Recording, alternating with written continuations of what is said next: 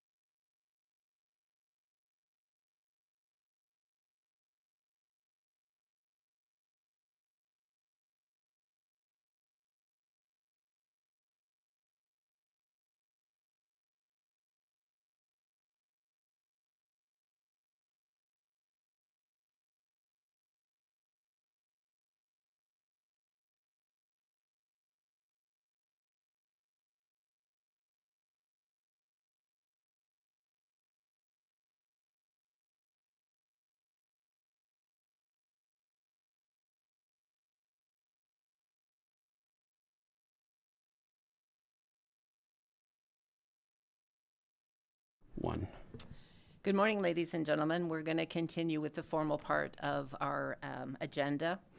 Before we start, I'd just like to say we have a full board here, but we are minus Al Walker, who's not with us and will not be voting or participating. With that, we're going to move on to item number 1.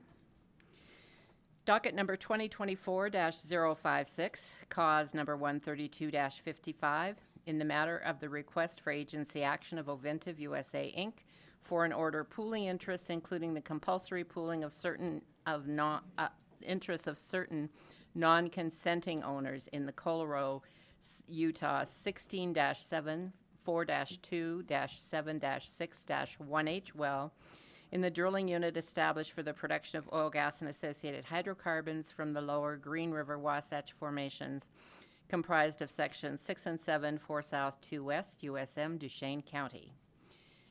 We'll have appearance, please. Go ahead, hearing examiner. Sorry. Carter R. Moore with the Utah Attorney General's Office. I served as counsel for Mr. John Baza, the hearing examiner, in this matter. Okay. Fred McDonald of counsel with Lear & Lear on behalf of the petitioner OVINTIV USA, Inc. Assistant Attorney General Andrew Haynes on behalf of the Division of Oil, Gas, and Mining, standing in on behalf of Gary White. Thank you. Please proceed. A hearing examiner proceeding was conducted on this matter on Wednesday, October 16th, 2024. The proceeding was held with an anchor position in the Department of Natural Resources building in Salt Lake City, Utah. No member of the public nor any party opposed the request for agency action. And during the proceeding, various sworn declarations and exhibits were admitted into evidence. Additionally, live testimony from expert witnesses was received.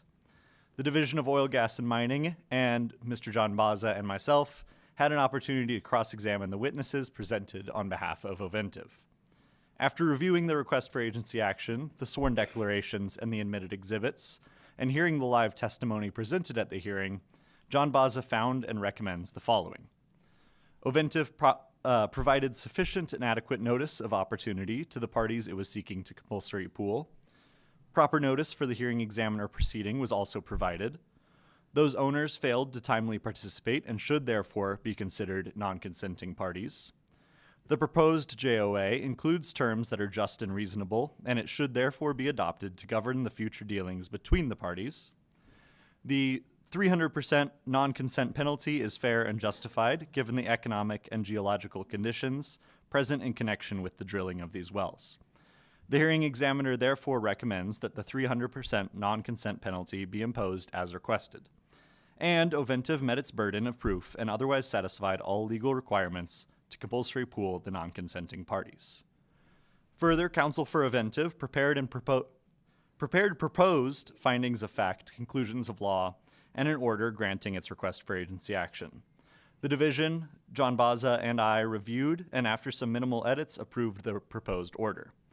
The hearing examiner then executed the proposed order and filed it with the board's legal assistant. It should now be ready for the board's review and execution. Thank you. Petitioner. Again, we appreciate Mr. Baza's time with the hearing. With me are Mr. Burns, who is the land testimony, and also virtually are Mr. Chris Wall, if the board had any questions. But other than that, we agree with the hearing examiner's findings and request that the order be entered. Division. The division has no additional comment. Thank you. Board, do you have questions, comments? Are we ready to vote? Could I have a motion?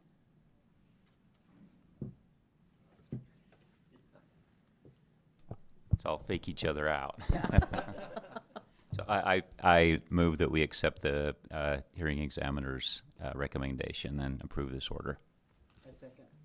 All those in favor, please say aye. Aye. Aye. Any opposed? Please show that the order has passed.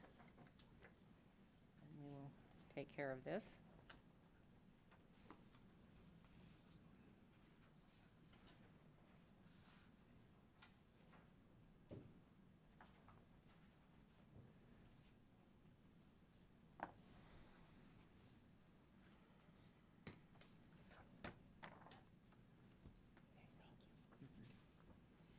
Thank you. We're going to move on to item number 2. Docket number 2024-057, cause number 132-56. In the matter of the request for agency action of OVINTIV USA, Inc. for an order pooling interests, including the compulsory pooling of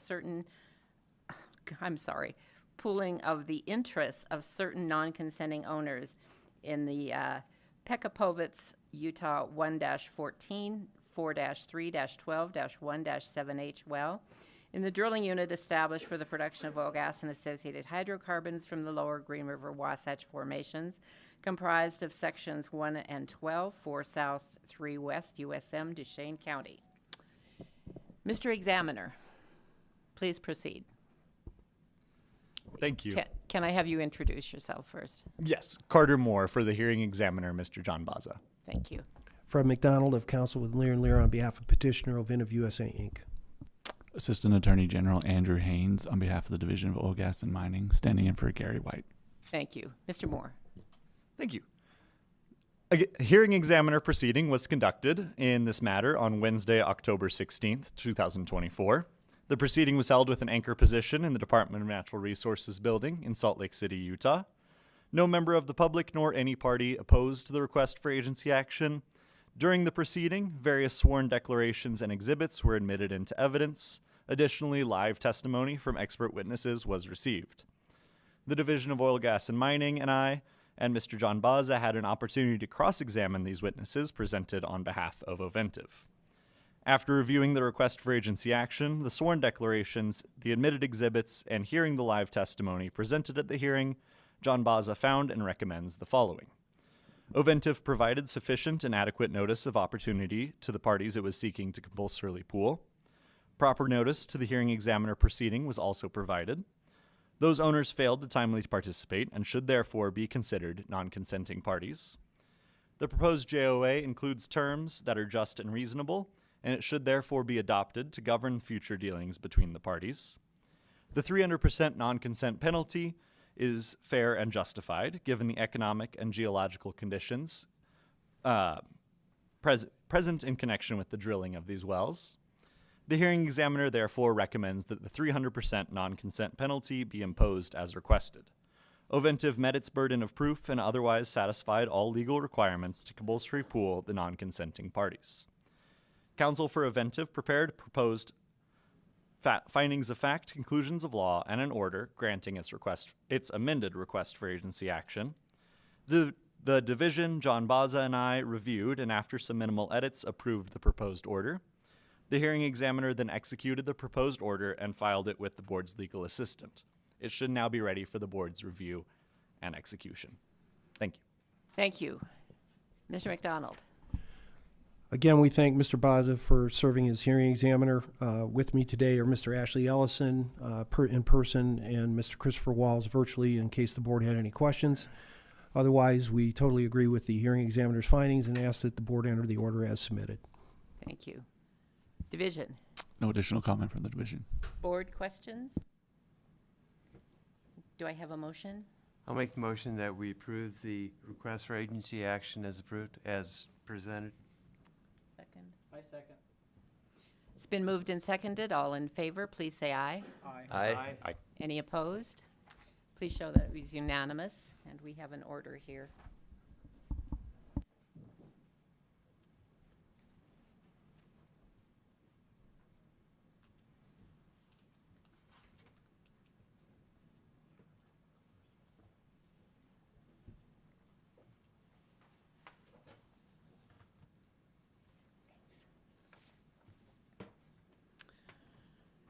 All right, we are moving on to docket item number 3. Docket number 2024-062, cause number 132-59. In the matter of the request for agency action of OVINTIV USA, Inc. for an order pooling interests, including the compulsory pooling of the interests of certain non-consenting owners in the Pekav, Utah 2-29, 3-1-29-32, 1H well identified herein, in the drilling unit established for the production of oil, gas, and associated hydrocarbons from the lower Green River Wasatch formations comprised of sections 29 and 32, 3 South, 1 West, USM, Duchesne County. Mr. Moore. Please introduce yourself. Carter R. Moore for the hearing examiner, Mr. John Baza. Thank you. And Mitch Mayo of Lear & Lear PLLC on behalf of the petitioner OVINTIV USA Inc. Thank you. Assistant Attorney General Andrew Haynes on behalf of the Division of Oil, Gas, and Mining, standing in for Gary White. Thank you. Please proceed, Mr. Moore.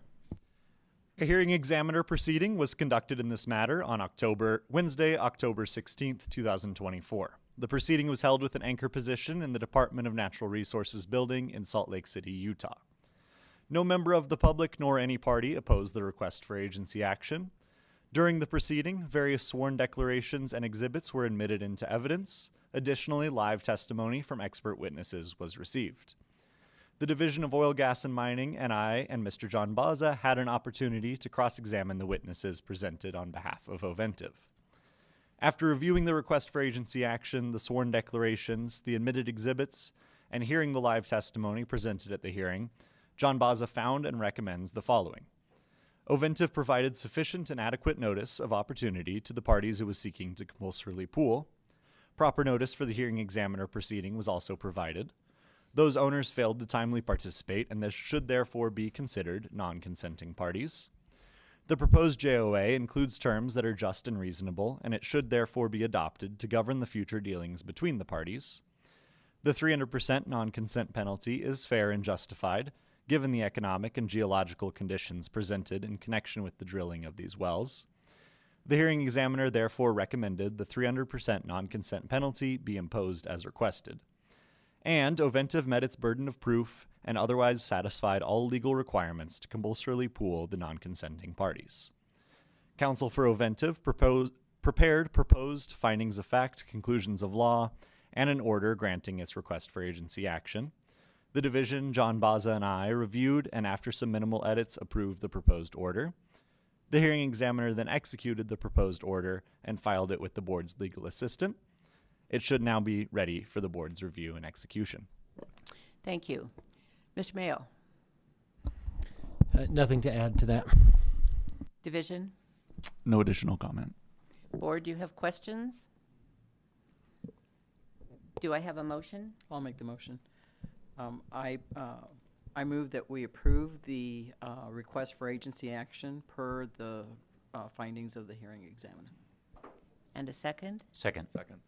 It's been moved and seconded. Do I have all in favor? Aye. Aye. Any opposed? Please show that it was a unanimous decision and we have an order here.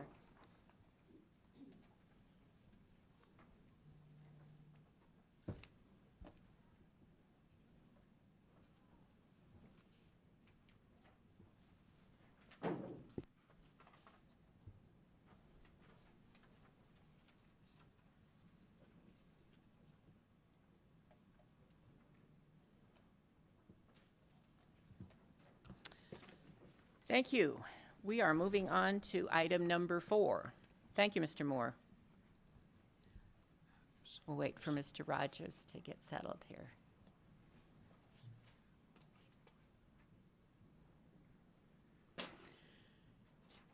All righty, we're moving on to docket item number 4.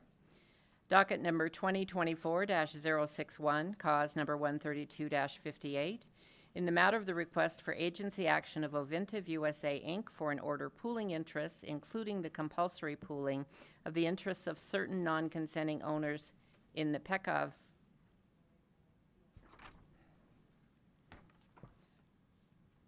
(2-29, 3-1-28, 33-7H well, identified herein in the drilling unit established for the production of oil, gas, and associated hydrocarbons from the lower Green River Wasatch formations comprised of sections 28 and 33, 3 south, 1 west, USM, Duchesne County. Hearing examiner, Mr. Rogers. Good morning, Chairman Garrison, and members of the board. My name is John Rogers. And I am environmental manager at the Division of Oil, Gas, and Mining. I acted as a hearing examiner in this proceeding as directed by the board. Ms. Emily McKay of the Attorney General's Office was my counsel. You want to go further? Yeah, Mr. Mayo. Mitch Mayo of Lear & Lear PLLC on behalf of the petitioner OVINTIV USA Inc. Division. Assistant Attorney General Andrew Haynes on behalf of the Division of Oil, Gas, and Mining, standing in for Gary White. Thank you. Mr. Rogers. A hearing examiner proceeding was conducted in this matter on Wednesday, October 16th, 2024, as described by Chairman Garrison.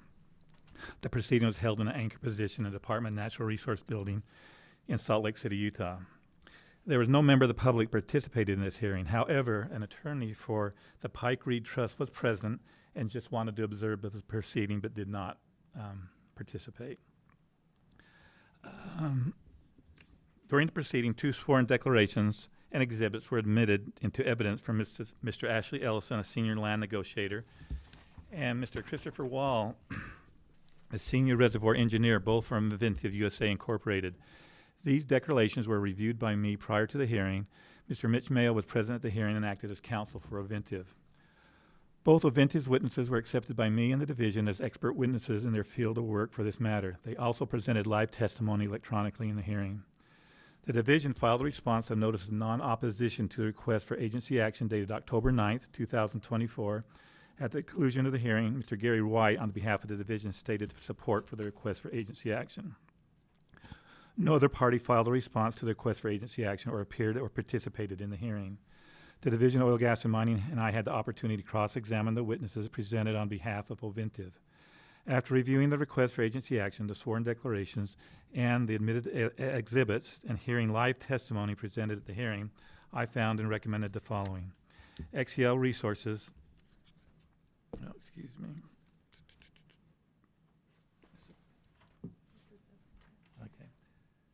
I'm sorry, it's OVINTIV. I have so many of these little turnaround. Forgive me, please. OVINTIV Resources provided sufficient and adequate notice of opportunity to participate in seeking to compulsory pool. Proper notice of the hearing examiner proceedings was also provided. Those owners failed to timely participate and therefore should be considered non-consenting parties. The proposed JOA included terms that are just and reasonable and should therefore be adopted to govern the future dealings between the parties.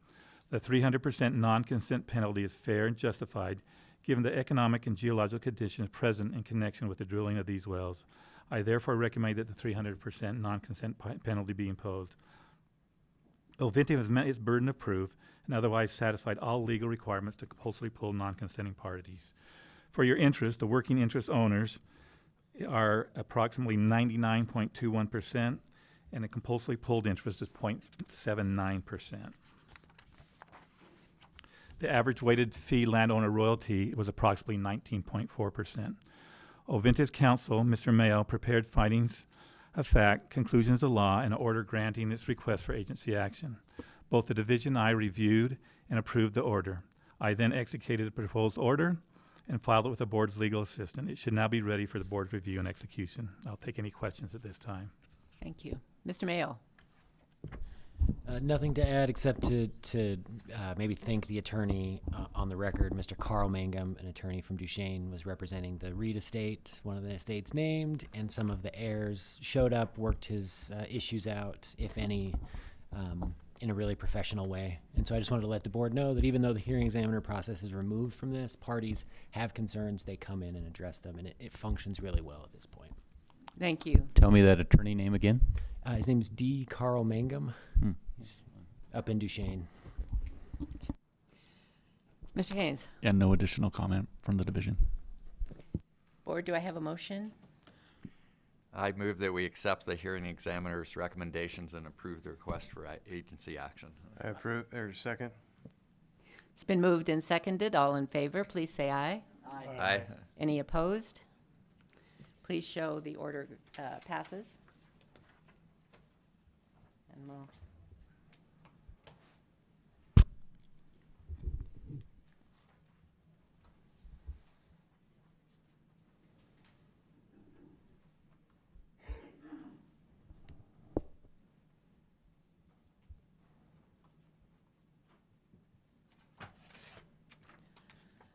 Thank you. We are moving on to item number 5. This is docket number 2024-065, cause number 132-60. In the matter of the request for agency action of XCL Resources, LLC, on behalf of XCL Asset Co., LLC, for an order pooling all interests, including the compulsory pooling of the interests of certain non-consenting and unknown owners within a 2,560-acre or substantial equivalent drilling unit established for the production of oil, gas, and associated hydrocarbons from the lower Green River, Wasatch, or Colton formations, comprised of sections 28, 29, 32, 33, 2 South, 2 West, USM, Duchesne County. Mr. Rogers, please introduce. Okay. Good morning, Chairman Garrison and members of the board. My name is John Rogers, and I'm Environmental Manager with the Division of Oil, Gas, and Mining, and I acted as a hearing examiner in this proceeding as directed by the board. Ms. Emily McKay of the Attorney General's Office was my counsel. A hearing examiner proceeding was conducted in this matter on Wednesday, October 16th, 2024. As described by Chairman Garrison, the proceeding was held in an anchor position in the Department of Natural Resources building in Salt Lake City. Would you want to move on with council or not? Yeah, just introductions. Sure. Mitch Mayo of Lear & Lear PLLC on behalf of the petitioner, XCL Resources and XCL Asset Co. Division. Assistant Attorney General Andrew Haynes on behalf of the Division of Oil, Gas, and Mining, standing in for Gary White. Thank you. Mr. Rogers, please proceed. Thank you. No member of the public participated in the hearing, and during the proceeding, 2 sworn declarations and exhibits were admitted into evidence from Mr. Kevin Annison, Vice President of Business and Development, and Mr. Mark Greve, Vice President of Reservoir, both from XCL Resources. These declarations were reviewed by me prior to the hearing, and Mr. Mitch Mayo was present also at the hearing and acted as counsel. Both of XCL's witnesses were accepted by me and the division as expert witnesses in their field of work for this matter. They also presented live testimony electronically in this hearing. On October 9th, 2024, the division filed a notice of non-response to XCL's request for agency action, expressing non-opposition to the granting of the request. At the conclusion of the hearing, Mr. Gary White, on behalf of the division, stated support for the request for agency action. No other party filed a response to the request for agency action or appeared or participated in the hearing. The Division of Oil, Gas, and Mining, I had the opportunity to cross-examine the witnesses and presented on behalf of XCL Resources. After reviewing the request for agency action, the sworn declarations, and admitted exhibits, and hearing the live testimony presented at the hearing, I find and recommend the following. XCL Resources provided a sufficient and adequate notice of opportunity to the parties it was seeking to compulsory pool. Proper notice of the hearing examiner proceedings was also provided. Those owners failed to timely participate should therefore be considered non-consenting parties. The proposed JOA includes terms that are just and reasonable, and it should therefore be adopted to govern the future dealings between the parties. The 300% non-consent penalty is fair and justified given the economic and geological conditions present in connection with the drilling of these wells. I therefore recommend 300% non-consent penalty be imposed as requested. XCL Resources has met its burden of proof, otherwise satisfied all legal requirements to compulsory pool to non-consenting parties. For your interest, the working interest owners, XCL has agreed to participate is approximately 99.93%. Compulsory pooled interest is 0.07%. The average weighted fee landover royalties is 17.56 approximately. XCL's counsel, Mr. Mayo, prepared findings of fact, conclusions of law, and an order granting the request for agency action. Both the division and I reviewed and approved the proposed order. I then executed the proposed order and filed it with the board's legal assistant. It should now be ready for the board's review and execution. I would take any questions at this time. Thank you. Mr. Mayo. One housekeeping note. Mr. Rogers mentioned the declarations filed in this cause. The declaration of Kevin Annison specifically filed as Exhibit 11. After the hearing in that date, we realized there was a typographical error for a date that's somewhat relevant in there. So we made that correction and have filed that corrected exhibit. Because it was after the hearing examiner hearing, I don't know that anyone's formally accepted it into evidence, but given that it was a correction of a typographical error, we're not sure that it's necessary. I just wanted to bring that to the board's attention so it could admit it if it thought it was necessary to do so. What was the error? Well, so during the pendency of this request, XCL sold to SM Energy Company. And so we put an allegation in there essentially clarifying that SM Energy Company, as of October 3rd, 2024 took over, when in reality they took over on October 1st. So the change was from October 3rd to October 1st.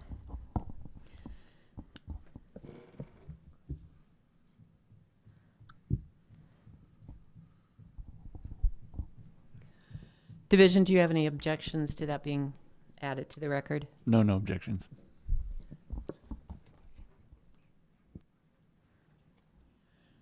We're going to approve that change. Thank you.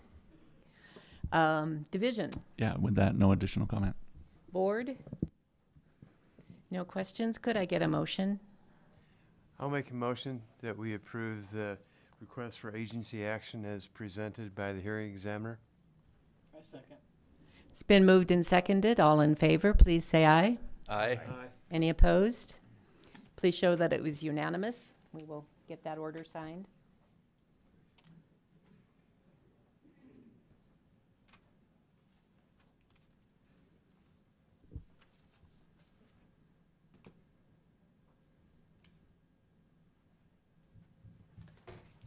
Thank you.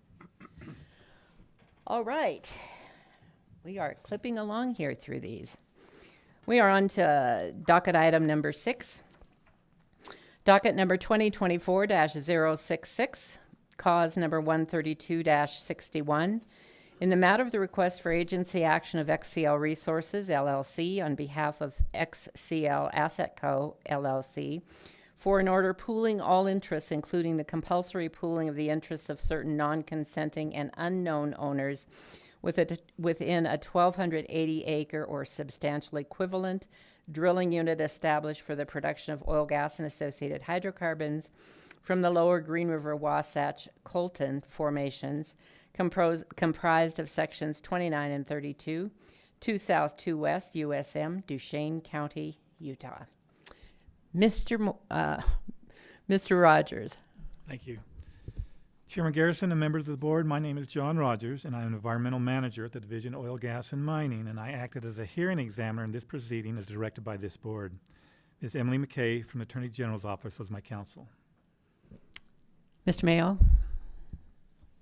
Thank you. Mitch Mayo, Lear & Lear, PLLC, on behalf of the petitioner, XCL Resources and XCL Asset Co. Assistant Attorney General Andrew Haynes on behalf of the Division of Oil, Gas, and Mining, standing in for Gary White. Thank you. Mr. Rogers. Okay. A hearing examiner proceeding was conducted in this matter on Wednesday, October 16, 2024, as described by Chairman Garrison. The proceeding was held in an anchor position in Department of Natural Resource Building in Salt Lake City, Utah. No member of the public participated in the hearing. Mr. Gary White represented the division from the Attorney General's office. During the proceeding, 2 sworn declarations and exhibits were admitted into evidence from Mr. Kevin Annison, Vice President of Business and Development, and Mr. Mark Grave, Vice President of Reservoir, both from XCL Resources. These declarations were reviewed by me prior to the hearing. Mr. Mitch Mayo was present at the hearing and acted as counsel. Both XCL's witnesses were accepted by me and the division as expert witnesses in their field of work for this matter. They also presented live testimony electronically in the hearing. On October 9, 2024, the division filed a notice of non-response to XCL Resources' request for agency action, expressing non-opposition to the granting of the request. At the conclusion of the hearing, Mr. Gary White, on behalf of the division, stated support for the request. No other party filed a response to the request for agency action or appeared or participated in the hearing. The Division of Oil, Gas, and Mining and I had the opportunity to cross-examine the witnesses presented on behalf of XCL. After reviewing the request for agency action and sworn declarations and admitted exhibits and hearing live testimony presented at the hearing, I find and recommend the following.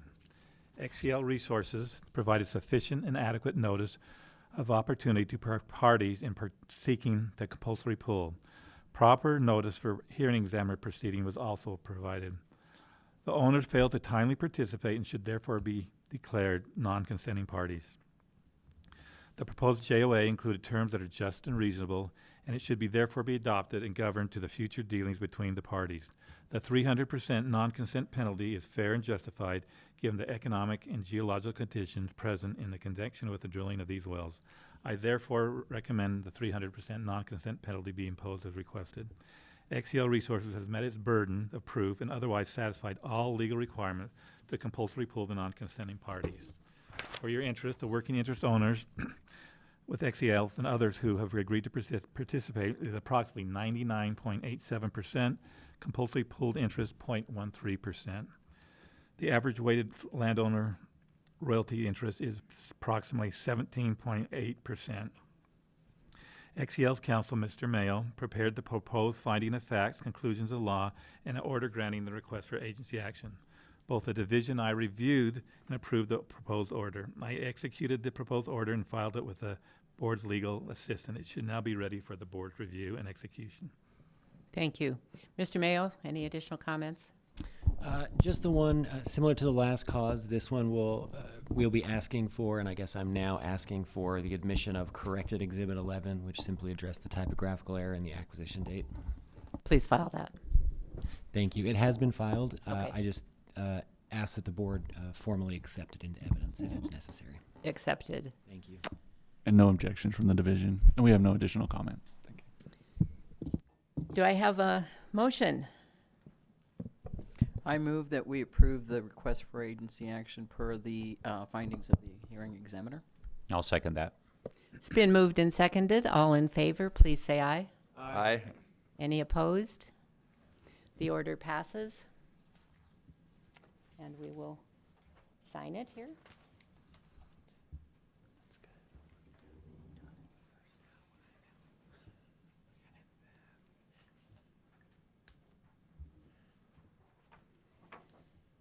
Thank you. Moving on to number 7.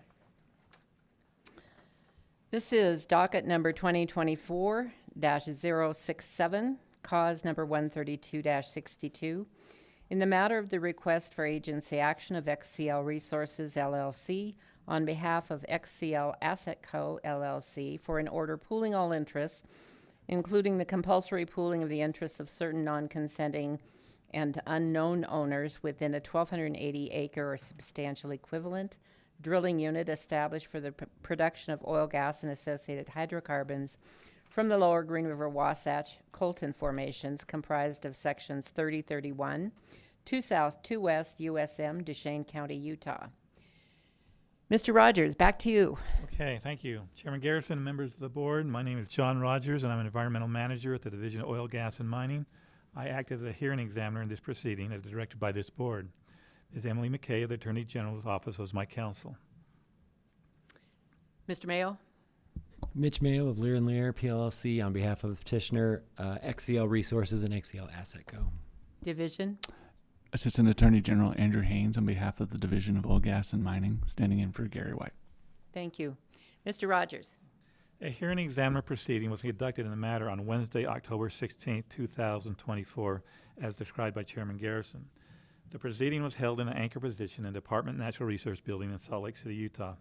No member of the public participated in the hearing. Mr. Gary White acted as the division's representative of the Attorney General office. During the proceeding, 2 sworn declarations and exhibits were admitted into evidence from Mr. Kevin Anderson, Vice President of Business and Development, and Mr. Mark Grave, Vice President of Reservoir, both from XCL Resources. These declarations were reviewed by me, and prior to the hearing, Mr. Mitch Mayo was present at the hearing and acted as counsel for XCL.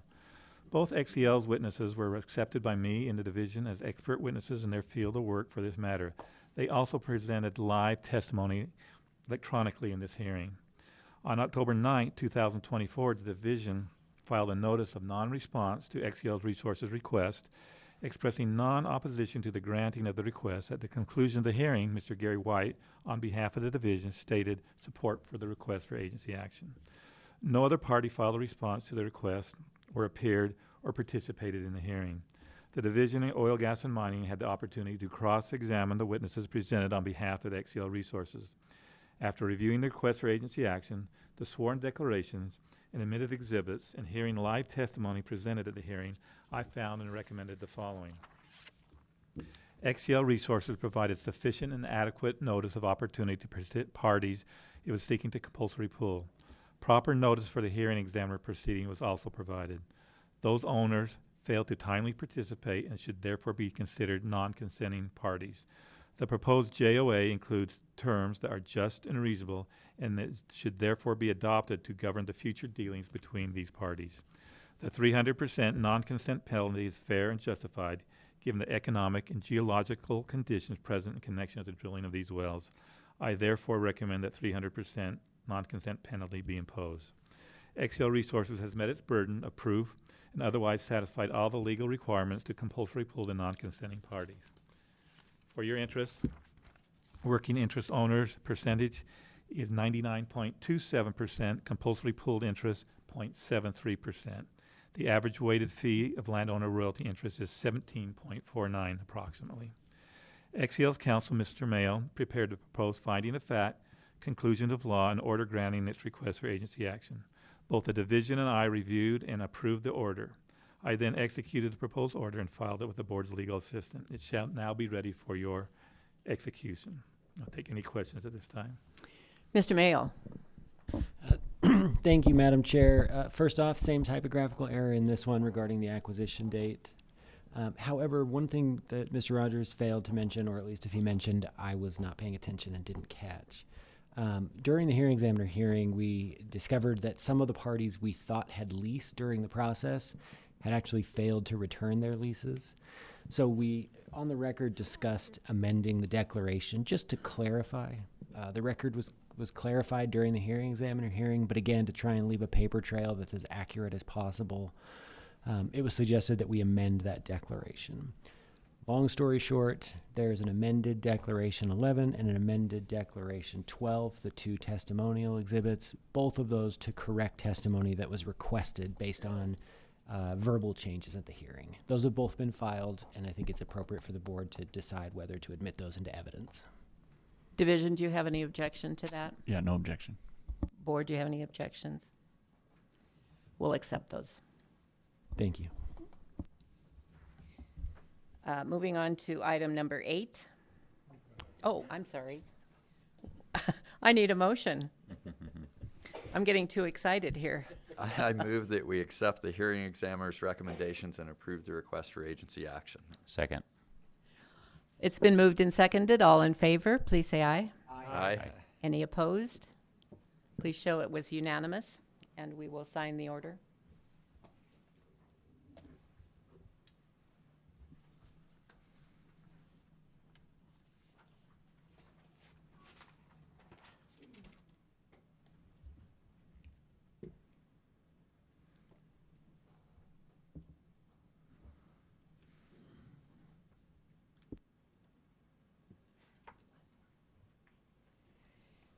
Now we're going to move on to item number 8. This is docket number 2024-068, cause number 132-63. In the matter of the request for agency action of XCL Resources, LLC, on behalf of XCL Asset Co., LLC, for an order pooling all interests, including the compulsory pooling of the interests of certain non-consenting and unknown owners within a 2,560-acre or substantial equivalent drilling unit established for the production of oil, gas, and hydrocarbons from the lower Green River, Wasatch, Colton formations, comprised of sections 29, 30, 31, and 32, 2 South, 2 West, USM, Duchesne County. Mr. Rogers. Okay. Chairman Garrison, members of the board, my name is John Rogers. I'm environmental manager at the Division of Oil, Gas, and Mining, and I acted as a hearing examiner in this proceeding as directed by this board. Ms. Emily McKay for the Attorney General's office was my counsel. Mr. Mayo. Mitch Mayo of Lear & Lear PLLC on behalf of the petitioner XCL Resources and XCL Asset Co. Division. Assistant Attorney General Andrew Haynes on behalf of the Division of Oil, Gas, and Mining, and for the last time standing in on behalf of Gary White. Mr. Rogers, back to Okay. you. The hearing examiner proceeding was conducted in this matter on Wednesday, October 16, 2024, in the matter as described by Chairman Garrison. The proceeding was held in the anchor position at Department of Natural Resources in this building, Salt Lake City, Utah. No member of the public participated in the hearing. During the proceeding, 2 sworn declarations and exhibits were admitted into evidence from Mr. Kevin Annison, Vice President of Business and Development, and Mr. Mark Grave, Vice President of Reservoir, both of XCL Resources. These declarations were reviewed by me prior to the hearing, and Mr. Mitch Mayo was present during the hearing and acted as counsel. Additionally, as mentioned in the 2 previous matters, there were amended declarations. the same ones. If we want to go ahead and present that at this time, or how? Yep, amended declaration 11 and 12 to address the same leasing participation question. Division, Yeah, no objections. board, do you have any objections? So admitted. Both of the XEL witnesses were accepted by me and the division as expert witnesses in their field of work for this matter. They also presented live testimony electronically in the hearing. On October 9th, 2024, the division filed a notice of non-response to XEL's resources request for agency action, expressing non-opposition to the granting of the request.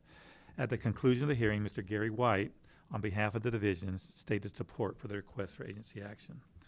No other party filed a response to the request or appeared or participated in the hearing. The Division of Oil, Gas, and Mining and I had the opportunity to cross-examine the witnesses presented on behalf of XCL Resources. After reviewing the request for agency action, the sworn declarations, and admitted exhibits, and hearing live testimony presented at the hearing, I found and recommend the following.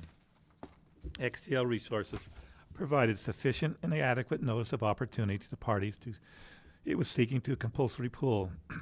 Proper notice of the hearing examiner proceeding was also provided. Those owners failed to timely participate should therefore be considered non-consenting parties. The proposed JOA includes terms that are just and reasonable, and it should therefore be adopted to govern the future dealings between the parties. The 300% non-consent penalty is fair and justified given the economic and geologic conditions present in connection with the drilling of these wells. I therefore recommend that 300% non-consent penalty be imposed as requested. XEL's Resources has met its burden of proof and otherwise satisfied all legal requirements to compulsory pull the non-consenting party. For your interest, XEL and those who have agreed to participate is approximately 99.57%, and the compulsory pulled interest is 0.43%. The average weighted land owner fee royalty interest is approximately 17.65%. XEL's counsel, Mr. Mayo, prepared the proposed finding of fact, conclusions of law, and an order granting its request for agency action. Both the division I reviewed and approved the proposed order. I then executed the proposed order and filed it with the board's legal assistant. It should now be ready for the board's review and execution. Thank you. Mr. Mayo, Nothing to add. Thank you. division, No additional comment on this matter. However, I'd just like to express appreciation for the hearing examiners and the parties involved in this, in the matters this month. It was an unusual load, and the heavy lifting got done well. Thank you. thank you. Board, do you have any comments? Can I get a motion? So I would move that we accept the hearing examiner's recommendation and approve this order. I second. It's been moved and seconded. All in favor, please say aye. Aye. Any opposed? Hearing none, the matter is approved.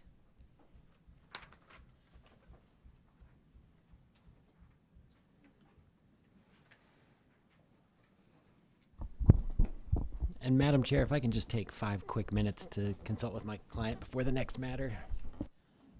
Sure, we will break for 5 minutes. We're going off the record.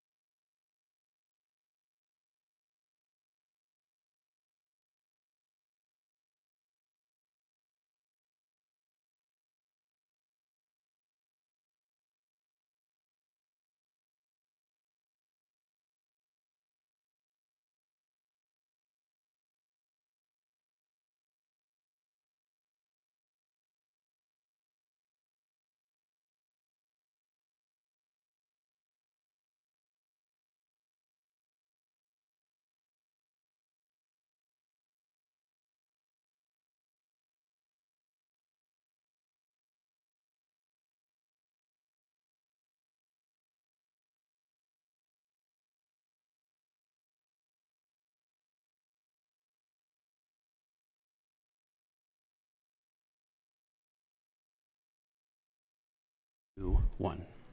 We are back in the record to continue on with our docket. Before I do, the first thing I'd like to say is I appreciate how we have sort of utilized the hearing examiner process. I think we've perfected what we've done in the past, and I appreciate the companies and the attorneys and everyone involved, the division, in utilizing that process. So having said that, we're going to move on to docket item number 9. Docket number 2024-007, cause number 199-05, in the matter of request for agency action of Procedural Energy Holdings, LLC, for an order requiring an accounting and payment of proceeds from ARB Energy Utah, LLC. And before we commence, I would like to just note that there's been an objection filed and a motion to strike. The board has reviewed it and will sustain and approve that motion to strike. With that, I think if we can have appearance of counsel. I'll start, Madam Chair. Mitch Mayo of Lear & Lear PLLC on behalf of the petitioner, Procedural Energy Holdings, LLC. And my client's representative, Mike Procetti, is here with me. Thank you. Thank you, Madam Chair. My name is Tyler Cahoon, attorney with Denton's, representing ARB Energy Utah, LLC. With me today is Miss Lauren Meeks, the controller for ARB, and Mr. Joe Frost, the president and general counsel for ARB. Assistant Attorney General Andrew Haynes on behalf of the Division of Oil, Gas, and Mining, and I'm joined today by Randy Thackeray, an auditor for the division. Thank you. Mr. Mayo.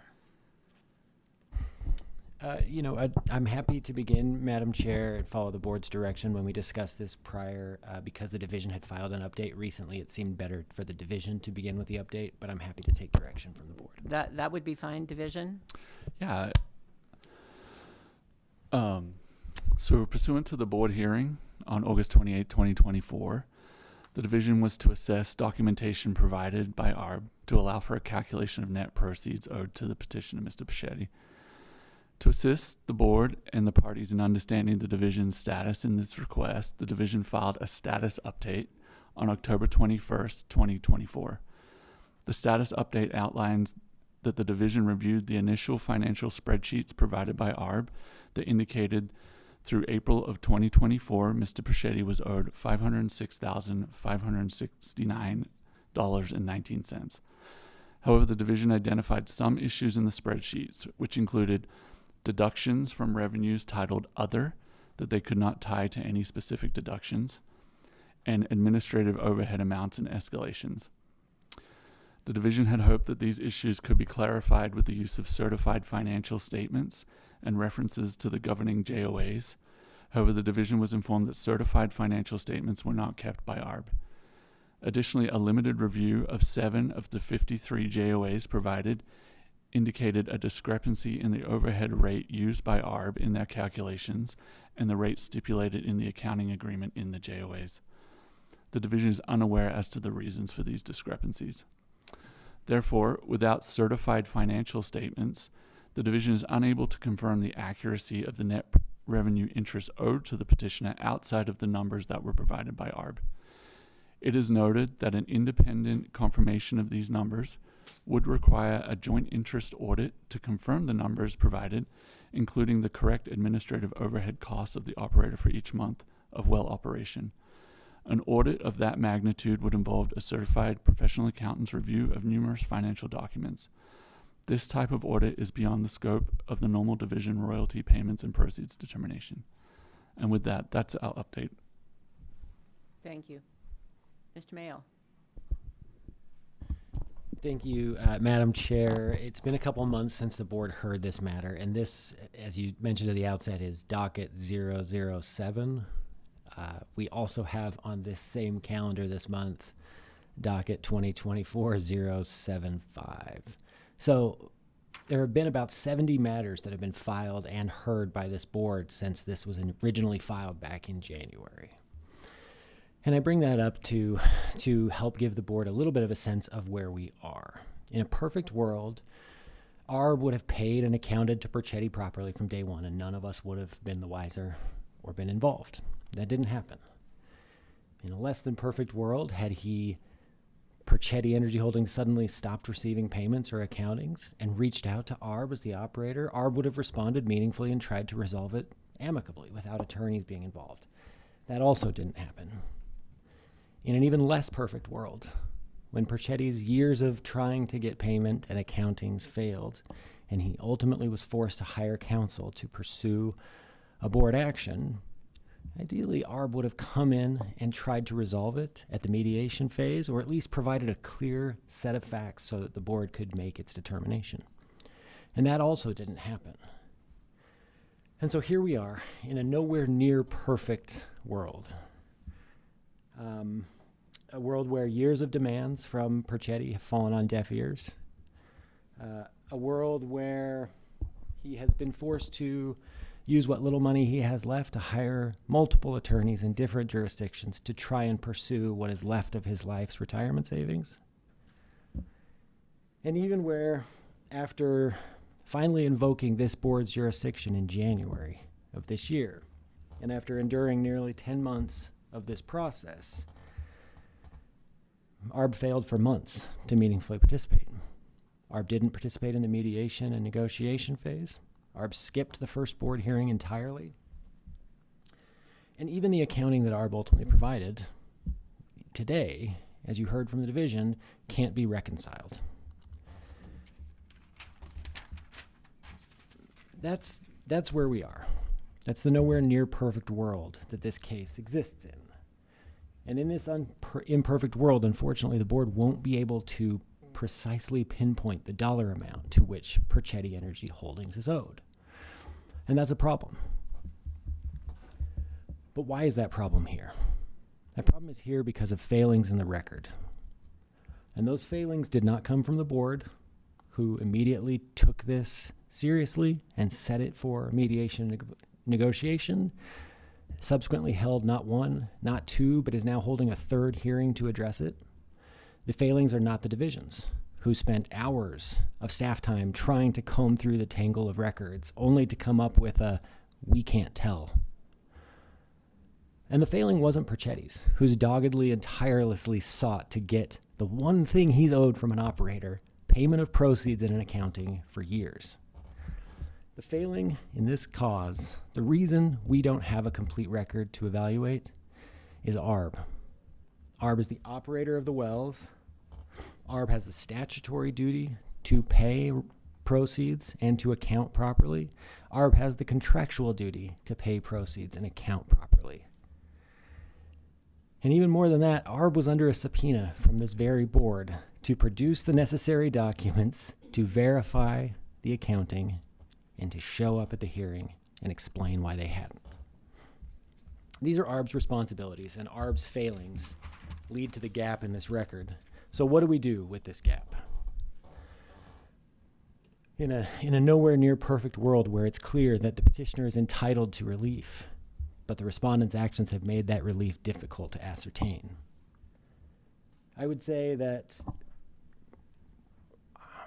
I would suggest what the board do is choose to exercise its full jurisdictional scope as provided by the Utah legislature. We have to remember that the Utah legislature established this board for two distinct purposes. One, to be the policymaking body of the state when it comes to oil and gas and mineral development in Utah. And two, is to enforce the legislature's will that was written down in the Utah Oil and Gas Conservation Act, 40-6-1 in sequence. One of the key statutes in the Conservation Act is the statute 40-6-9, which mandates payment of proceeds and the accounting necessary. So in other words, the board was set up to enforce exactly that statutory provision. And I think it's what the board should do here today. As you deliberate today, and when things are leaving you with an uneasy feeling, if there's a gap in the facts that you can't quite close, I want you to remember a couple things. First, that gap is there because ARB chose to keep it from us. ARB could come forward today and tell us and show us exactly what Perchetti is owed, and there would be no gap. And two, this board is a policy-making body.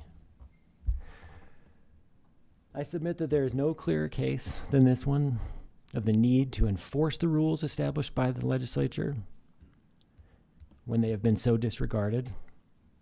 And more important than that, this is a policy case, as I've said. You know, it may go unnoticed, but month in, month out, this board makes decisions that set the policy in the state of Utah. And they matter. And the board does it so seamlessly and so often that it regularly goes unnoticed. But in this case, the policy implications should hit you in the face. We're at a decision point where the board can say that a respondent is able to frustrate the process and comply only so much, and then be able to avoid our regulation, our authority. As a result of that, that would be a problem for the state of Utah. What the board needs to decide is the board needs to decide that only when operators come in and fully account will they be given the benefits of that accounting. ARB should be required to account and should be held responsible for their failure to establish a clear and verifiable record here today. Lastly, the choice is clear. The facts may not be, but the choice is clear. Perchetti Energy Holdings is owed money. And ARB admitted at the last hearing, trust us. We don't have documents to support it, but trust us, $495,000. And now they've provided an accounting. Trust us, $506,000. To put it bluntly, Perchetti does not trust ARB. And I would submit that the board shouldn't trust ARB either. And that when these difficult decisions come down, the board should make its own determinations as to how it wants operators to view the payment of proceeds and the proper accounting. And with that, I would yield. Thank you. Division? Do you have any comments at this point? Oh, sorry. I need to go to Mr. Cahoon first. Thank you. Thank you, Madam Chair. ARB has a different view of the facts than petitioner has just painted. ARB is not hiding anything. ARB has been a participant in this proceeding and will continue to be a participant in this proceeding. ARB timely responded to the board's subpoena. ARB has timely responded to the board's oral order from the last hearing in providing a complete accounting. ARB has, attempted to be reasonable throughout this entire process, but Dr. Perchetti has contributed to this imperfect world. Dr. Perchetti, as we demonstrated last hearing, has continually refused to enter into a JOA. There's no JOA that currently governs the parties' relationship, and he has continually asked for astronomical amounts that are not justified and are unreasonable. Notwithstanding all that, ARB is here today, and we just received the division status update on the 21st. We've reviewed it.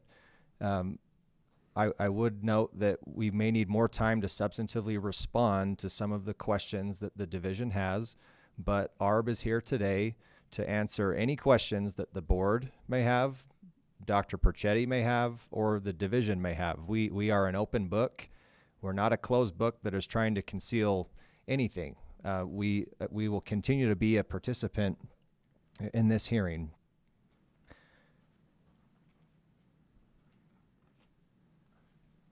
And I would just note that Miss Meeks is the controller for ARB, and she has an understanding of the company's records, as does Mr. Frost. And I will yield time to the other parties in this action to ask any questions of my two witnesses. I'm not sure if we need to swear them in. They were sworn in last hearing. Yes, let's please go ahead and do that. Okay. Would you each raise your right hand? Mm-hmm. Do you solemnly swear the testimony you're about to give will be the truth, the whole truth, and nothing but the truth, so help you God? Yes. Thank you. Thank you. Division, do you have any questions at this point?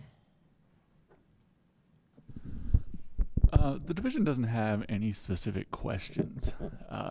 We perform the task that the board asked to the capacity the division has. As mentioned in our update, to dig deeper into these numbers is quite frankly outside of our capacity. Reviewing 53 JOAs isn't really a function that the division wants to be involved in. We are here today because our statute requires payment of proceeds within 30 days after production payments are given to an operator. When those payments, frankly, are not made, are not put aside, set aside, billing statements are not sent out, that's a violation of statute. The rule says unless a contract agrees otherwise, the division does not want to be involved in contracts disputes between parties. We're here because under statute, when someone is not being paid proceeds, we're here to help investigate and look into that matter. The division does not want to become the arbiter in contract disputes between two, I would say, sophisticated parties where large amounts of money are involved. We do not want to be in the middle of that. So with that in mind, the division's performed its function. At this point, we feel this is now a question of fact for the board. What does Mr. Procedural owe? Is it what ARB is indicating to the board that they owe, or is it an amount that Mr. Procedural feels he's entitled to? Outside of a decision made by the board, we do not feel that the division has any more part to play in helping these two parties come to that decision. And with that, I think. Mr. Mayo, does Dr. Perchetti have a figure in what does he believe he's owed? They apparently you've come up with $506,000. That is the number that was given to us in ARB spreadsheets. That is the number through April. Yes. There were additional spreadsheets provided about a week or two ago. We did not have time to confirm those. So. Okay, and does Dr. Perchetti have a figure in mind? Does he have something he's believed he's owed? Well, yes and no. I guess the cute answer is 25% of production, less costs. But the more specific answer is probably to be found in the exhibits that were filed and not really discussed at the August hearing, but are available to be discussed here. Essentially, I think in a situation like this where the mess is too tangled, there's really only one way to sort it out, and that's for the board to make a bold decision one direction or the other. And I think what the board should do is it should say, no, Perchetti is absolutely responsible for costs. He doesn't get gross proceeds. Mm-hmm. However, it's not his burden to come here and prove his costs or disprove their costs. It's their burden to come in and establish their costs, and they haven't done that. They haven't done it adequately. And so I think what the board should do is it should take a middle ground approach and say, listen, we believe that what's fair is $1,000 a month per well in operating costs. It's about $1.5 million a year to operate these 125 wells. And frankly, I'm kind of taken back because they in one hand say we provided a full and complete accounting, including 53 JOAs that the division spent hours reviewing, and then come in here today and say there's no JOA in place. So how do they justify deduction of costs if there's no JOA in place?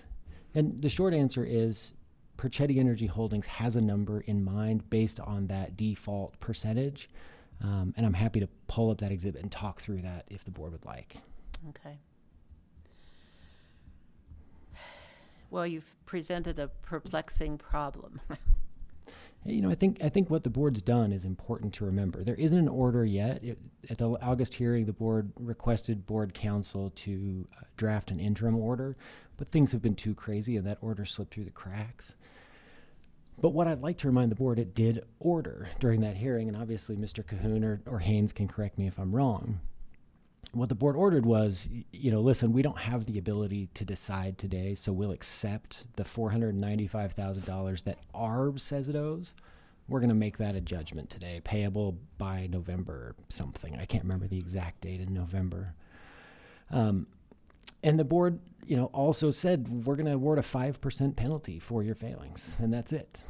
But the board made it clear that it was going to revisit those things here today. And so I think the things the board should remember is everyone in this room, including ARB, agrees that at a minimum, they owe $500,000 to my client. And they haven't paid that without justification and without accounting for almost 5 years now. So under no circumstances should this board do anything that drops the order below $500,000. That being said, I think there should be significant mechanisms put in place to ensure payment. The board has continuing jurisdiction, and I would argue should exercise that continuing jurisdiction. Set this matter for consideration at the December or January dockets so that this board can ensure those payments have been made, whatever payments they are, and can exercise the jurisdiction it has to reopen that decision if the payments aren't timely made. The other thing I would like to note, Mr. Cahoon said something that I kind of want to just clarify a little bit. He said they've done what was asked at the last hearing. Well, there's one clarification, and I'd like to get some confirmation here on the record. There was no date set by the board. The board said you have to suspend the $500,000 in an interest-bearing account for Perchetti's benefit because it's his money and you owe it to him unquestionably now. But the board didn't say by X date. And ARB took the very reasonable position that they weren't required to do it by any certain date. And so I think if this board's going to make a decision today, it should do a couple things. It should, at the bare minimum, affirm its $500,000, I guess we'll take ARB's word for it, judgment. It should reevaluate the penalty based on the still gap we're facing. And I think it should consider setting this for the December hearing to ensure that payment and leave it open for the board to consider other judgments if that payment isn't made. And so I think the board should consider all of those things. Regardless of what it does, I think the board needs to set a 2 or 3 day confirmation deadline that the money has been suspended. It is Perchetti's money, and it should no longer be commingled in ARB's accounts. Is there a reason that Dr. Perchetti hasn't signed a JOA? I think the short answer is there's 53 JOAs in place already, and he has not been presented with a JOA to sign, of which I'm aware. We haven't seen any evidence here that he's been presented with a JOA by the operator to sign. The short answer is if there's a contract in place, even if both parties want a new contract, it doesn't change the fact that it's still in place. And there are 53 JOAs in place. And so the parties that he acquired his interest from, had they not signed JOAs at any time in the past? I'm assuming these are old established wells. These are old established wells, and the party that Perchetti, and correct me if I'm wrong, acquired it through was through ARB Energy Utah and its principals. And so those parties were bound as operator of the well by all the JOAs, and they assigned the interest subject to those JOAs. So, no matter how you slice it from a legal standpoint, the JOAs apply. Now, I don't necessarily disagree as a business practice and even as a practical matter that it wouldn't make sense to have one JOA govern 125 wells versus 53 JOAs. Right. That makes sense. That doesn't give me the unilateral right to keep your money for 5 years, force you to sue me, and then as a defense say, but you never agreed to a contract with me.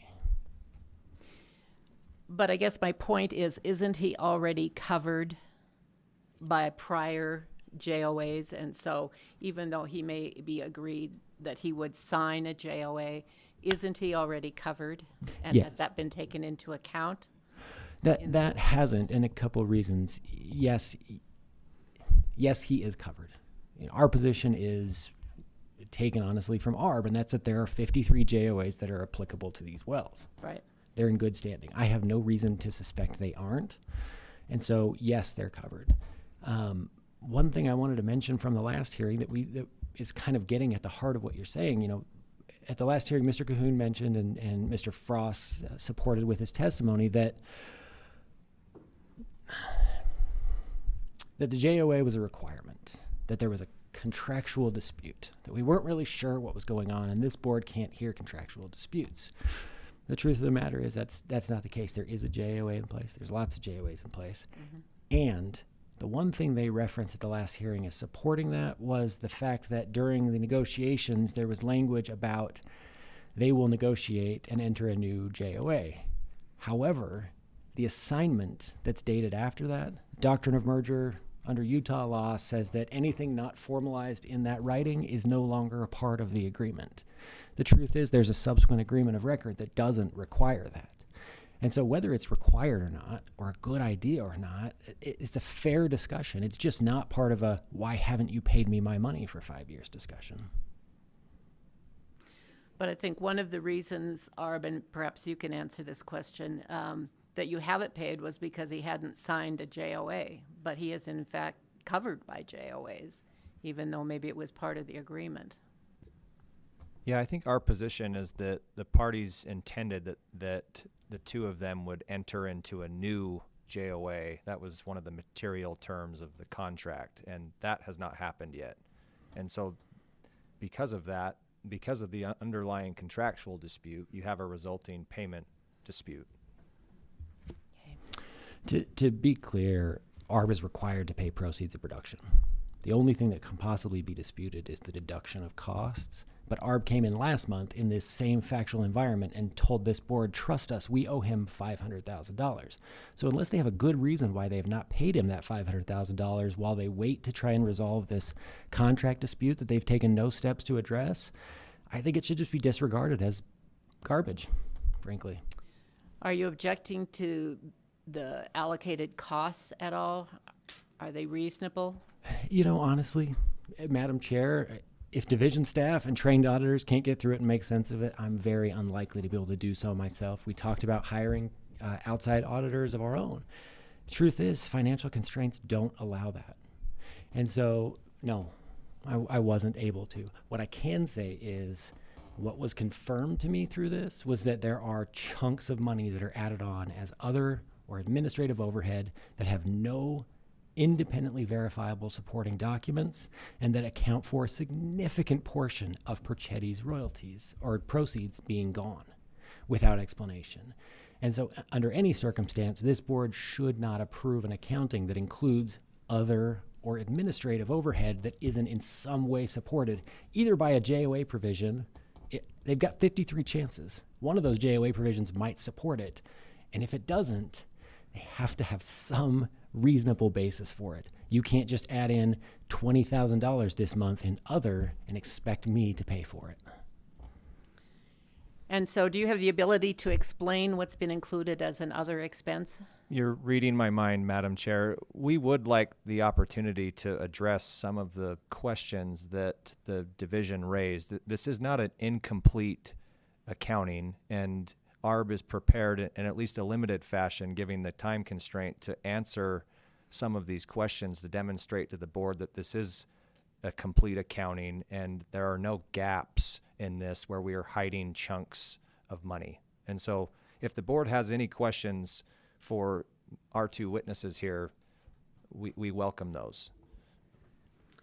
Board, do you have questions? Yeah. So can we, how do we do that? I mean, this other expense, can we just address that generally? Is there, and answer the division's questions on that? Yes, sorry. Yes, sir. So the other that you saw in the spreadsheet refers to everything that's not severance taxes. So your fees, processing fees, conservation fees, normal things that are part of gas gathering and production. Do we have the ability to pull up any of the spreadsheets so we could see some of these columns and some of these? So I believe ARB does. He'll probably be better to do it. So okay. Just so we can get a visual. Question. I don't know. While that's happening, can I ask the division? Sure, go ahead. Division? Division? Division? Can I ask you a couple questions while they're getting set up? Or? You definitely may. Thank you. Does that that accounting of estimate of 506,000, has that, did you see any evidence, was that escalated to account for inflation and lost, investment opportunities over these years where there was non-payment, which would be very standard for a late payment, right? You would escalate things by a couple percent or several percent per year. Yeah, the best person to answer that is Randy, but I would ask, could we have him sworn in just as a fact witness before he answers any questions on the record? Yes, I think that's appropriate. Do you solemnly swear the testimony you're about to give will be the truth, the whole truth, and nothing but the truth, so help you God? Yes.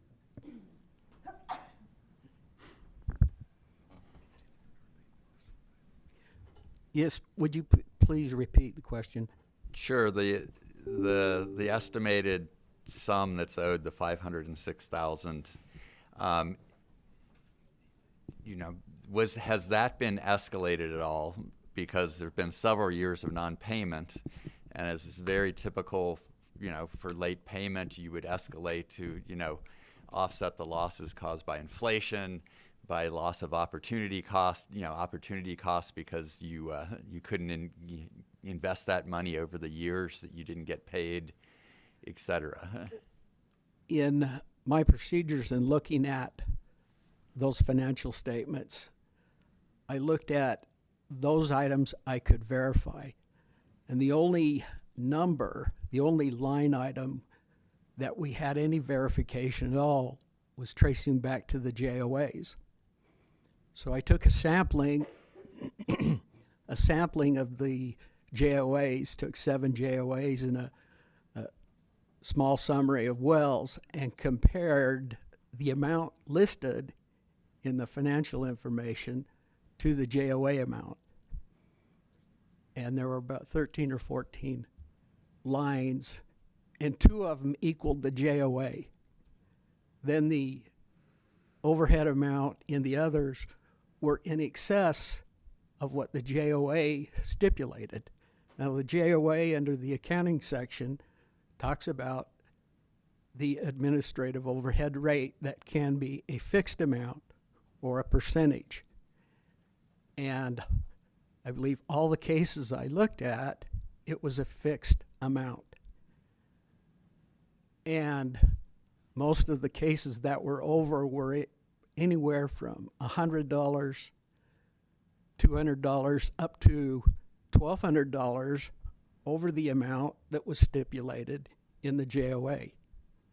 And there were no notes or anything that would talk about an increase in escalation. One JOA that I looked at had some handwritten numbers as if an additional well was added under that JOA, it would be an additional amount. If a third well was added, it would go higher. But that was the only JOA that had any indication of some kind of escalation. Everything else stipulated a fixed rate. And did that take into account CPI adjustments? You've got your base that you start with, and then they get escalated every year. Did you take that into account? I didn't see any notations, and I would be corrected. Welcome a correction if that stipulation is in the JOA on CPI. You used the figure that was in the COPUS. Exactly. What and did not escalate it upwards. Yes. Okay.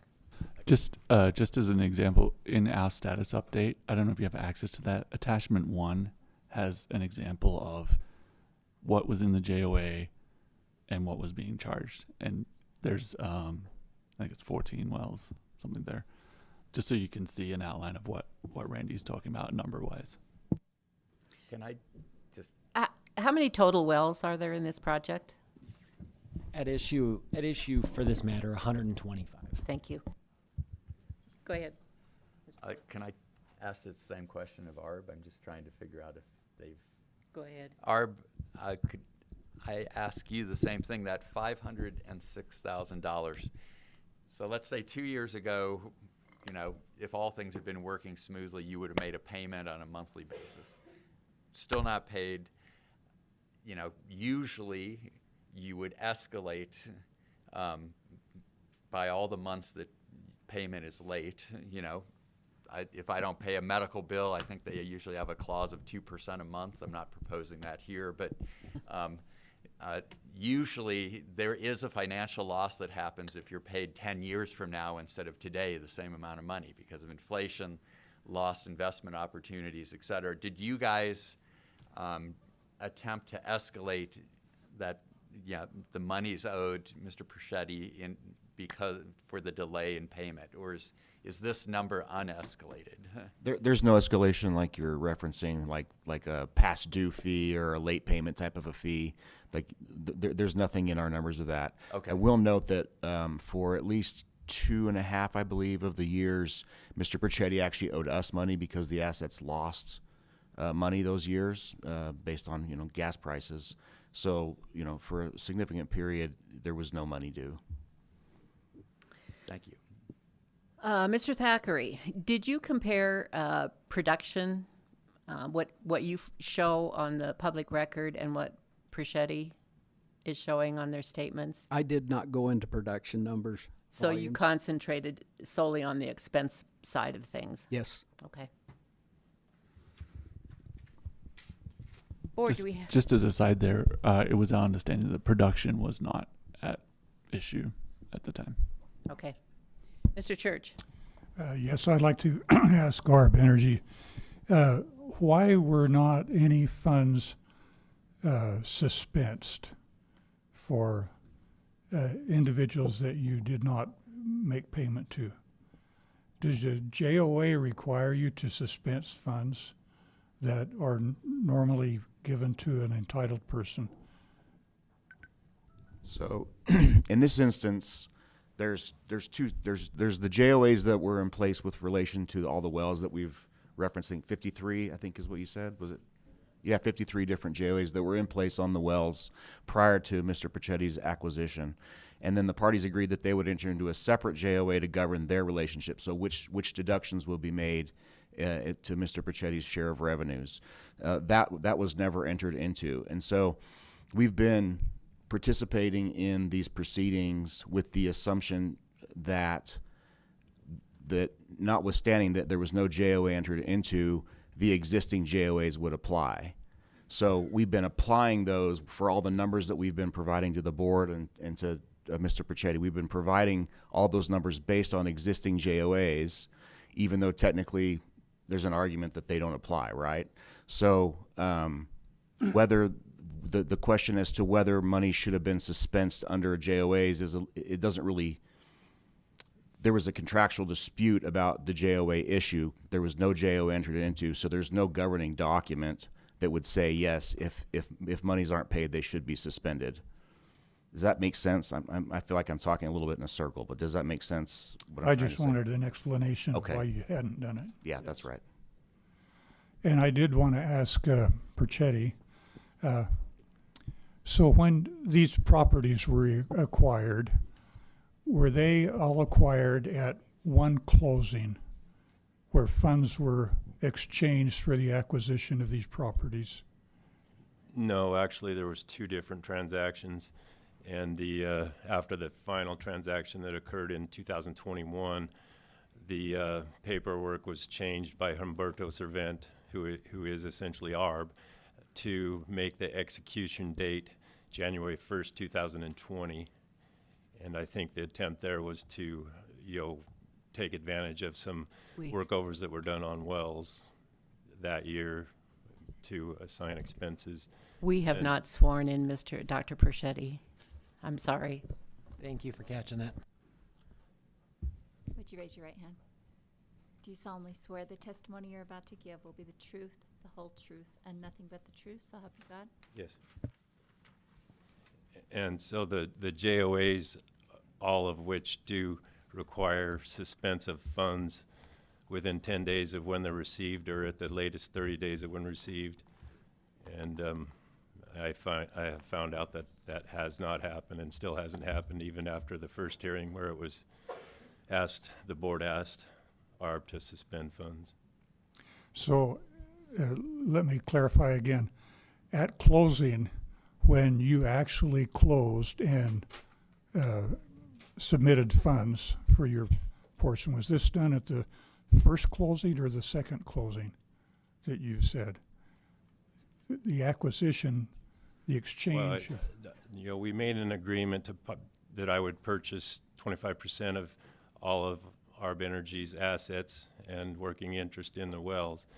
And I was unable to pay for the entire 25% by the time that the funds were due. So we changed the agreement to be 12.5%. And then if I paid the following payment by April 1st of 2021, then it would equal the full 25%. So if that's answering your question. Yes, and so it was done at that time. By the second closing, you had completely transferred all funds that were and required. shortly after that, in 2021, is when the assignments were made with the BLM in the state of Utah. And then Thank you. Mr. Mayo, did you file some spreadsheets of information in August? I did. I didn't file the spreadsheet itself. I've got it and can pull it up and walk through it because there were some sensitivities going into that hearing, and I didn't want to do anything to derail things. But I did present just a little breakdown of options for the board in that, in August we had no information until the hearing really as to what ARB thought Perchetti was owed. And so I wanted the board to have something to work off. I do have that available. So could we go through that at least? I'm happy to, yeah. But I'm going to steal Tyler's cord. There's one in there. I know, I stole yours. That's all right, thanks. I would just like to remind Madam Chair that we do have some answers to those earlier questions now that Okay. we've got the tech ready to go. As soon as Mr. Mayo's done here, we'll come Great. back to you. Thank you. Yeah, and I also have some follow-up questions on those, so we'll circle back.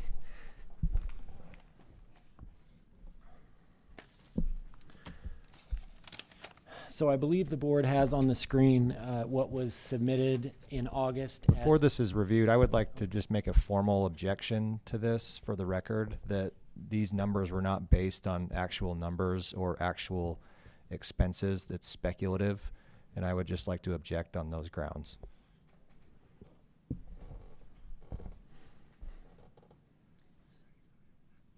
Has this been filed? It has, and just to clarify, Madam Chair, is Mr. Cahoon objecting to the production information that ARB provided, or is he objecting to just the way it's compiled generally? Just the compilation of the numbers, not the production numbers. Okay, that's fine.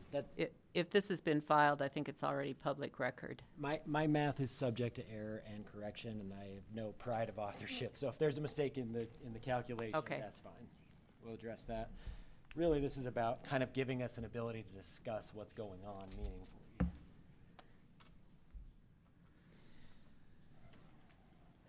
Mr. Cahoon, we're going to override that objection because this is public record. Thank you. Madam Chair, so this was just a couple of options. What we've got at the top, and I think what we clarified with that question from that little discussion that Tyler and Mr. Frost and I just had, the top box is essentially a calculation provided by ARB as a result of their subpoena. This was their first production response, and it was essentially gross production numbers. We took that and were able to independently verify some parts of it, right? Couldn't look at all of it against Division's production records, and it seemed to match up. We used their price per MCF provided, and we've blacked that out for sensitivity reasons here, but it's included in the spreadsheets and can be verified based on their production. And so the gross revenues for ARB, those 4+ years, we believe is accurate. And that's kind of the starting point. But regardless, whether it's 12 million or 13 million, really doesn't matter that much. Point is, they made a lot of money over 4 years operating this asset. And so the options are, at least at the August hearing, option 1, at that point in time, they had not provided an accounting. The board had given them an opportunity, given them due process, given them notice, and it ordered them to show up and provide the documents, and they hadn't. And so option one was for the board, if it was inclined to say, throw the book at them. Say, you had an opportunity to come and improve your costs that you're allowed to deduct. You did not do so. So we're saying that Perchetti is entitled to 25% of gross proceeds. Now that's an extreme option, and it's not one that I think the board should consider. Option two is what I think is the most reasonable of all options the board has before it today. And option two is essentially a flat, fixed fee overhead expenses, just like the JOAs, as Mr. Thackeray confirmed, all require. But this one isn't variable, and it isn't based on what specific costs happen in that well. We'll just pick $1,000 a well per well monthly. That's about $125,000 a month, $1.5 million in annual operating expenses. And upon information and belief, that's how much it costs to operate 125 wells in the Paradox. All that's done in option two, and the board can see it, is essentially that $12.7 million in gross proceeds. We've done some calculations to arrive at what 25% of that would be, and then added 1.5% interest and a 25% penalty. Again, this was before the August hearing, and those spreadsheets are prepared. It would be easy enough to adjust those based on any determination the board makes here today. But the point is, it uses the only true starting point this board has, and that's gross production that's been reported to the division, and the sales price that ARB clarified it has received. Once you have that, then it's really just figuring out how much of that the board is comfortable peeling off as proceeds owed to Perchetti. Madam Chair, I have to object on option two. Dr. Perchetti, and they have pulled this expense number out of a hat. They have no foundation for these numbers that they've included in these calculations. On the other hand, ARB has provided expense documents and numbers to justify a $500,000 number. And so to consider this $2.7 million number would be, erroneous for the board to do that, because it is based on speculation. There's no foundation for these numbers. And like Mr. Mayo acknowledged, this option two was presented before the complete accounting we provided after the hearing. And so over the past 4 years, have you worked on those wells? Have there been workovers or drilling or anything that's gone on, or has it been routine expenses? Madam Chair, just to clarify before we answer, Mr. Frost was the only one who testified at the last hearing, and at the last hearing he testified he's only worked there for the last 8 months and has no personal direct knowledge of what happened during the 4 years. It was an issue in the August hearing, and so to the extent his answer is considered what he thinks happened, I'm happy to let him answer. Otherwise, I object. Okay.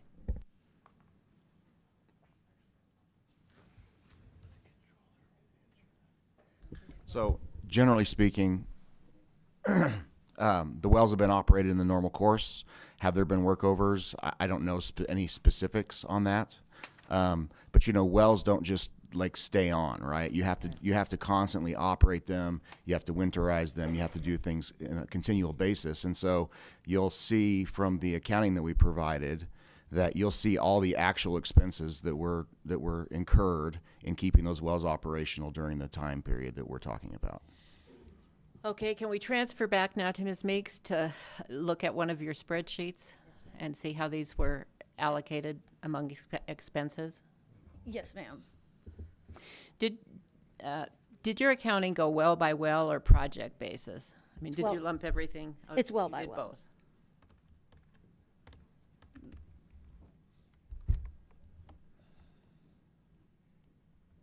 I think the gentleman that runs IT needs to change this. Okay. Oh, he did it. Oh, there There it we is. go. Hold on one second. Turn that off real quick.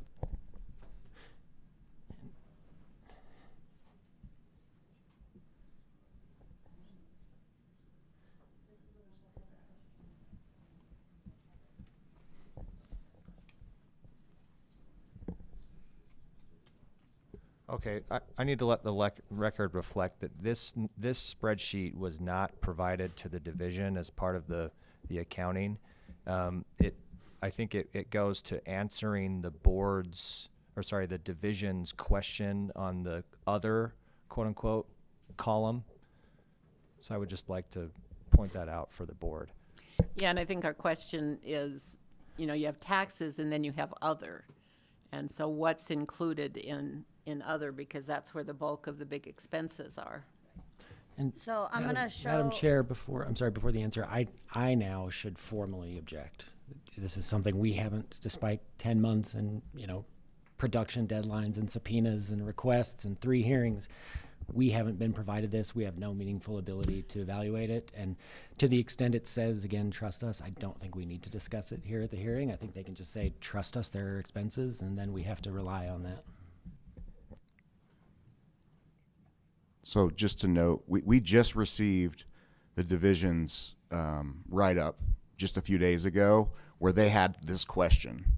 And so we're happy to, if the board would prefer, we're happy to respond in writing and give that to everybody with the backup that she's looking at right now, instead of presenting it in the hearing today. If that's more appropriate, we'd be happy to do that.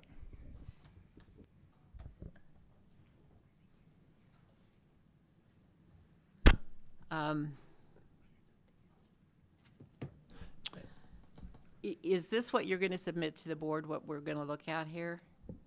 I mean, to the division? I think for our purposes here, if you're going to submit it, we'd like to look at it. Okay, so the question of the other and the deducts that came up, that is, as I mentioned, as you can see, this is a settlement statement. For this example, I just pulled January of 2024, and this is ARB Energy's working interest. So this is their settlement statement, and you can see a conservation fee.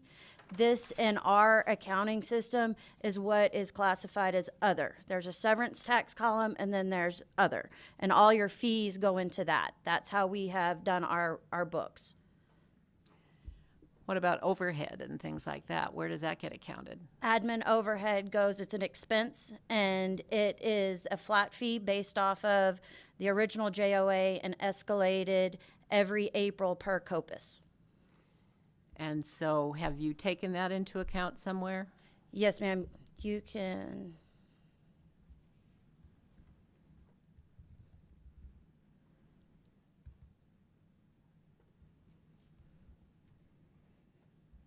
So you can see here on this specific well, $750, and it's an expense.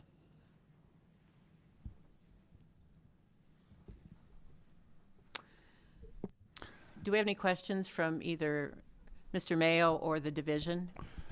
Yeah, so you indicated administrative overhead is escalated, did you say every April per COPUS? Could you explain to me what escalations are allowed under COPUS? So it's a rate that COPUS provides every year, and based off of your producing wells, you escalate those based off of the percentage that's provided from COPUS. Yeah, because one of the concerns when the division was reviewing the administrative overhead, it escalated significantly from 2000 all the way through 2024. In fact, in 2000, it was around 100,000 for wells. We don't have all of 2024, but 2023, it was up to 440,000. You know, that's, I'm not a mathematician, but that's, you know, 400% increase. I would have to. I would be, I'm not an accountant either. I would be shocked if COPUS was allowing that much of an increase. And that's where our concern was when we saw that overhead increase. We could not account for that. I would have to do some more digging on that. Like I said, we've got this 2 days ago, so I haven't had a time to fully do by line item by year. But just as an overall, that's what it is. Sure, thank you. Mr. Mayo? Yes. Just to clarify, you got the division's response 2 days ago, but you got the request for agency action like 10 months ago, right? I don't know when the request came in. Okay. I'll just submit that it was filed in January and served at that time. So ARB's surprise, and we need more time to figure it out, is really disingenuous. But I a think couple what quick questions, if I can. So you mentioned that other encompasses just standard fees. Like for some reason on this Traff Springs example you showed up, wherever you were there, sorry. Yeah, there, that highlighted blue at the bottom, administrative overhead. For some reason, that well had $750 in conservation fees that month, and that's fair. Did you provide what are really standard billings, as you said, the administrative fees, the conservation fees, the proofs of those fees so that someone could verify that the overhead other that was charged was actually matched to payments? So you're talking about two different things in that question. Okay. So the admin overhead is a flat fee for everyone based off the JOA. Okay. So there is no backup. There's not like an invoice that you can tie to typical welding or something like that. It's a flat fee that's governed by the JOA and escalated. Okay. For the fees, the conservation fees that are off of the production reports, yes, if you want to go and look at purchaser statements, you can see the breakout of fees that are charged on those purchaser statements. Okay, and you provided those. You with have the all the accounting. purchaser statements, yes. Okay, and do you have the underlying documents? Not just the purchaser statements, but do you have some sort of payment receipts? The purchaser statement, help the board understand what the purchaser statement shows. The purchaser statements are from the purchaser of the gas or whatever the interest is, and it has a breakout of the gross versus taxes versus marketing fees, gathering fees, conservation fees. It has all of that in there. Okay. And then you have the net. Did you provide your gas purchase contracts as part of this so that those fees that are line itemed by the gas purchaser could be verified? Because this is all about verifying. I don't something know was that super- those were requested. Okay. So to clarify, there's two different things now. You've clarified for me. Administrative overhead is based on the JOA. The JOA is in place. However, it's really based on the JOAs plus escalation. Is that fair? Yes. The other costs are just a conglomerate of standard fees that are paid routinely, and all the supporting information for those was provided as part of the accounting. You have the purchaser statements, yes. I understand we have the purchaser statements. If, without knowing the terms of the agreement with the purchaser, it's really difficult to know why the purchaser is listing these line items on a purchaser statement. Did you provide that or consider? Was that requested? By the board in the subpoena? It was. I'll move on. Ms. Meeks, could I interrupt here just for a second? The expenses you're showing on this form, was that information provided here recently? This individual that shows roustabout and admin costs and things by well, can they see by well how much the expenses were? Mm-hmm. Yes, ma'am. That was provided in one of the expense worksheets. Okay. Mr. Mayo, I'm sorry I interrupted. I would just like the record to reflect there's been many documents that have been provided, and so I'd like to couch my witnesses' answers with that caveat that there's been lots of documents provided, and we'd have to go verify if all of these have been provided. Thanks. Mr. Mayo. No, that's fair. To be honest, the accounting to me is akin to my spreadsheet. I don't know that anyone needs to verify it. It's me saying I can't tell you for sure, but this is my best guess, and that's really what I think ARB's spreadsheet is. I wanted to ask a couple questions, and maybe it's Ms. Meeks, maybe it's Mr. Frost. I'm not sure which. And if the board has a preference that we stay with Ms. Meeks, maybe I'll wait.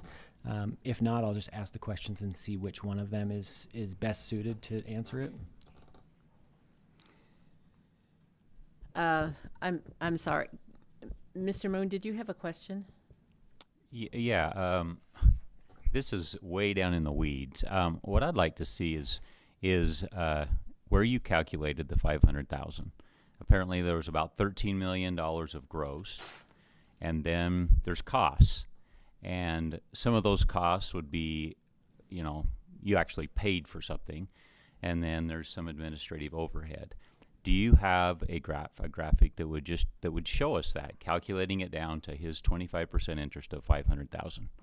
Yes, sir. That's one of the documents that was provided. We can pull that up. Could you please? Thank you. While they're doing that, Mr. Mayo, let's go back to your question. Yeah, the question was about, kind of where ARB is at with current payments. Obviously Perchetti's here saying I haven't been paid for a long time. I just wanted to ask them about some other payments.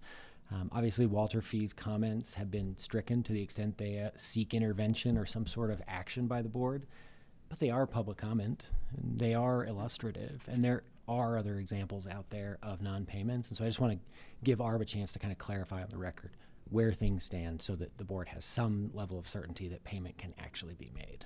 I'm going to object on any questions related to Walter Fees and his company based on the board's ruling of striking his comment letters. I promise not to ask any questions about Walter Fees or his company. However, I'd like to remind all involved, including Mr. Cahoon, this is a public hearing and the public is entitled to comment, and I'm entitled to address public comment. I'm going to sustain your objection. Thank you.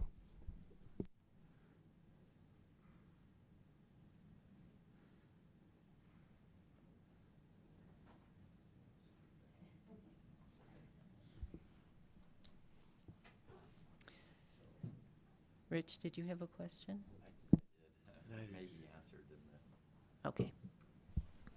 I'll have one for them, but they're Okay. busy. We'll take care of his.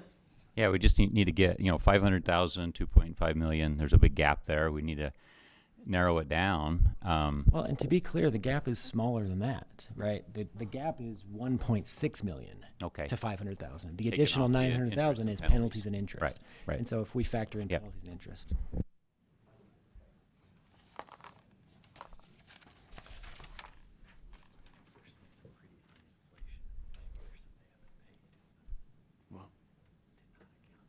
Okay, so this was a spreadsheet provided in the recent accounting disclosure or production. When exactly, Tyler? Was this before the August hearing? This was after the August hearing. Yeah, this was provided to the division. Right. As part of the accounting. Was this the supplemental? No, this is this the was original. the initial one. Okay, so this one was provided in late August. So as you can see, we took the ARB share of the gross revenue, and because you can't take it at 100% because ARB does not, it's not 100% working interest owner either. There are other working interest owners. So you have to take it at ARB's working interest. Then you have Mr. Perchetti's share, which would be 25%, and then his share of the LOE, and then his share of the CapEx, which is what got us year by year to the grand total of the 506,000 that we have mentioned.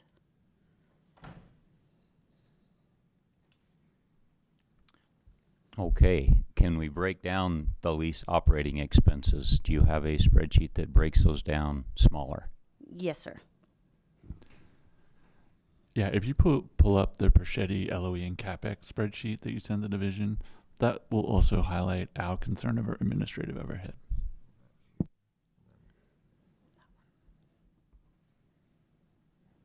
Mm-hmm.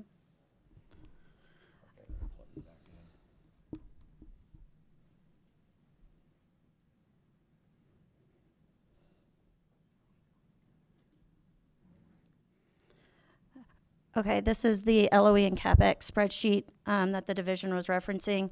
So this is LOE, capital, and we've got the GL support behind it on each tab, and you can see it by category and by year. Could you possibly zoom in on that? Mm-hmm. How do you zoom in? Let's see. Right here.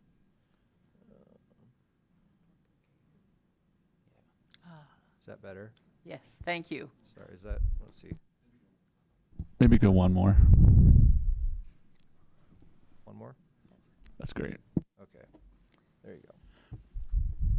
Okay, this is really good. So administrative overhead, that is a big number. So justify that number, please. So without going into the GL to do, are you talking about the escalation between year over year or just in general? Just in general. So admin overhead is per well, based on the JOA. Each JOA is different. So I think we've mentioned there are 53 of them. So it depends on how they started and the escalation rates year over year. I'd have to, like I said, look at what those rates were going back to verify that these numbers were entered correctly. I don't know as to why the jump was so considerable from 22 to 23. I'd have to look into that for you.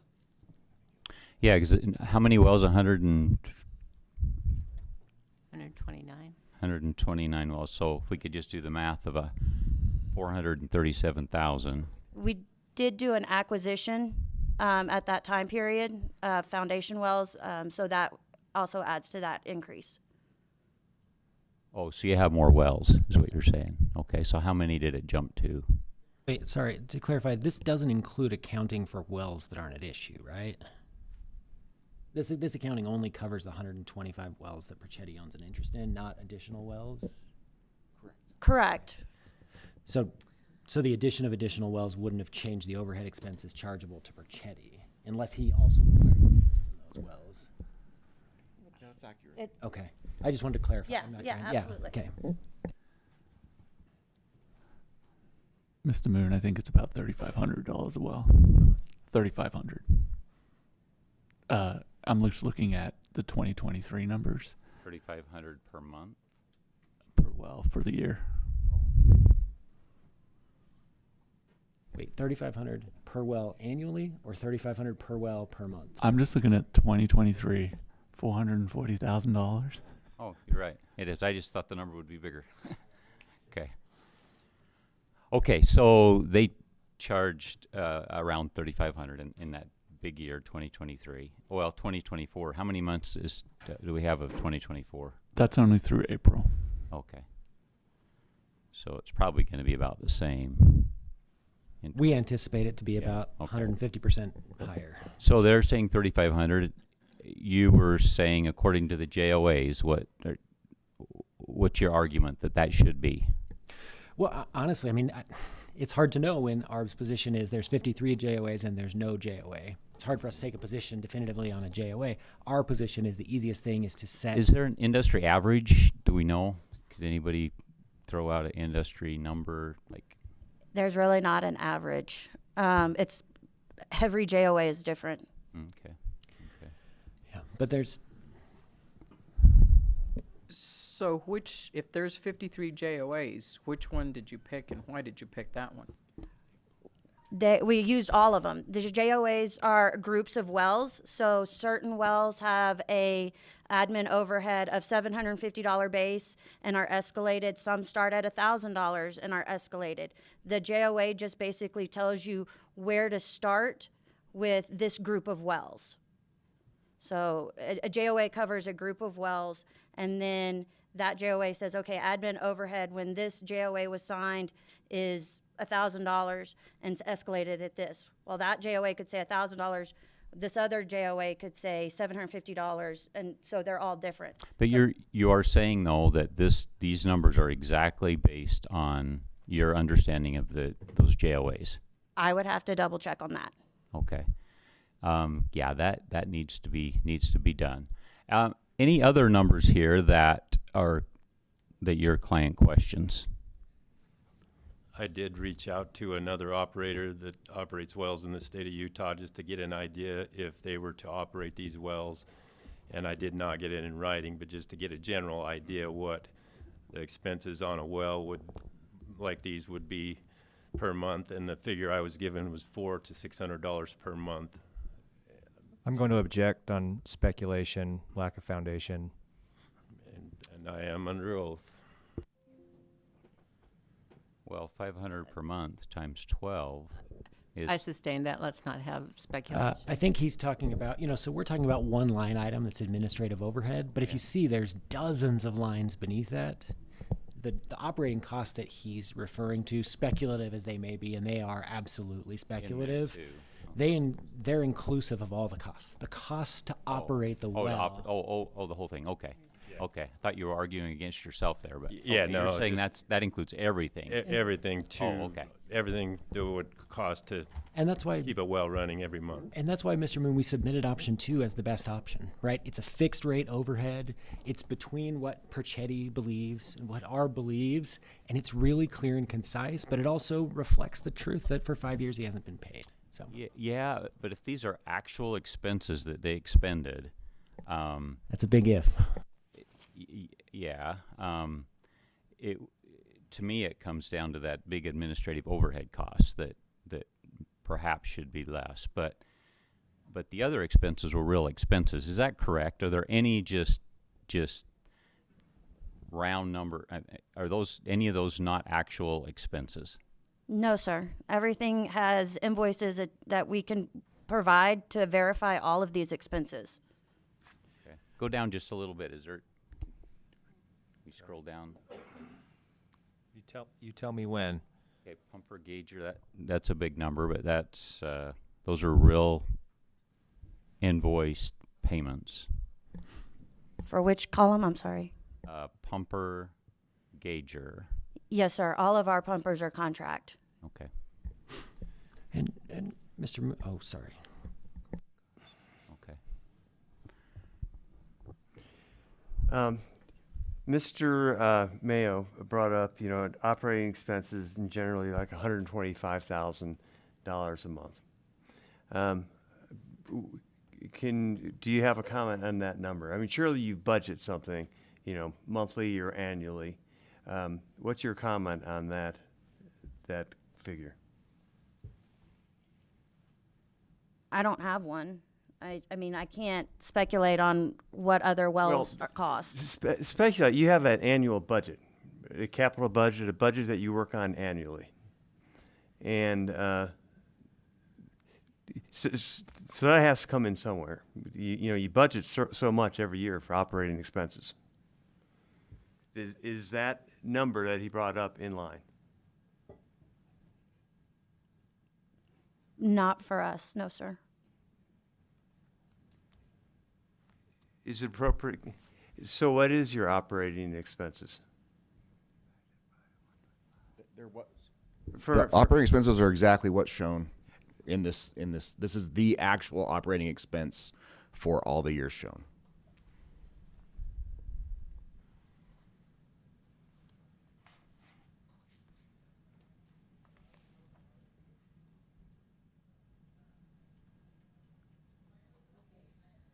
Madam, if the board doesn't, Madam Chair, I have just a couple questions tied to these expenses and the payments. Just on this, what we're on here, we mentioned earlier the other column, and you indicated that was everything that was not severance taxes. Would that fall in here in one of these categories? No, sir. That's a deduct. That's done through the revenue process, not through the expense process. Okay, thank you. So I just did a quick calculation. So in 2023, there was $821,000 of expenses. If you divide that by 125 wells, and then divide it by 12 months, that is $547.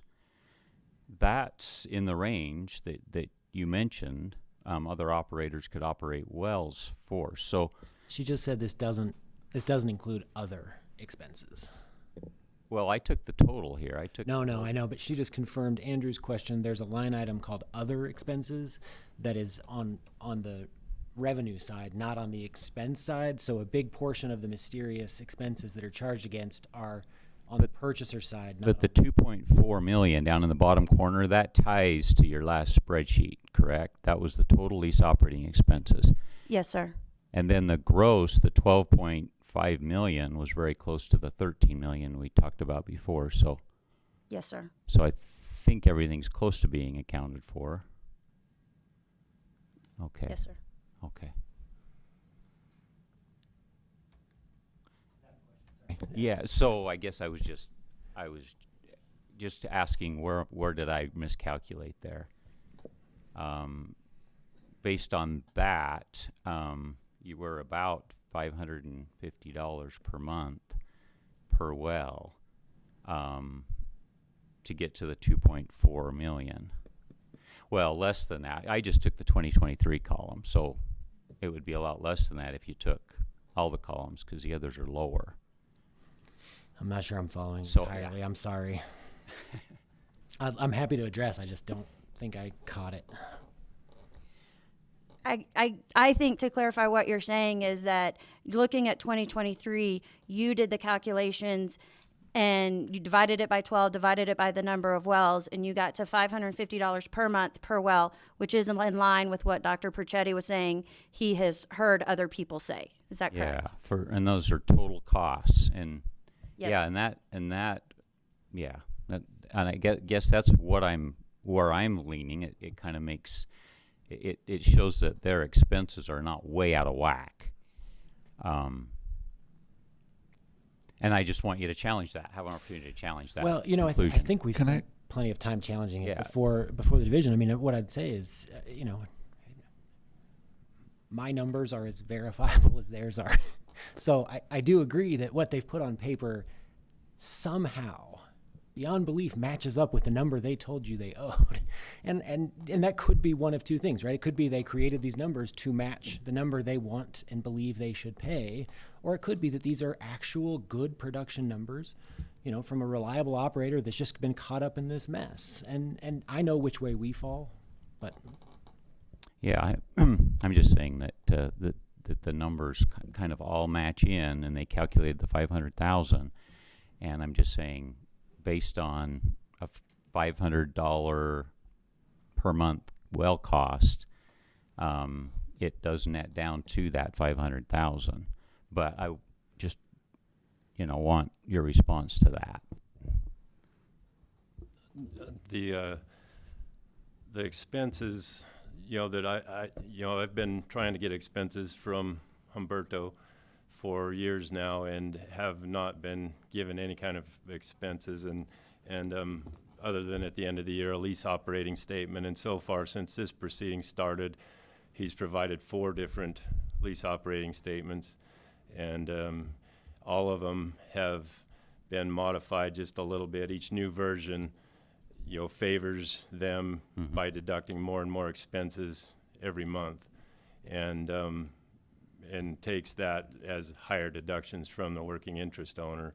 And we still have no idea of what a true accounting is, and the monthly expenses for a 25% working interest owner on all the JOAs that I've reviewed require signed AFE prior to anything over usually $10,000 to be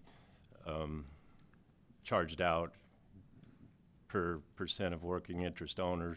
And I've never been presented with AFE of any kind or any JIBs, and here we are still with no accounting that we can trust, nothing that's legitimate. This right here, you've seen this before though. When have you, this spreadsheet right here? That was presented prior to the last meeting, Okay. or at the last hearing, I believe. I think that was their. I think in response, right after the hearing, Yeah, because in our last hearing, I remember these numbers, but not this detail, and this really helps. And if I'd invested with you and didn't see this for 5 years, I would be questioning and wondering also. Now seeing it, I'm frustrated that payments weren't made earlier, but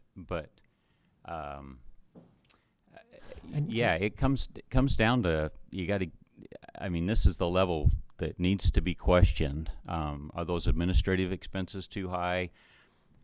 Did they really have, pay out $459,000 over all those years in pumper?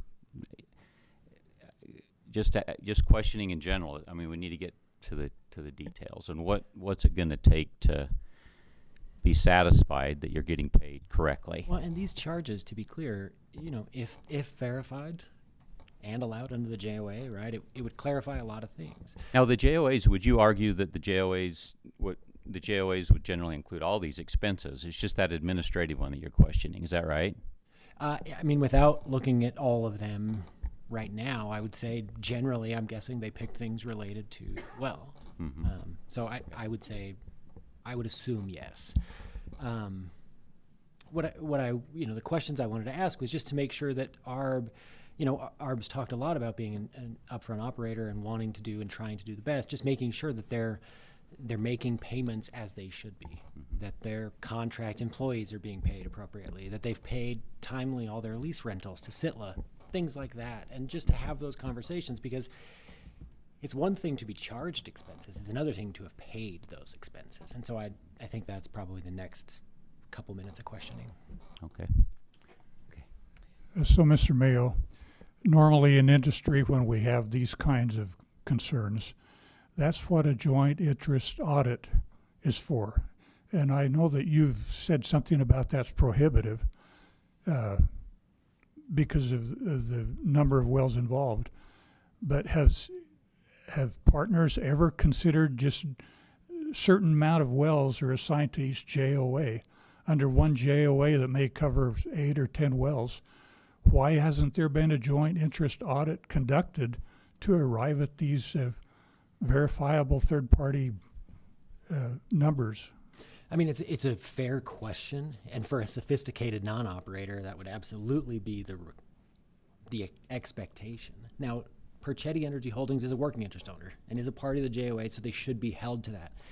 The truth is, this is Perchetti Energy Holdings, right? This person who invested his retirement account is Perchetti Energy Holdings. So there's a couple of reasons, but the most obvious of one is only lawyers act like lawyers. Perchetti is not a lawyer. And so his first thing when he saw there was a problem would not have been to read through the fine print in the contract and hire an attorney and sue someone. His first step would have been reaching out to the person who made the deal with and trying to get some clarification. He did that off and on for a number of years, and every time getting the same promises that we're getting here today. A little more time, I'll get you everything, it'll make sense, I promise. Here's enough now, let us have some more time and we'll clarify things. Maybe we can have a broad discussion about things. And so he tried that informally for a while. When he finally hired counsel, the point of doing the joint interest billing audit, honestly, was behind, and he'd spent a bunch of money trying to pursue this informal path that really made it. The cheapest way for him to proceed was to invoke this board's jurisdiction, and hopefully, if ARB means what it says and is an open and honest operator, it can be resolved in 60 days without much lawyer's involvement. And so if I were advising someone, at that point, I would have said this is the absolute right approach because the others are costly. I don't know if that satisfies it all. Well, I have some concern. This board is not a professional accounting board that can do make those kinds of decisions on an audit situation. I agree, but this board is the policymaking board, and this board is tasked with enforcing the statutes. And the statutes require these payments. The board tried in every way it could, even through issuing a subpoena, which is almost unheard of before this board. And if, in response to that, the board can get no meaningful response and at the end say we're stuck and can't make a determination, then there's a blueprint for other operators to avoid liability before this board, and I think that's a huge mistake. I think finding that the board is incapable of accounting in this case misses the point. This is an accounting matter, but this is an enforcement matter. And this board absolutely, unquestionably has the ability to use its specific skills to enforce the Conservation Act. It should, unquestionably. Well, I agree there are things that this board can address. Mm-hmm. But there's certainly the remedy of that internal or that external audit that is a remedy that's often used in the industry, which is a very factual-based thing. It has nothing to do with policies. It just has straight to do with numbers. And the good thing, to address that square on the nose, the board is poised here today to, really there's no, I can't see a possibility the board could say there's less than $500,000 owing to Perchetti within a month. And so once that payment is made, then there will be absolutely options to undertake all those things and get to the bottom of what's really going on and clarify. I think there should be a new JOA, right? I think the parties should negotiate to resolve things and make it a little easier for whoever's operating this asset to operate it responsibly. That's just not the world we're in right now. And the question is that Perchetti's fault or ARB's fault? Can I ask a question, just of clarification? Does Dr. Perchetti have an undivided 25% working interest? Because I understand they got their interest from ARB, who doesn't have 100% interest in the wells. So is he an undivided, or is he something less?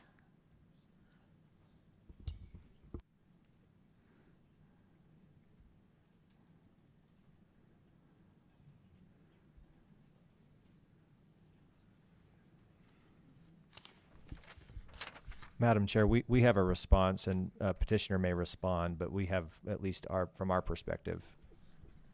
Okay. From the documents that I've seen, the agreement was 25% of ARB's share. And how much interest does ARB have Depending- before the sale? Before the sale to Perchetti, how much did you have? Depending on the well, it could be 88%. Sometimes it's 100%. It varies by well. So he has a different interest in all of the wells? Yes. Madam Chair, Mr. Cahoon and Ms. Meeks are right. We can confirm it is 25% of ARB's. The assignments, for what it's worth, specify the percentages, and it works out to roughly 23.75% of the total proceeds. Okay. And could you put up that spreadsheet right before this last one that showed the breakdown of coming up to the $506,000? That little 5-line spreadsheet.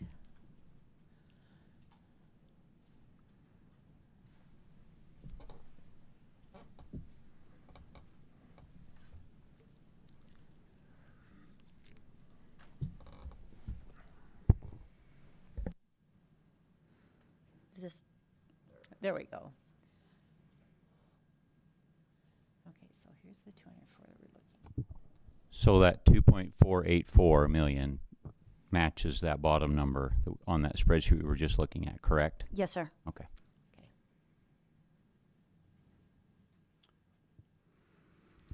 I just want to note that we supplemented our discovery on this and updated the numbers through, I believe, July. So this is the old version that went just through April, right? Okay. Thank you. I don't believe the division had an opportunity to fully digest. Yeah, we that. didn't look at And that so, one. and I I have guess to ask. so I'm having trouble. So you're saying that that administrative costs tie right back to the JOAs. The division, though, I hear you talking about a lot lower numbers. So I want to hear that again, and then I want to hear your response. Yes, Mr. Moon. I took individual JOAs and whatever wells were covered by that. And granted, it was a small number, but I looked at the accounting exhibit where it stipulated what the administrative overhead rate was, and found that amount, put it in my spreadsheet. Then I looked at the financial schedule and pulled the amount charged by ARB to come up with the difference. In only 2 occasions out of about 14 did it equal. Every other occasion, the overhead rate was greater than stipulated by the JOA. So the second thing that I did is go back and look for language on escalation, and I could not see anything. So I would welcome whatever Ms. Meeks has in the way of COPUS, because I'm not aware of a COPUS situation, especially that there was no terminology, there was no language that called out an escalation. And it bothered me that the numbers were so different from the JOA itself.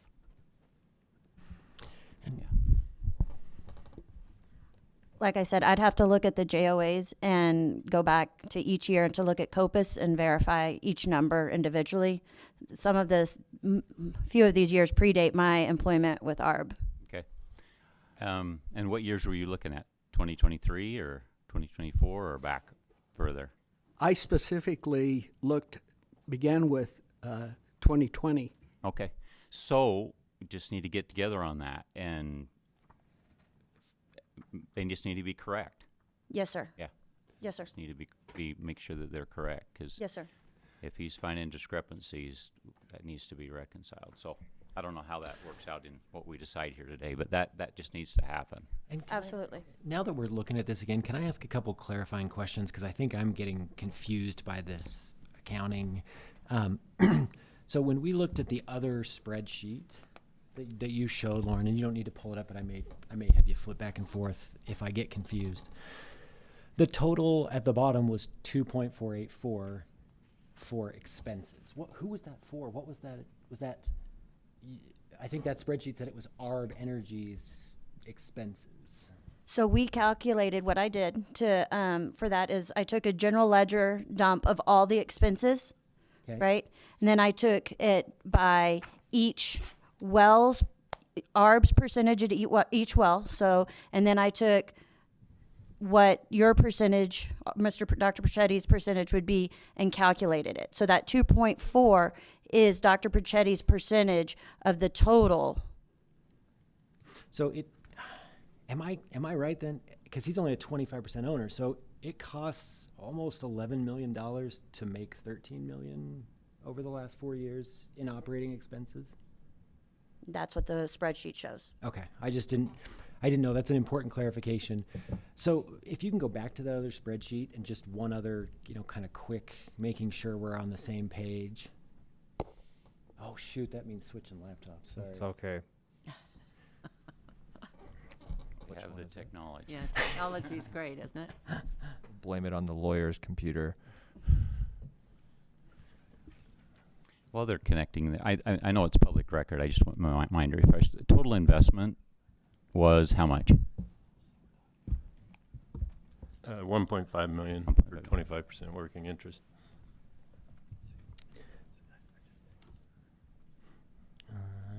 Oh, thank you. Okay, so this is Prochetti's share of LOE expenses. So $2.5 million to produce the. Okay, I just wanted to make sure on that other page that it seemed like he was being double expensed. And maybe if we can go back to that other spreadsheet, I can confirm that I'm in fact mistaken and now clear on what's happening. Just to clarify, Mr. Mayo, all these 129, 125 wells are Utah wells. Is that correct? There aren't This any is correct. in any other states. That's right. Okay. There's separate business dealings, I believe, between some of the parties that may involve other wells in other states, but Okay, they're but beyond my knowledge. this is just pertinent to Utah. That's correct.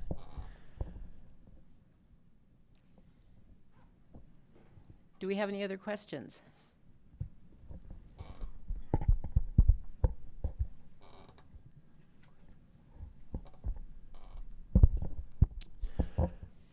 Division, do you have any further questions? No specific questions, but when if you'd like comments when we get to that point, we do have Comments also. Sure. Okay. Can I ask two quick questions before we do comments? I'm assuming Sure. comments is kind of closing it up. Just a couple questions. I'm assuming the $500,000 that you guys say you owe has been suspended now in an escrow account. Can you just confirm that on the record for the board? No, it's not. Okay. Is there a reason? We don't have the money. Okay. Okay. I would also Closing. I would also say from a legal perspective, there was no date that the board ordered the money should be escrowed. So I would note that for the board.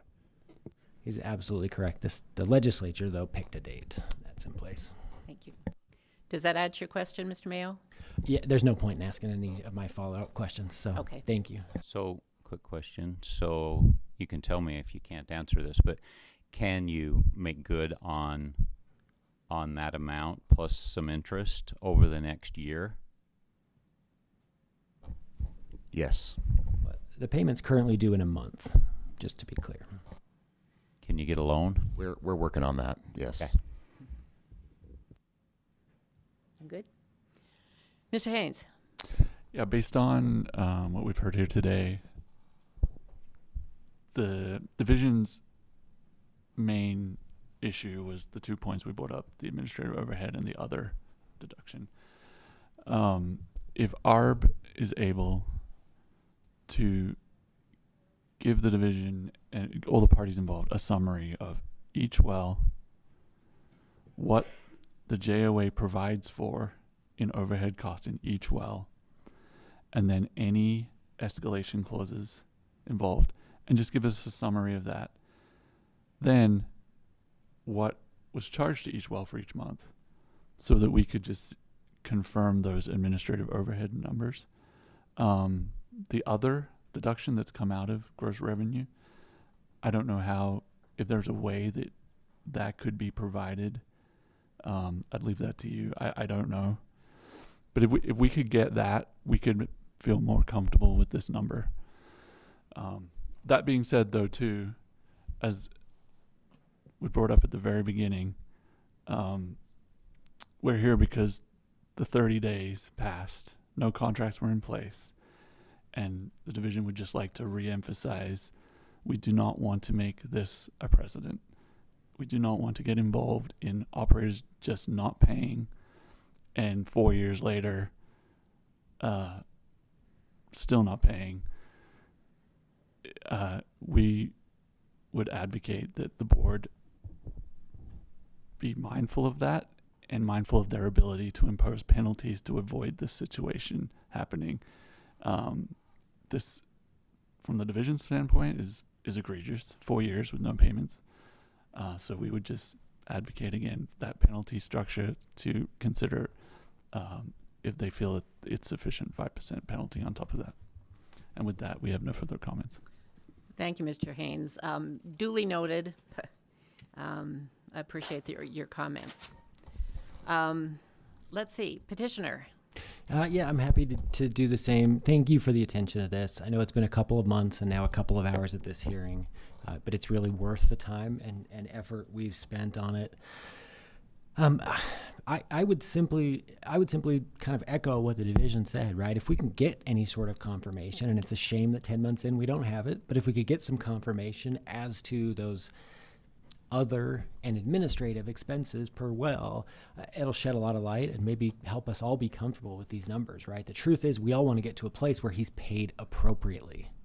And that's only possible if we get that information. That being said, what ARB just said is they can't make the payment. They have taken what they know to be $500,000 of his money and spent it and cannot give it back to him now. And so rather than ask if they can make payments over the next year, I would go the opposite direction, and I would ask the board to make that payment due by the 26th, but I would have them confirm that they can suspend the full amount in an escrow account within a week, or else it becomes due immediately. If they can't pay this payment, Perchetti's entitled to and needs to secure a judgment that he can begin collecting against. Because if they don't have his money now, they're not going to have it a year from now, and they're not going to have it 2 years from now. And with that, I think the board obviously has a lot of information to decide the number, the dollar amount. I do think, and I would request that this board revisit the penalty amount. I think 5% should be reserved for operators who tried hard and just couldn't satisfy. I don't think that's the state we're in. And on that, I'll submit. Thank you. Mr. Cahoon. Thank you, Madam Chair, members of the board, for your time in August and here today. We really appreciate it. We request that the board remember that ARB has appeared at these last two hearings, has been fully cooperative, is an open book in terms of this complete accounting. They are willing to answer the division's questions on the other and administrative costs and get answers to your questions so we can arrive at a number that is reasonable to resolve this matter. ARB wants to resolve this matter. They are here today. They'll appear in next month if needed to resolve this matter. I want that clear on the record that even though there's been some issues in the past, right now, the last several months, we have been engaged and we have been transparent, and we will continue to be transparent. A 5% penalty is sufficient that the board imposed last hearing. You heard evidence on this of an underlying contractual dispute that the parties agreed that they would enter into a new joint operating agreement that would cover the parties' relationship going forward. That has not happened. And there has been some unreasonableness from the petitioner in this matter that has prevented a solution to this case. And we request that the board not increase the penalty, but keep it where it is or reduce it. And with that, I'll rest. Thank you. Board, do you have any further questions at this point? Division? Well, this is a matter we are going to have to discuss, and it is the lunch hour now. So what do you think, 45 minutes? So we will reconvene at 12:45 and move forward with this matter. Thank you. We are currently off the record.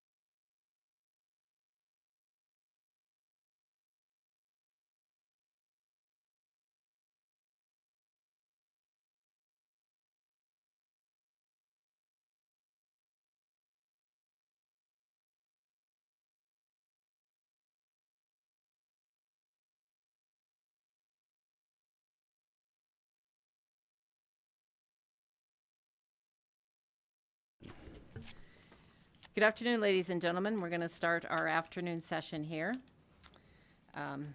Still on the matter before us before lunch. And I think the board has a motion. Do I have a motion here? Yes, I would like to move that the board adopt the following language for the order on this matter. Pursuant to Utah Code 40-6-9, the board finds that Dr. Perchetti is owed proceeds and that ARB's delay of payment of proceeds to Dr. Perchetti is without reasonable justification. The board further finds that the funds were not held in an interest-bearing account and that the sum of $506,569 that ARB has calculated to owe Perchetti through April 2024 is based upon the best evidence currently available. The board therefore orders ARB shall pay to Perchetti $506,569 plus an interest rate of 1.5% per month as a substitute for an escrow account interest rate accruing from the date the monthly payments or billing should have been made, calculated on a monthly basis beginning January 2020, and a 5% penalty applied on the $506,569 plus the owed interest, amounting to a payment by ARB to Perchetti of $830,000 by November 26, 2024. If not paid by that time, Utah Code 40-6-9-7C2 requires that interest of an additional 1.5% each month until paid. Do I have a second to that motion? I second it. It's been moved and seconded. All in favor, please say aye. Aye. Any opposed? Hearing none, the motion carries. And please note that Al Walker is unavailable today. And I think that concludes this matter. Oh, yeah, the board will write the order for that. Thank you, Madam Chair and Board. Thank you.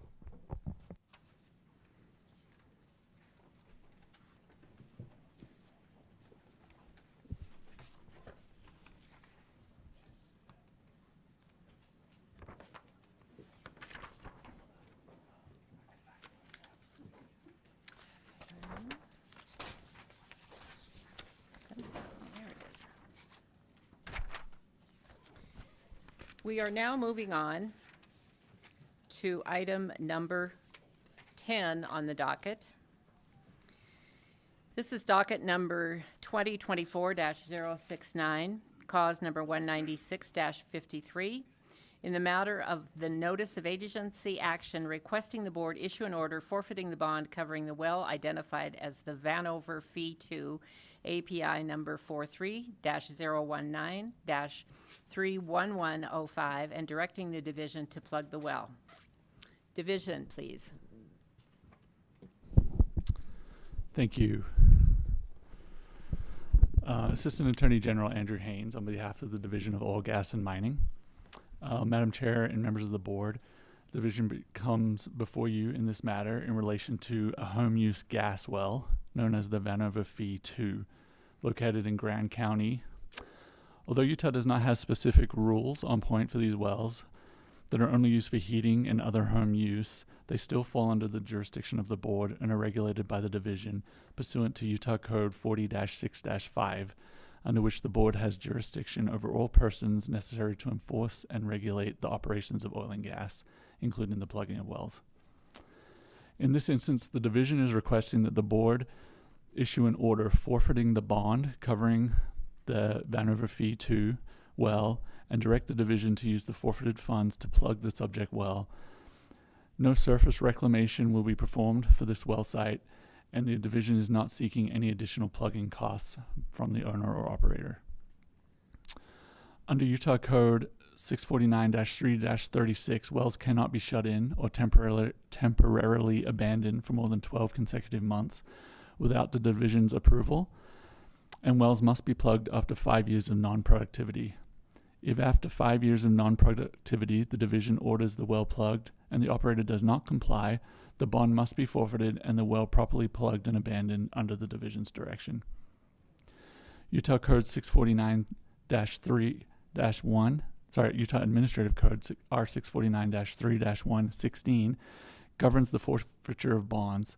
The division shall take action to forfeit a bond if the operator is unable to conduct plugging of a well.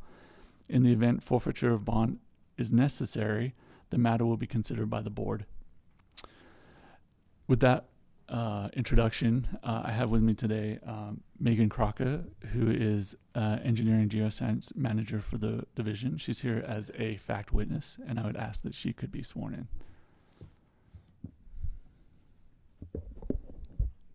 Do you solemnly swear the testimony you're about to give will be the truth, the whole truth, and nothing but the truth, so help you God? Yes. Thank you. With the board's permission, I'd just like to recite the background facts. I know time is very limited today, so this will not take very long. Thank you. On October 5th, 1983, the division approved Dan Vanover's application to drill the subject well in Section 24 of Township 21 South, Range 23 East in Grand County, Utah. The well was spud on October 28th, 1983, and completed on November 3rd, 1983. In 1985, Dan Vanover sold the subject well to Master Petroleum Development Company, Inc. The subject well was reported as shut in to the division in 1992. In 1997, Master Petroleum and Development Company sold the well to John Kubik. The subject well was initially bonded in August 13, 1997 by John Kubik, John M. Kubik, and Steve D. Kubik in the form of a certificate of deposit of the sum of $1,000. This bond was subsequently replaced by a $1,000 cash bond in July of 2012, which is held by the Utah Treasurer's Office. In June 2004, the division received correspondence from John Kubik indicating that the well was still producing too little to measure, and the gas being produced was being used for heating and cooking on the property. During subsequent well inspections carried out by the division, it was determined that John Kubik passed away and that John M. Kubik and or Stephen D. Kubik retained ownership of the well. During a well inspection in June of 2020, the division was informed that the well no longer generates enough gas to be useful. In October 2020, the division issued an NOV requiring John M. Kubik to submit sundry notices for intent to plug the well due to the division's records indicating that the well had been shut in or temporarily abandoned for over a year with no production reports for 36 years.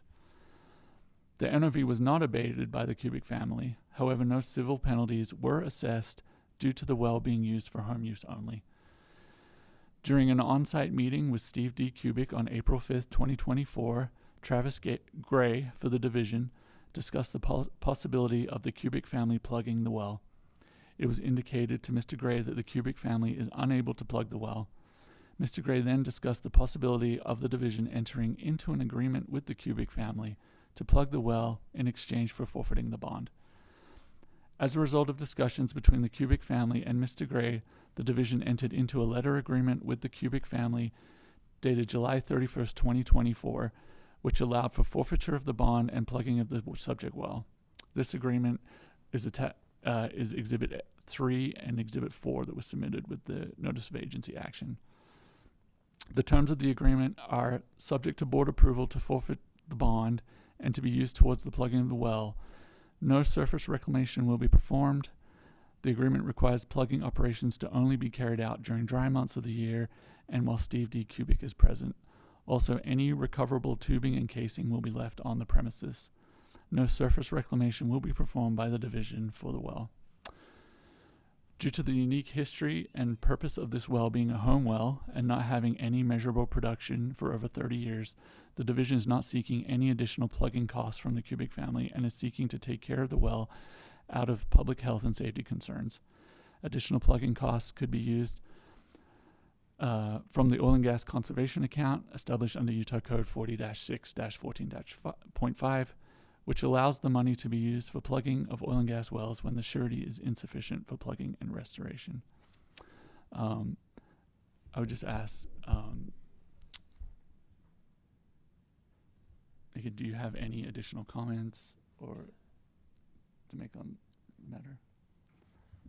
Currently, there are only 4 home use wells in Utah, and this is one of them. And so we are, as the division, we're trying to work with the owners to potentially plug them and figure out how to best regulate them as home use wells. I'd just like to point out to the board, the Cubics are not here today. I did not indicate to them that they needed to be here since we do have an agreement in place. So that would explain why their presence was not requested. So with that in mind, from the division's presentation, does the board have any questions on this matter? How deep is that well? 565 feet. And is it gas only? Yes.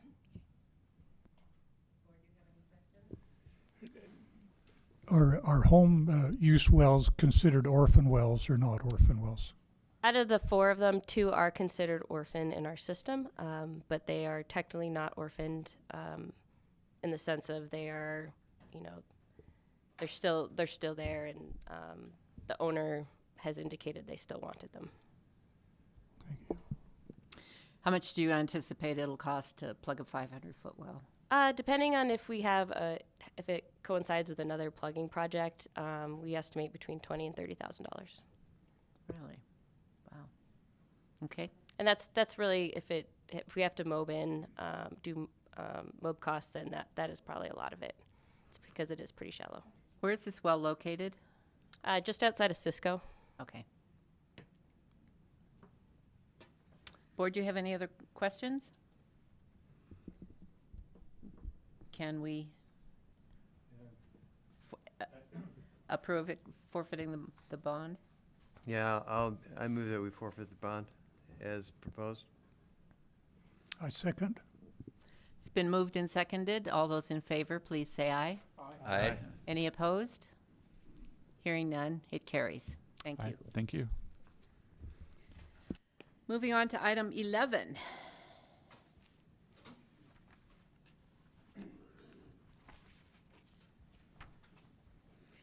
I'll give you a minute to get set up here.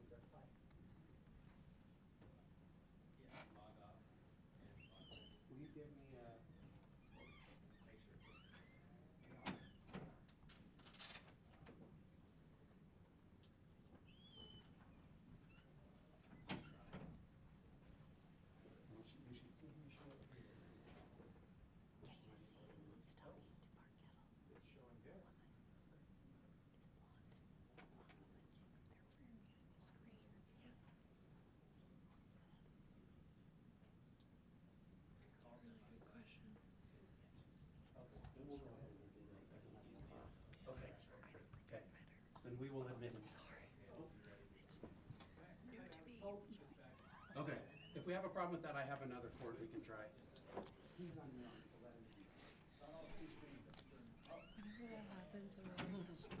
Very exciting. Maybe we can So nice keep to it see. as a method of moving to the long term. Yeah. Sorry, no.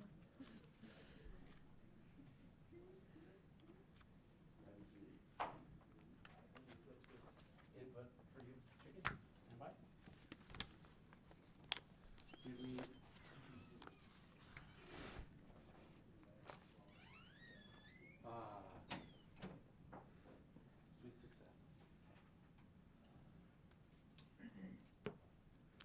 Is everyone here who needs to be here, Mr. Chicken?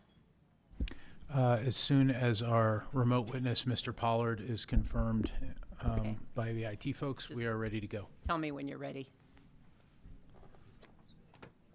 Oh, I see him now. Okay. Okay, we are ready, Madam Chair. All righty. Moving on to item number 11. This is docket number 2024-055, cause number 130-36. In the matter of the request for agency action of Javelin Energy Partners Management, LLC, for an order 1, amending the board's order in docket number 2017-028, cause number 139-151. 2, amending the board's order in docket number 2018-008, cause number 139-155. 3, amending the board's order in docket number 2018-22, cause number 139-159.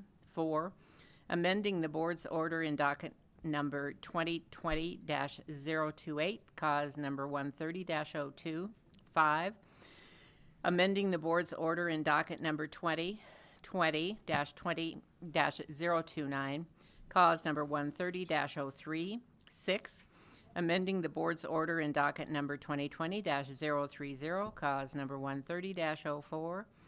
And 7, amending the board's order in docket number 2020-031, cause number 130-05, as to long lateral horizontal well production of oil, gas, and associated hydrocarbons from the lower Green River and Green River Wasatch formations of sections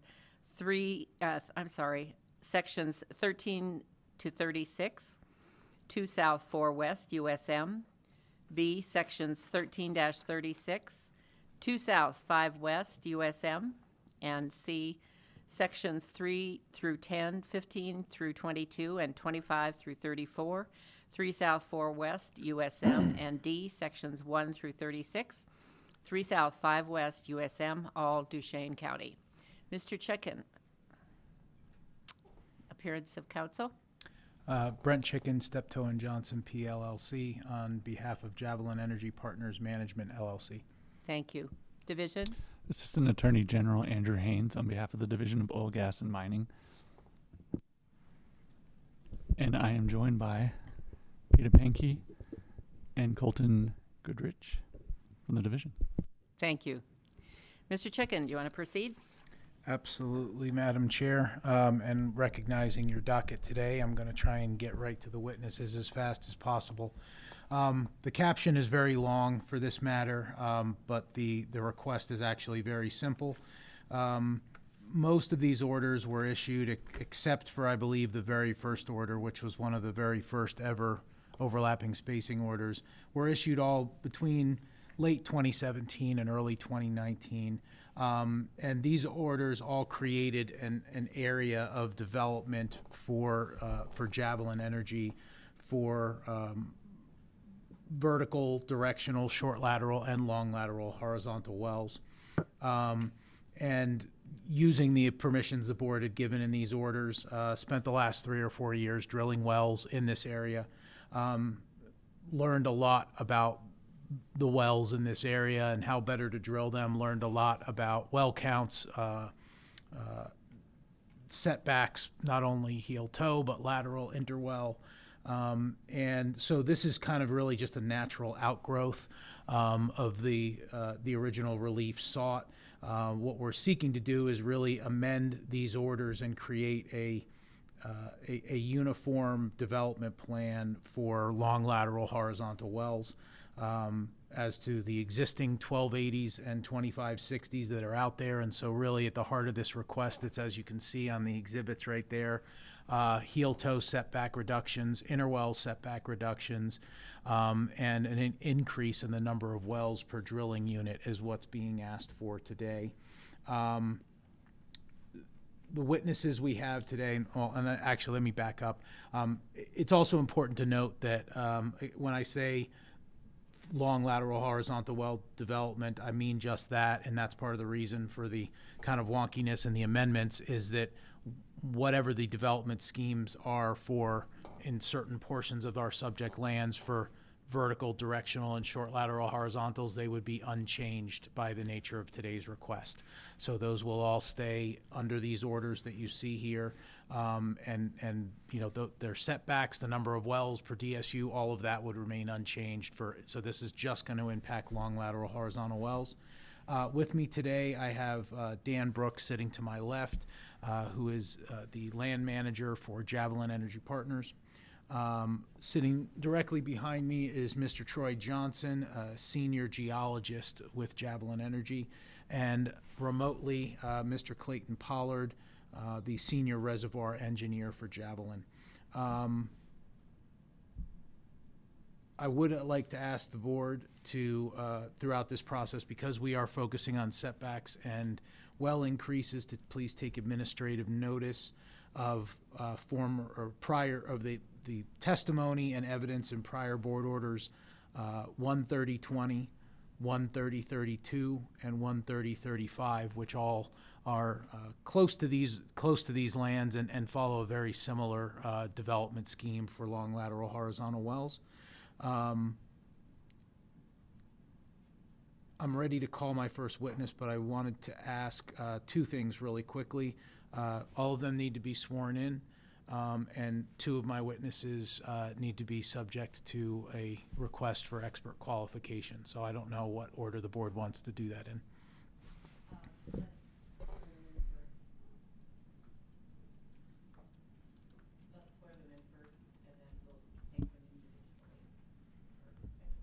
Sure.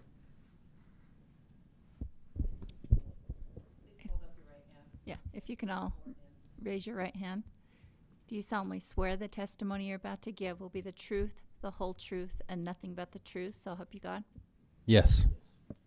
Yep. Okay. With that, I will call our first witness, Mr. Dan Brooks. His resume has been filed. Here's a table of contents showing you their resumes at the very end. Mr. Brooks, you have, please state your full name, your employer, your title, and your business address for the record. Yes. My name is Dan Brooks. I am currently employed by Crescent Energy Energy Company. My business address is 600 Travis, Houston, Texas, 77002. And I currently have the privilege of being the land manager for our Uinta Basin asset, as well as our North Texas Barnett Shale asset. Okay, and you have testified as a fact witness in land matters in previous hearings before this commission, or before this board, correct? Yes, sir, I have. Okay. With that, I'm going to move into the land exhibits. And Mr. Brooks, these are going to be exhibits L1 to L10, all of which were prepared under your prepared by you or under your supervision, direction, or control, correct? That's correct. Okay. First exhibit is exhibit L1. This is kind of a locator map, but please describe what's depicted on there. Yes, and Brent, if I may, just a quick bit of housekeeping on the Crescent Energy, Javelin Energy Partners management, just so we're clear on that. Sure. Long story short, Crescent Energy made its entrance into the Uinta Basin a couple years ago through concurrent transactions, which, as we all know, it was Javelin Energy Partners in the basin. We see Javelin out there. Recently, it's really a simplification up into Crescent Energy as the public company. So there's not going to be any longer a Javelin Energy Company operating company, if you will. And so we're in the midst of that right now. The assets have been starting to change into Crescent. The operatorship, though, by the end of the year, or the operatorship has not quite changed yet, but will do so by the end of the year. So that's the reason it's Crescent, but Javelin. We're all one company. We've always been one company. So. And just to clarify for purposes of our hearing today, Javelin remains the operator and owner of wells and interest in the subject lands. That's correct. Okay. So with that, sorry. Yep. I'm glad we got a clarification on that. L1, regional aerial. Please describe what you are depicting on this exhibit. Absolutely. So L1's our regional aerial, what I like to say, where we're at in the world. We're roughly 2.5 hours east-southeast of Salt Lake City.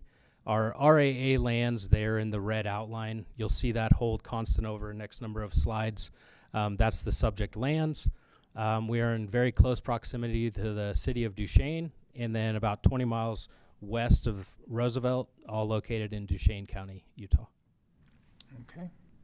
We'll move on to Exhibit L2, which is showing the lands along with the notice outline. And can you please describe how Javelin affected notice of the RAA in this matter?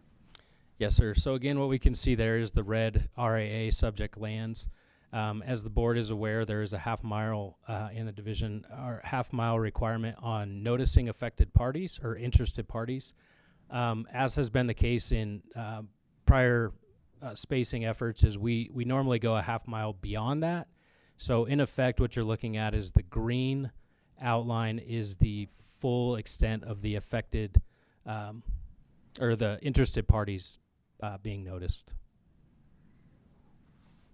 Okay, and so within that green line, you've notified all working interest owners and unleased mineral owners inside of that green box. That is correct. And they were sent a true and complete copy of this request for agency action in this matter via certified mail? That's correct. And your counsel has filed a certificate of service detailing those names and addresses of those parties? That's correct. No further questions for this slide. Moving into Exhibit L3, can you please describe the general ownership of mineral interests in the subject lands being addressed today? Yes. So again, the red outline are subject lands. What you're looking at there is yellow is fee mineral ownership, the blue is tribal ownership, and then the green is state or state institutional trust lands, SITLA lands. What you're looking at, just for orientation, is roughly 70,000 gross acres. Of that, the fee represents about 54,000. The tribe is about 15,000, and then the state is 350 or so acres in there. I think importantly, also to note here on this slide for the division and the board is there are 321 wells across these lands. Javelin Crescent, we control north of 70% of the working interest across the entirety of the lands. And then we operate 291 of that 321 total wells. So the vast majority operator across those lands. Uinta also operates about 24 of those wells in there, and they are fully supportive of what we're doing here today. So what that looks like in total is about 99% of those wells we either control and or have the support of this RAA relief sought today. Okay, and both the state SITLA and tribal entities such as the tribe itself, the Ute Distribution Corporation, they all also received notice of this matter, correct? That's correct. And then lastly, I just want to make sure that we're parsing this out because this was a concern in the division's response that has been filed in this matter. The existing wells that are listed in our RAA are inclusive of not only wells that are producing on the lands, but it also includes any permits that you were able to identify prior to the filing of the RAA, correct? That is correct. Okay. All right, I'm going to move on to our next slide. Exhibit L4. This is, if you could please just describe in detail what we're looking at here in terms of what is existing as of today on these lands. Absolutely. So working from north to south, what you see in the green shade there is subject to existing order 130-03. As you move south into the peach color there, that is order 130-02, and then the blue is 130-04. And then on top of the red outline is also our RAA lands, but that's also order number 130-05, which governs the 2560s that you can see in the little dash laid in there. And so in your request, you note here on the side that the green is 130.03, but that was itself an amendment of order 139-159, correct? That's correct. And the same as you go down that legend on the side. So this is the reason why you are amending not only the three 139 orders, but also the 4 130 orders. That's correct. Okay. Or I should say requesting to amend.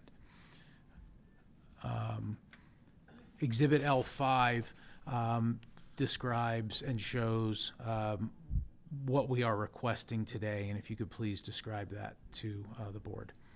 Yes. So again, let's work north to south, starting in the green and down into the peach. The current heel and toe setbacks on those lands are 185 feet. And as you work down into the blue and the southern part of the peach in 3 south, 4 west there, those current setbacks are 135 feet heel and toe. And just to be put it simply, across the board, we're requesting those be reduced on all those orders there to 100 feet across the board for heel and toe. Okay. And then Exhibit L6 is our DSU boundary setback revisions. If you could please describe the revisions we're making to these DSU boundary, or known as lateral setbacks for long lateral wells. Yes, what we're looking at on L6 is the current drill spacing unit boundary, north-south in our case, is 560 feet. We are requesting the entirety of our lands be reduced to 330 feet. Okay. And we'll move to L7, which deals with the request for the interwell setback revisions. Yes, so similar to the prior slide on L6, here the current setbacks across the board interwell is 330 feet, and we are requesting that to be reduced to 100 feet across the entirety of our lands. Okay, and lastly, Exhibit L8 is going, well, not lastly for your exhibits, but for this topic. Please describe the requested well density increase per DSU as shown on L8. Yes, currently we're able to place 12 long lateral horizontal wells in each one of the drill spacing units, and we are asking for an increase from 12 to 37 across the entirety of our lands there. And recognizing you're not a scientific or expert witness for this purpose, the main reason for that increase is to better target the full subject formation as identified in the RIA and the many benches that are in that formation. That's correct. Moving on to L8, if you could please describe, and this one kind of plays along with L9, so if you could please describe L8 and let me know when you want me to switch to L9. Yes, sir. So going along with the last comment there, question and answer, what we're going to do here is I'm going to just pull out on section 9 and 10, and then we're going to go fast forward to L9. Okay, I will move on to Exhibit L9. And what I tried to do here from a landman's getting creative perspective and making a 3D model here, we took the 2D picture and essentially flipped that. So you're looking at sections 9 and 10. And important, this is current development, and I just used, for a very simple example, 4 example intervals with our current 12 well spacing, just to show that right now, as we'll get into the expert testimony in a bit, we'll show that 12 wells just isn't enough to effectively maximize resource recovery and minimize waste. So I was just trying to show that, and then if you'll... Okay, we'll move to Exhibit L10. L10 is what this looks like. I know it's a cartoon, but nonetheless gets the point across. Again, only using those 4 intervals. Now we're starting to look like what true full development at the full 37 wells, long lateral wells, intermixed with, which happens on our lands quite often, is the vertical wells in there in blue. And so I would say here is kind of the main thought there is we do believe that with those setbacks, with the additional wells, that we are maximizing resource recovery. We are minimizing waste. all while, most importantly, protecting correlative rights. Okay. This is the last land exhibit or land testimony slide, and I have no further questions. I will wait till the end to admit all of the exhibits, I assume. Yes, thank you. If that's what the board likes. And so, yeah, I don't have any further questions, but the board or division may. Division, do you have questions? Yeah, just a couple. Could you please go back to L7's fine. Yeah. So you indicated that you have majority working interest in most of these lands. Are there, as we can see the units that are being proposed there, well, they exist, the setbacks, are there units that you are not majority working interest owner in? No, not across these lands that we would operate, no. Okay. And you indicated, I believe you went to Wax also. Are there other operators in these lands other than yourself and you went to Wax? Altamont Energy, which Altamont. now SM, they operate 6 vertical directional wells. Okay. And could you please just confirm for the record that you have noticed these parties and that you've received no objections from your proposal? That's correct. I confirm both those points. All right. Thank you. No further questions from the division. Board, do you have questions for this witness? Mr. Church? Yes, Mr. Brooks. You indicate that the town of Duchesne is in close proximity. The one map basically shows that it's within this boundary. Is that correct? It is. It's right there towards the southern portion of it, yes. You can see it there on Exhibit L1, Mr. Church. It's that Okay. little gray thing. And I've fielded many calls from people living in the town of Duchesne who want to know what they got in the mail. I was going to say they were all noticed then, all the lots. Yes. And, well, I think that bears noticing, or it bears mentioning that EP Energy, or not EP Energy, Javelin, and soon to be Crescent, over noticed quite a bit. If you owned in these lands, you got a copy of this RAA. So, including people that, mineral owners, royalty owners, people that own a house in Duchesne, like they made sure this was not a hidden request. So who's the basic lease owner of most of the town of Duchesne, the lots there? Have people gone in and been leased up, to your knowledge, in the town? Yes, and I will say, it looks like it's directly on top of it. We're actually just a little bit north of the city limits. Like, these may actually come the southern part of our lands right at this town site, but I think our southernmost well currently, which would be the South Moon well, is still, I would say, a mile or 2 miles straight north of Main Street, Duchesne. But I would say it's majorly private owners in terms of the lessee ownership, lessor ownership, just individuals. Any further questions? Back to you, Mr. Chicken. Oh, sorry, Mr. Moon. So you're requesting 330 lateral setbacks. Other operators have done 560 and done did lease line wells.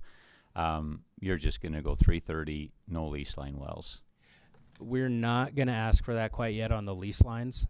We're just going to stick to the 1280 DSUs. At some point, we may look at that on the 2560, but not here today. Okay, thank you. I hope you can fit more in. I hope you can do a lease line well, but that'd be pretty tight at 330. So, and I think that's the idea, right? We're just looking at trying to do this in steps and make sure we get it right. Mr. Chicken, back to you. Great. Thank you, Madam Chair. I have no further questions from anybody for Mr. Brooks, so you are okay to switch with Mr. Johnson. Thank you.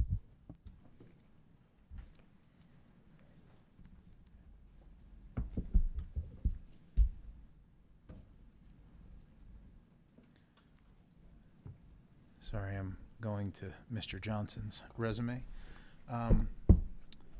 Mr. Johnson, if you could please state your full name, employer, title with that employer, and address and business address for the record. It's Troy Johnson. My name is Troy Johnson.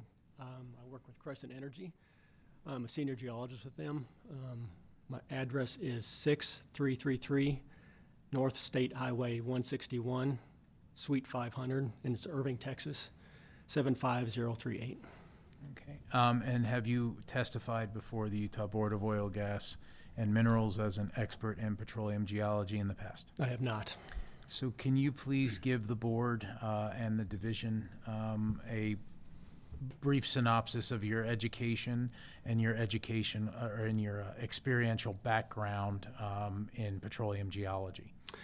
Yeah, sure. So I got my bachelor's degree in geology from Kansas State University back in 1996. I love K-State so much, I stayed there and got my master's degree from Kansas State. Got that in 1998. And after I graduated, you know, the following 25 plus years, I've worked with several companies along the way. And I've also worked with multiple basins across the United States. I've worked West Texas, Central Texas, East Texas, North Louisiana. I've worked our Anadarko Basin, Arkoma Basin in Oklahoma. Worked the Williston Basin up in North Dakota and Montana. And then most recently here with Crescent Energy, I've been working the Uinta Basin. Okay, and you've been with Crescent Energies from July 23? Yeah, July 23, so a little over a year, almost a year and a half. So based on Mr. Johnson's education and background and experience and qualifications, I'd like to, and subject to the board and division's voir dire of Mr. Johnson as they see fit, would like to motion that his testimony be accepted today as expert testimony in petroleum geology. Division, do you have any objections? The division has reviewed Mr. Johnson's resume, and they are familiar with his background, so the division has no additional questions, and we don't object. Board, do we have questions? He is accepted as an expert. Okay, thank you very much. Now all the way back up.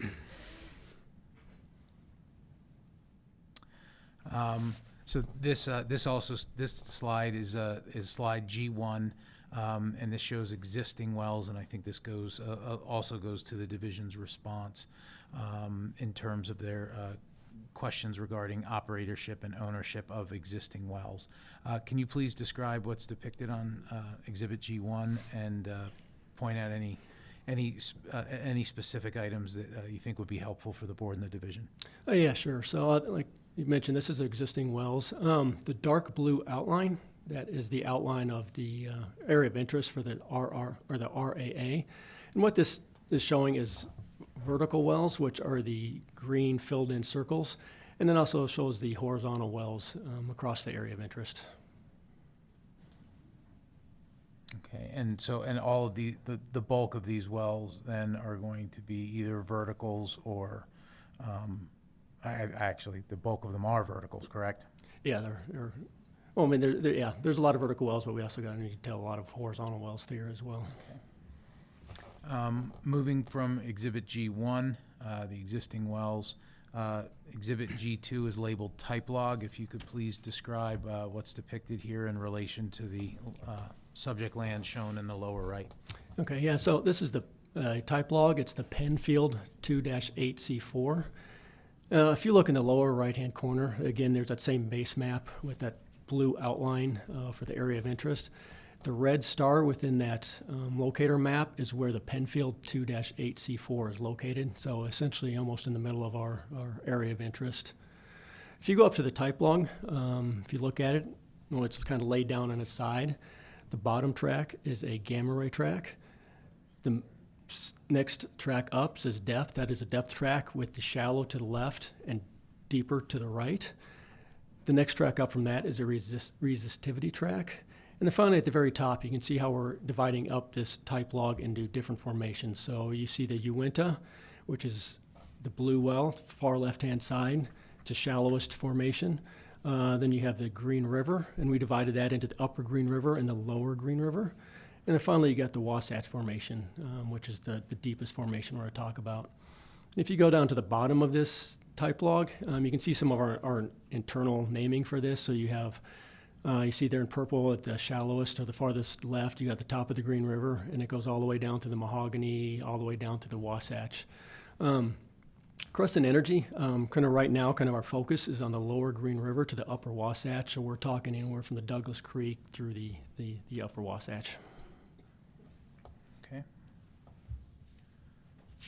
We'll move on to the cross-section shown on Exhibit G3. And can you please describe how the cross-section connects with the wells chosen for that cross-section in the cutout of the lands here? Yeah, so this is geologic cross-section A to A prime. If you go to the right-hand side, you can again see the same base map with the blue outline of the area of interest. The red line that you see going from south to north, that's A to A prime. That is the line of cross-section. And in the middle of this cross-section, this is an 8-well cross-section. In the middle of this cross-section is the Penfield 2-8C4. So that was the same well we just looked at as a type log. So the type log is included in this cross-section. So if you go across to the cross-section and to the left, again, A is to the south, A prime is to the north. Again, we've labeled these with some of our internal picks within the Green River Formation. So you got from the Garden Gulch, Douglas Creek, Carbonate Marker, Castle Peak, Uteland Butte, Upper Wasatch, and the Middle Wasatch.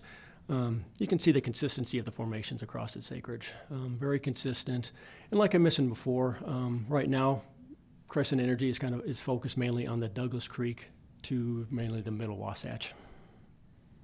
Okay, and when you're talking about consistency, you're meaning that the depth you encounter these different formations at is fairly consistent across the lands within a few hundred feet. Well, the depth is gonna vary a little bit, and we'll get on the next slide. But we're talking about the actual formations are very consistent in terms of geology across this area.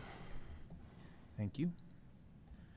Moving into Exhibit G4, which is our structure map. If you can please describe what's being depicted here and its use in supporting your RAA.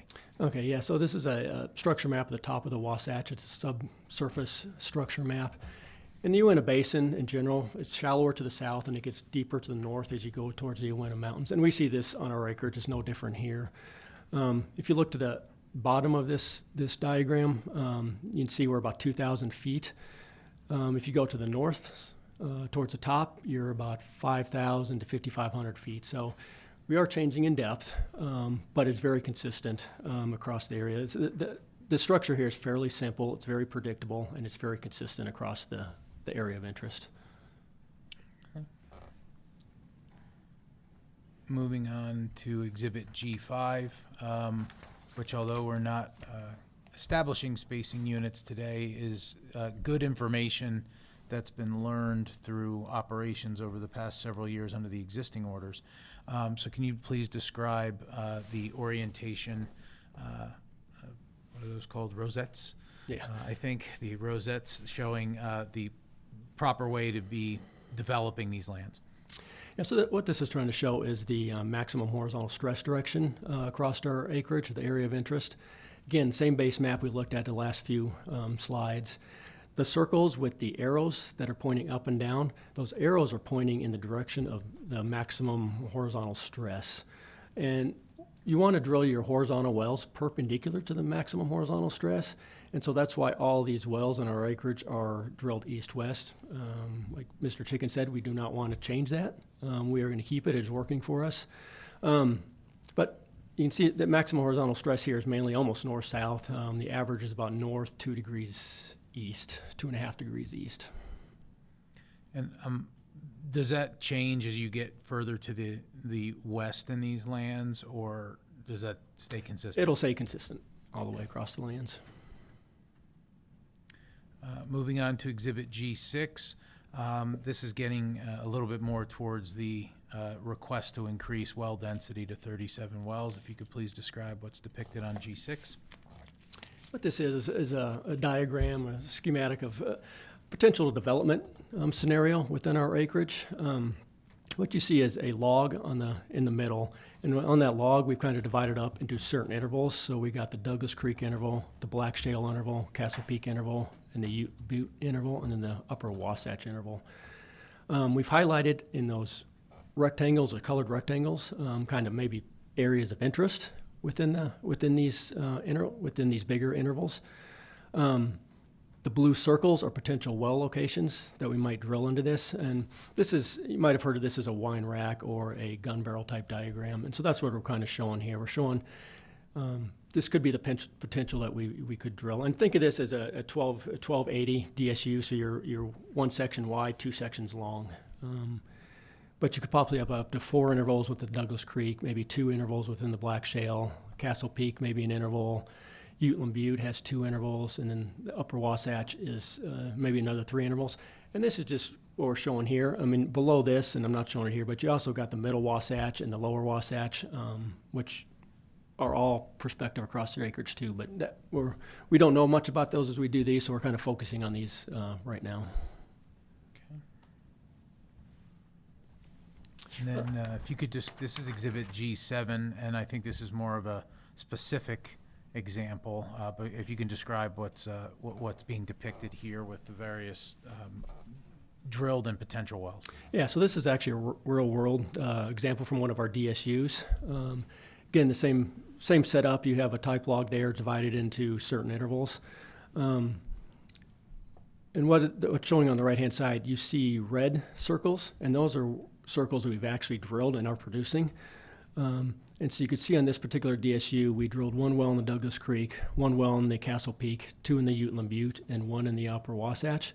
All early signs are encouraging. And so the thought was, okay, we want to go and finish developing this unit. And so the numbers above these circles are just well counts. And so right now you can see we got 5 red wells. Well, if we want to come in and finish developing this unit because we got good results, then you could possibly add 2 more to your Douglas Creek, 2 more to the Castle Peak, 2 more to the Uteland Butte. We also got another lower Uteland Butte. We didn't drill it initially here, but we've drilled in other areas of our asset, and it is productive, and we are encouraged by it, so we'd go back and drill it here as well. And we also maybe add 2 more Upper Wasatch wells. So currently standing with the success we've had in some of these formations, if we just wanted to go back and develop this particular DSU, we'd probably need 16 wells as is. We're limited to 12. And that doesn't include maybe going in like later and filling in the Douglas Creek and Lower Wasatch formations. And so the request for up to 37 wells in the existing 1280 DSUs will provide the additional flexibility needed to better explore the other formations that we're not seeing here. Yes.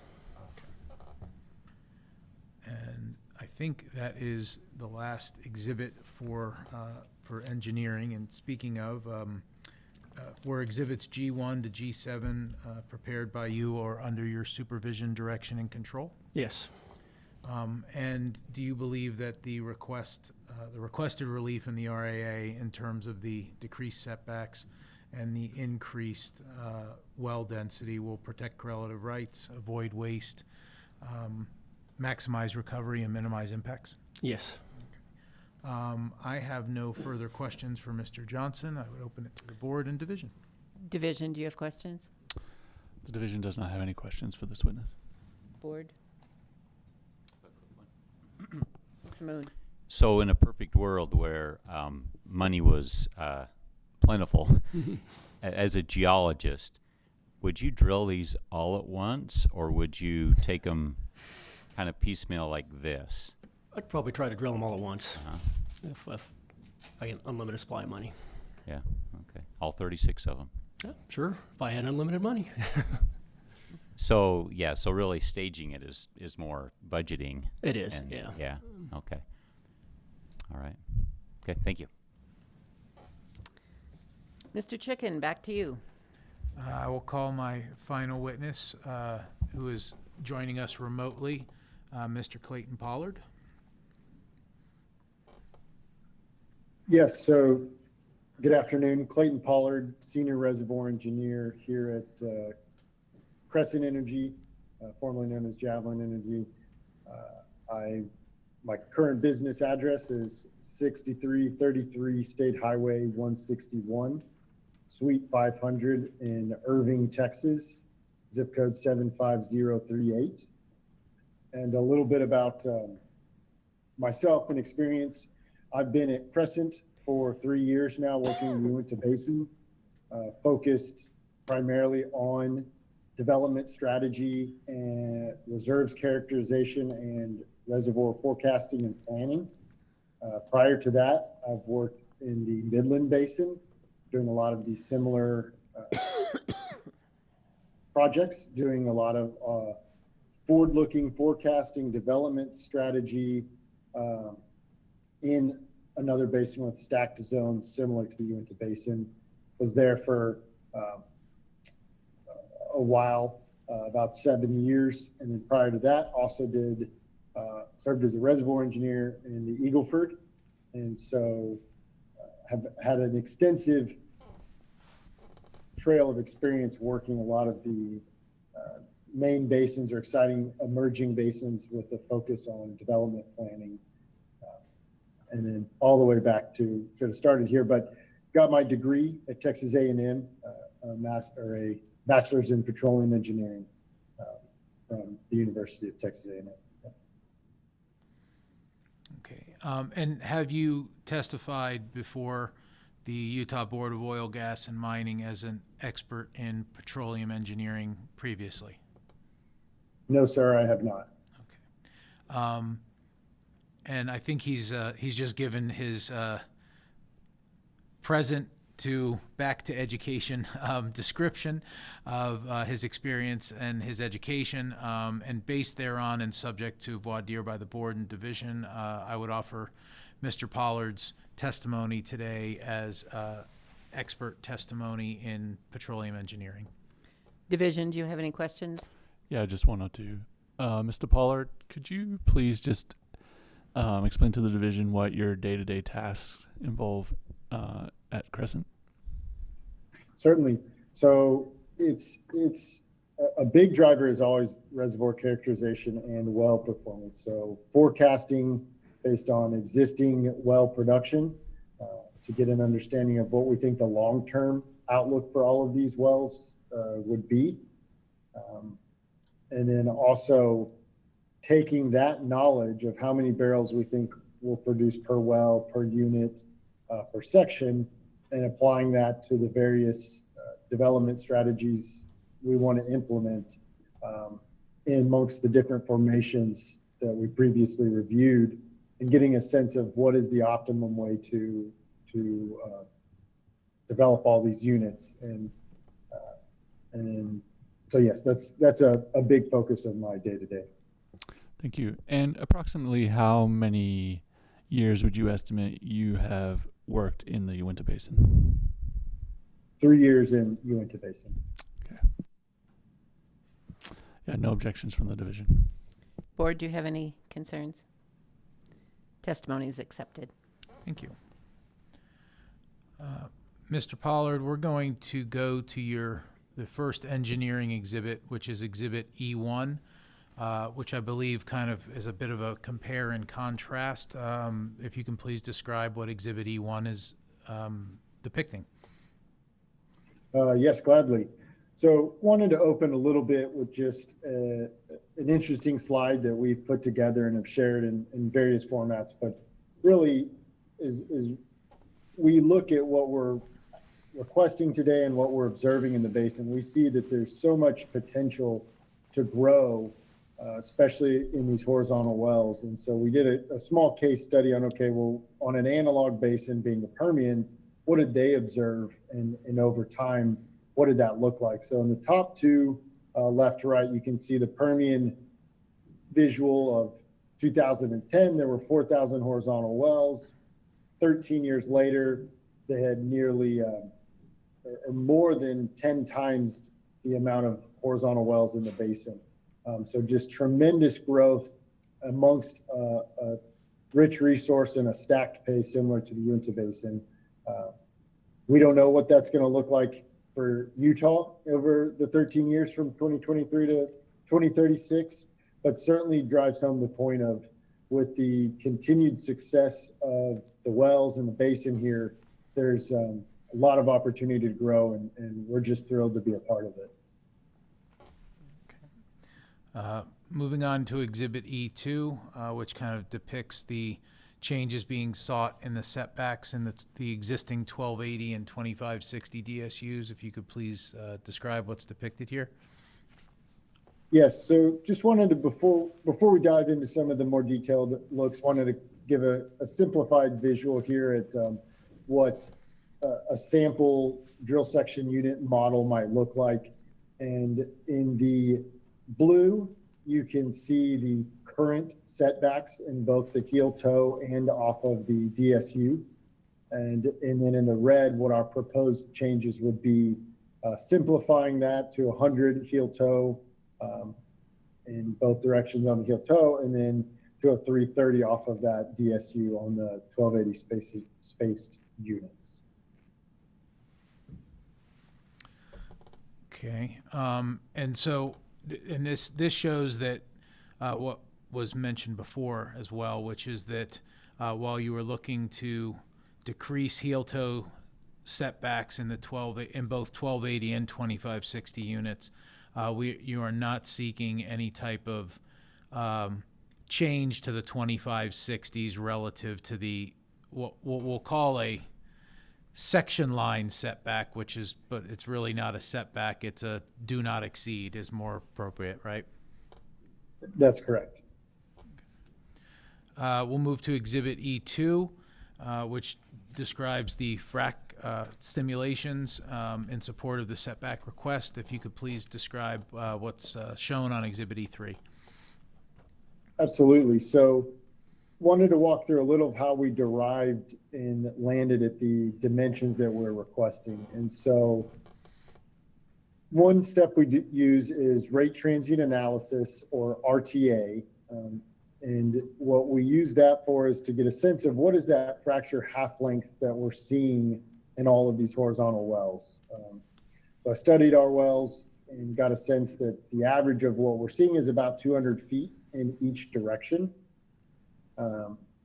And the way we derive that is we take that, what you see in the main graph there is that green line is your production on a square root time plot, and where the black line shows a steady linear flow period, that means you're not seeing a boundary yet. And then the dashed line marks when that green line deviates.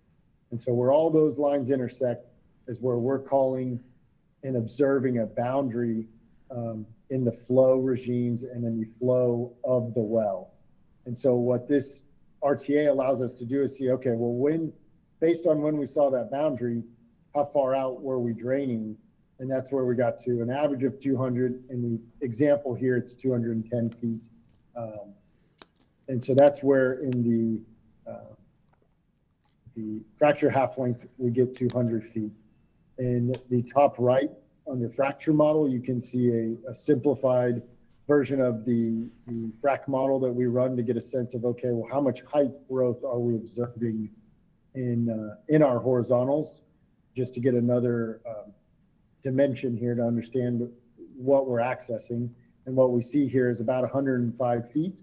And so in the bottom right, you can I've depicted just a simple visual to get a sense of, okay, if the well bore there, you're looking down the well, what you're going to see is in 200 feet on either side, and then 100 feet in total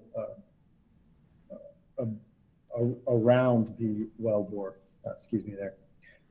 So that's in essence where we derive these dimensions to support the request. Okay. Move to Exhibit E4, which is your calculated drainage model. If you could please describe what is being shown here in particular reference to the setback request. Yes.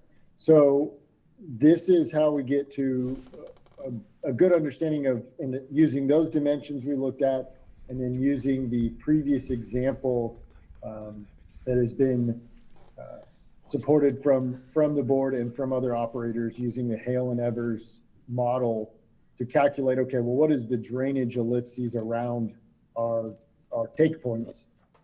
And when we applied the crescent acreage input models or input data that you see in the top right, what we observed is that on the heel toe drainage, there's no impact sooner than the 7 years.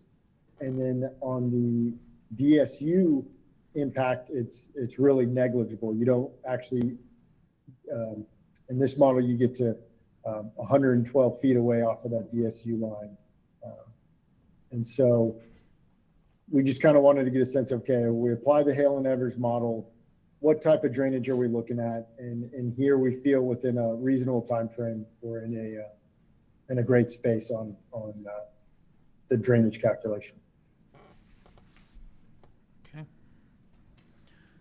Moving on to Exhibit E5, if you can please describe the economic benefits, and I believe this is for one well, but and the assumptions used to make those economic calculations.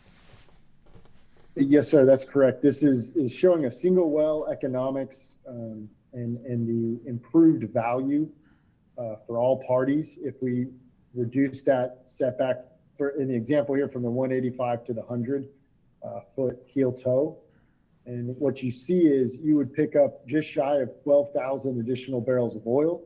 And then the corresponding revenue associated with those barrels, the severance tax, and the additional royalty that would be picked up from the additional barrels. And so you take this and multiply it across the full development. You can see it's certainly some significant value. And in the effort of minimizing waste, maximizing recovery, this certainly is a key component that would increase that recovery.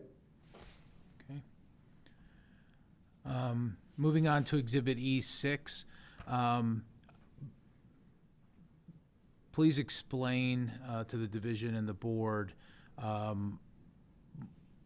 what is being shown here and the utility of it in respect of the setback decrease request. Absolutely. So this one's a little busier, so I'll take my time to kind of walk through it and make sure we hopefully follow what we're presenting here. So what this is in reference to is specifically around the interwell setbacks, and even more so around verticals and horizontals.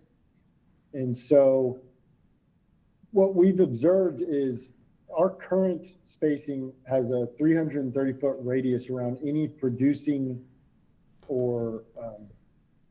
any producing vertical well. And anytime a horizontal intersects that radius, it enters a non-perforation zone, or an NPZ. And as we've drilled multiple horizontals through all of these areas, we've seen on an average of 290 feet on every horizontal that doesn't that we don't perforate. And so what I'm capturing here in the graph to your right is just a rate hewn plot of what a full lateral would look like at 10,000 feet versus that haircut that we have due to the average NPZ. Now, I also state this is the average NPZ. There are some that don't see any impact, and then there are others that have seen up to 1,000 feet of non-perforated zone along the 10,000 foot lateral. And so what does that all boil down to? And so that's what I captured in the top left there, your value there of what a full lateral would be worth. And then if you take that NPZ off, you're just shy of 240,000 per well that you're losing in value. And then assuming same pace in development over 10 years, just extrapolating that out, that's, north of $60 million of impact if you take that, if we continue to see that average NPZ of 290. And so that's why the request to consider the 100-foot radius to reduce that impact and recover some more of this resource. And so, and just to be clear, are we showing a single well here? This is a single well, correct? That's correct. The graph is a single well, and then in the table, that is also a single well until the last line of the 60 million, where if you take that 240,000 loss apply that over a 10-year drill schedule, what you could be seeing. Okay. And again, where we're talking about NPZ, we're talking about portions of long lateral horizontals that cannot be completed as productive intervals due to existing setback requirements from existing vertical and directional wells. That's correct. Moving on to Exhibit E7, and I think we're looking at the same well here again. But if you can please walk us through Exhibit E7 and what's being depicted. Yes. So here what we're taking is in the unit to date that we've observed the greatest number of NPZs, or non-perforated zones, to the horizontals. We had 3 horizontals we drilled, and what we saw was up to 1,500 feet of lateral that we did not perforate. And in this unit, there were 12 vertical wells, 1 shut in at the time, that yielded that 1,500 foot NPZ effect to the horizontals. And so in the time since, what I'm showing here is the aggregate production of all of those vertical wells. And what we're seeing is, what I'm depicting is the before and after performance of those wells. So if you look at the graph, you've got your oil, your gas, and your water, and then the solid black line is when the horizontal wells commenced frac operations. And in total, what you see across all of these wells is after the frac, so after that black line, you can see there's actually a flush production to those vertical wells, and then ultimately getting back to the same trend that we had observed previously. So we view this as, we're not seeing a direct impact to these, well, let me rephrase that. We're not seeing a negative direct impact from these horizontal fractures. And so when we look at this, we're not seeing any long-term detriment, and therefore believe a reduced setback would actually maximize recovery on the horizontal wells and minimize the waste of the rock and the resource there. Okay. I'm going to move on to Exhibit E8, which is also continuing with the same idea of showing some other wells. If you could please describe Exhibit E8.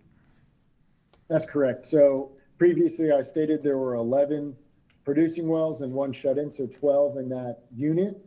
And this is just a look at each one of those wells to get a sense of, okay, how were those verticals responding? And as stated and observed in the aggregate, in general, what we saw was a flush of oil and then returning to the same decline that we had established prior to the fracture operation. Okay. And then Exhibit E9 is more of those same 11 wells, correct? That's correct. Okay, I'm going to just move through this. If the board or division have questions, we can come back. The vertical well in E9, this one's a little bit different, but this one had special operations. So can you please describe how that one changed? Yes. So the only thing we wanted to point out here was in that bottom right one, you can see that well was actually shut in at the time of fracture and has since actually been approved for plugging. And so what I wanted to point out here is, though, we still honored the radius and applied the NPZ to the horizontals from this well because it hadn't been plugged at the time. And so we hadn't commenced that operation. And so it's just an example of one where the vertical wasn't producing, and we still applied that NPZ in honor of the current standards. Okay. We've got 2 more here. So Exhibit E10 is again a kind of a specific look, and if you can please describe what we're showing there. Yes, this is just another example, another DSU where we came in with horizontal wells and had a high number of NPZ footage. This one just shy of 1,500 feet. And again, seeing a lot of the same trends before and after the frac operation. So again, not observing a real long-term detriment, and believe that the reduced setback would actually maximize recovery and minimize waste across our position. Okay, and as you note there, I think another key overarching thing to just highlight here is that over time, the vertical wells, which in this case are mostly existing wells, are returning to their same trends that they were before the fracking of the horizontal. That's right. That's right. Moving on to your last exhibit, Exhibit E11. This one also shows that shut-in well due to the tubing leak, but if you could please describe what's being shown here as well. Absolutely. So again, just to look at the individual wells and how they've responded.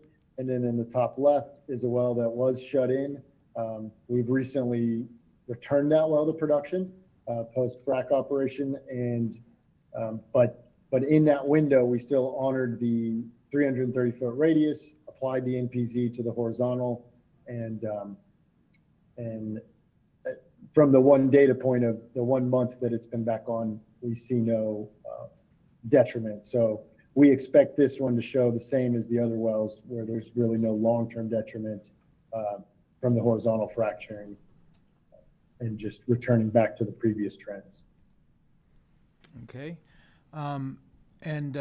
Were exhibits E1 through E11 prepared by you or under your supervision, direction, and control?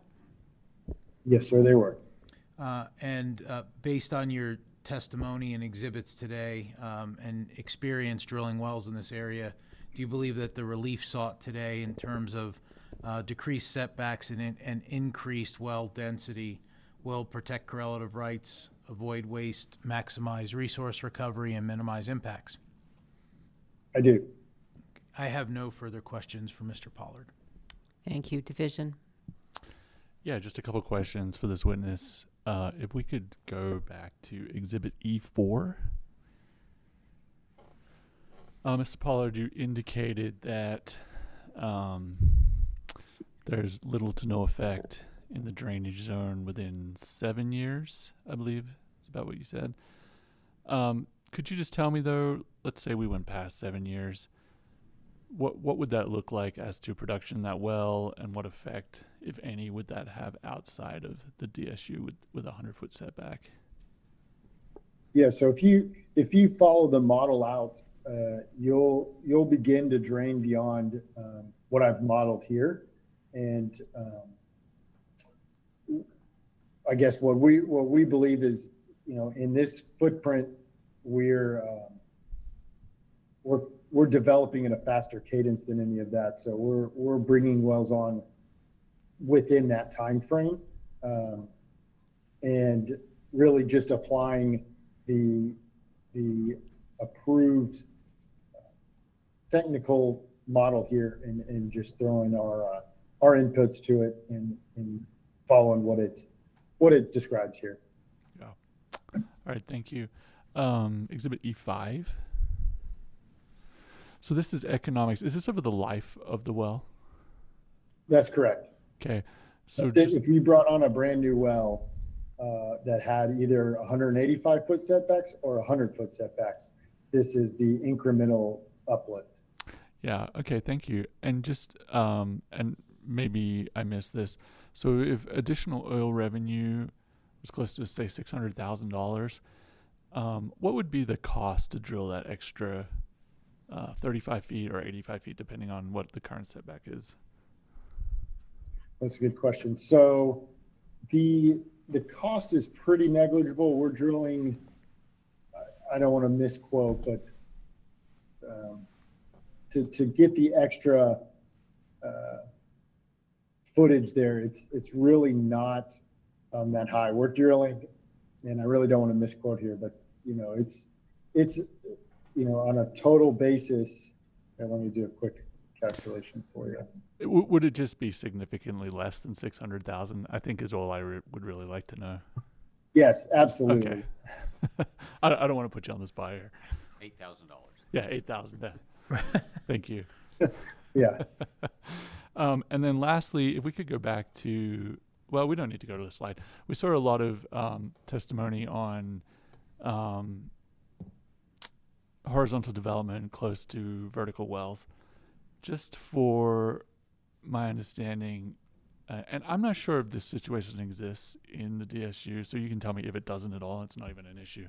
But if you were drilling a horizontal and there is another operator operating a vertical well, that will come within, I don't know, 100 feet, what do you do to protect that well during operations, during frac? Like, what protections are put in place while you're fracking the horizontal well in the vertical well? Specifically, if we don't operate the vertical well? Yeah, if there's an operator that you don't, a well that you do not operate, how do you protect that well? Well, so we do our best to notify the operator of any well within that vicinity. Collectively, the operators in the basin work together in the sense of, hey, we're going to be getting fracture operations, and we believe you have a well within a certain radius that could see any impact, and so we just notify them. And typically, what operators would do is choose if they want to shut in the well at that time or not during that week to month long frac operation, and then turn that well back to production. Okay. And so is that typical to shut it in? It is, depending on, I guess, proximity, but it's pretty common if to shut in. And then the way we're oriented most of the time, it's rare that an operator would have a well that's in the same line that we're fracking. So they're usually actually more like on the heel or toe side of a well and not adjacent to it. Okay, thank you. All right, that's all the questions from the division. Thank you. Board, do you have questions? Mr. Church? Yes, Mr. Pollard, you've put a lot of forward looking in the next 10 to 13 years, I'm sure, in your projections. As you've looked at the Permian Basin, what do you see as far as the comparison of 3-mile laterals being drilled now, as previously it's been 2 miles? Is the industry going to the 3-mile horizontals in the I do believe that we're going to start to do more of those. We've seen a little bit in this basin. We've seen it in other basins. There are spaces where whether your acreage position or the subsurface potential is actually better utilized doing 3-mile laterals. So I think it's, I do believe it's going to continue. I think in certain areas it makes sense to stick with the 2 miles, but in other spots it's going to be more advantageous for all parties to do that extended lateral. Well, basically just on a 3-mile lateral, you're crossing 2 section lines, so you're adding 400 feet that normally wouldn't be drilled just with your 100-foot offsets now. So, but technology exists for industry to be doing that. Is that correct? That's correct. And so at some point in time, if that looks like what you'd like to do, you'd be coming back and changing the DSUs for these 3-mile laterals. Is that correct also? Yes, sir. Yes, we're looking at what's taking place in the basin and how our future developments look actively and trying to figure out what's the right path forward. But it's very possible that we'll be bringing new ideas to you with extended laterals. Okay, thank you. Mr. Moon? Good job on all the exhibits, not just yours, but the others. They've been just very thorough and good job on them. Thank you. On that increase that you see after bringing the well back online, after you've shut it in for a frac, How much of that increase is due to just the fact that the well was shut in, built up some pressure, and produced more? And how much is due to possible frac hits that improved the production? That's a great question. I can't quantify that. Observationally, what we have seen is that, yes, if you shut a well in and it has a little time to build up, you will get a flush production, that is.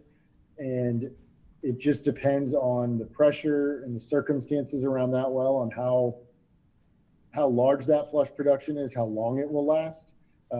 We've also seen from fracture interaction that sometimes you have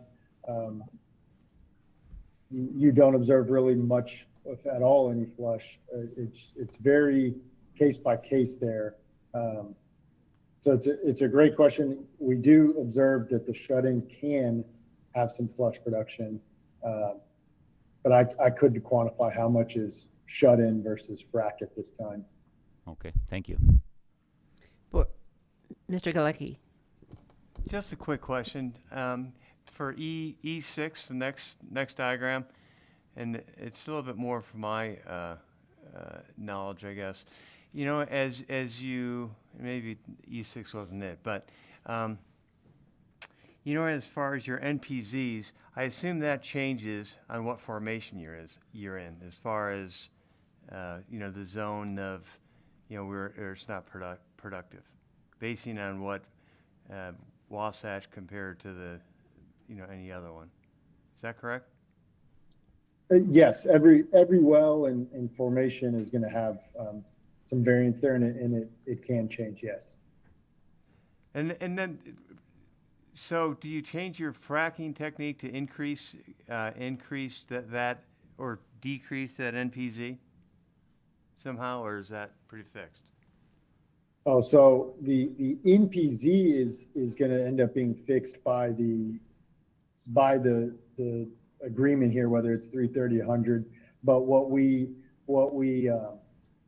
can adjust is the fracture design in between any NPZs. So if there's an overlap at the toe of the well, and we know we're going to have some NPZ on the lateral there, we might change some things on the rest of the well.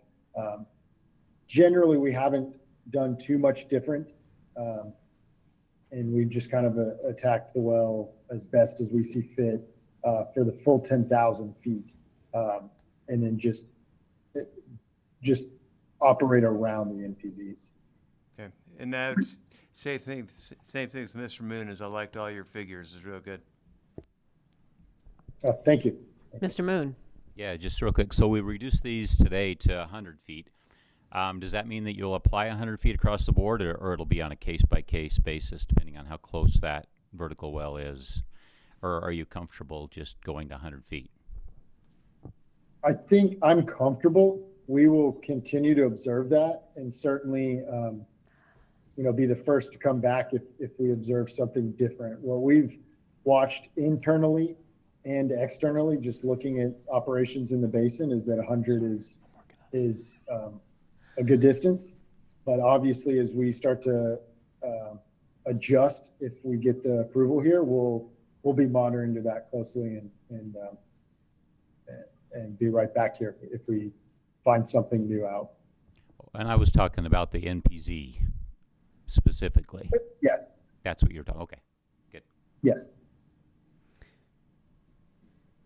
Division, do you have any final comments? Yeah. So the division has previously met with Javelin. They've worked closely with the division on this proposal and let us know what was going on and what they were looking for. So we've talked about it with them. We reviewed the RAA, reviewed the exhibits, and based on the testimony today, the division is happy with what's being proposed here and what's being done, and so we're in support of this request. Mr. Chicken, do you have any summation? In the interest of time, I think everybody knows what we're asking for, so I'm not going to go into a whole long thing. We'd like to drill more wells and decrease our setbacks so we can increase production for owners, royalty owners, and the state of Utah, and I'll leave it at that. I appreciate your time today. Thank you. Let's do the admittance of exhibits. Sure. I would move to admit exhibits L1 to L10, G1 to G7, E1 to E11, and R1 to R3. Any comments from anyone? Division? They're admitted. Thank you. And for the board, do we have enough information to make a motion, or do we need to? I would move that we approve this request for agency action.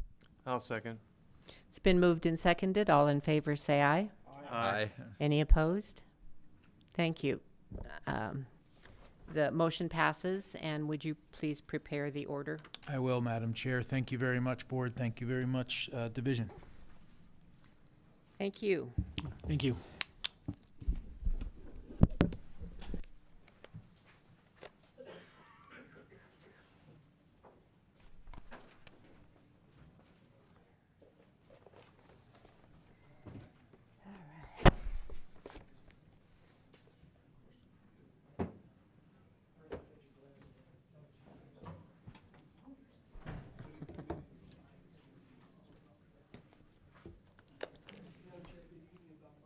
Yeah, no problem.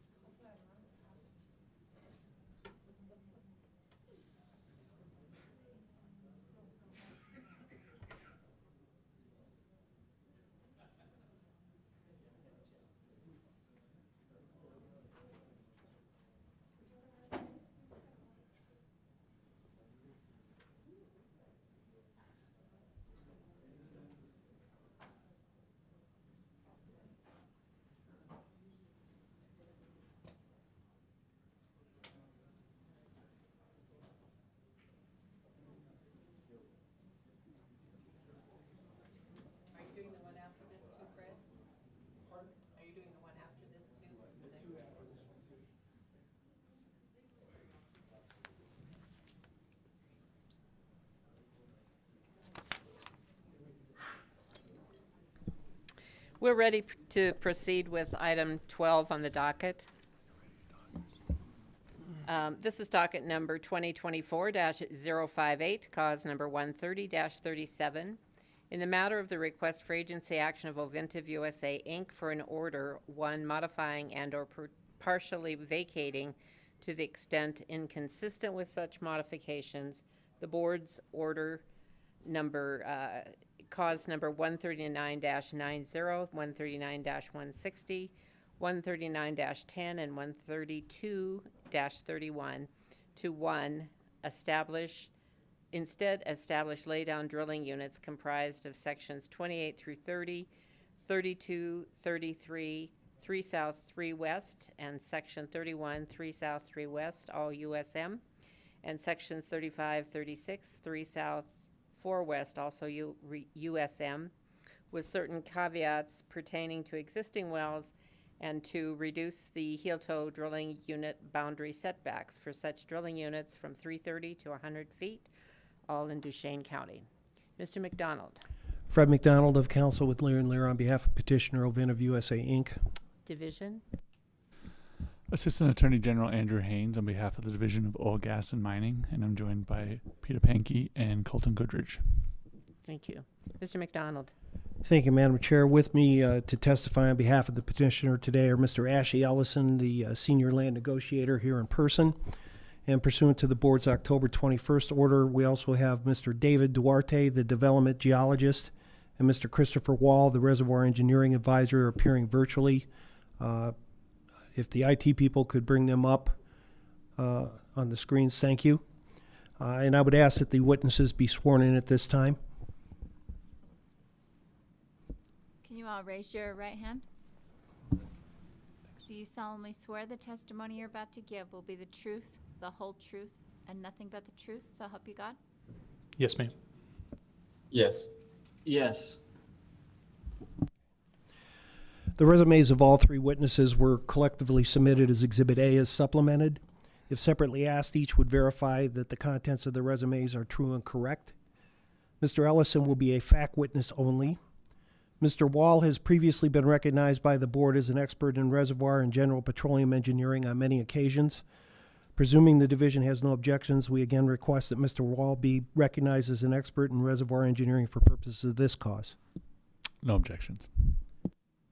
No objections. Thank you. Finally, this is Mr. Duarte's first time appearing before the board, so I will qualify him as an expert at the commencement of his testimony. Thank you.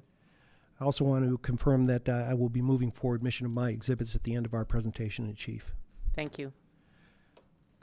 Madam Chair, members of the board, today OVINTIV is before you to seek approval of a two-part request.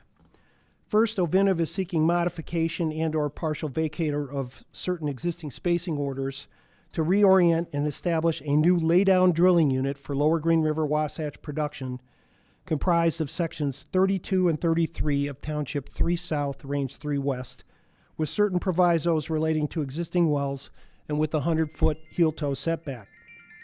True and correct copies of all the applicable orders to be modified or partially vacated were collectively submitted as Exhibit B in this matter.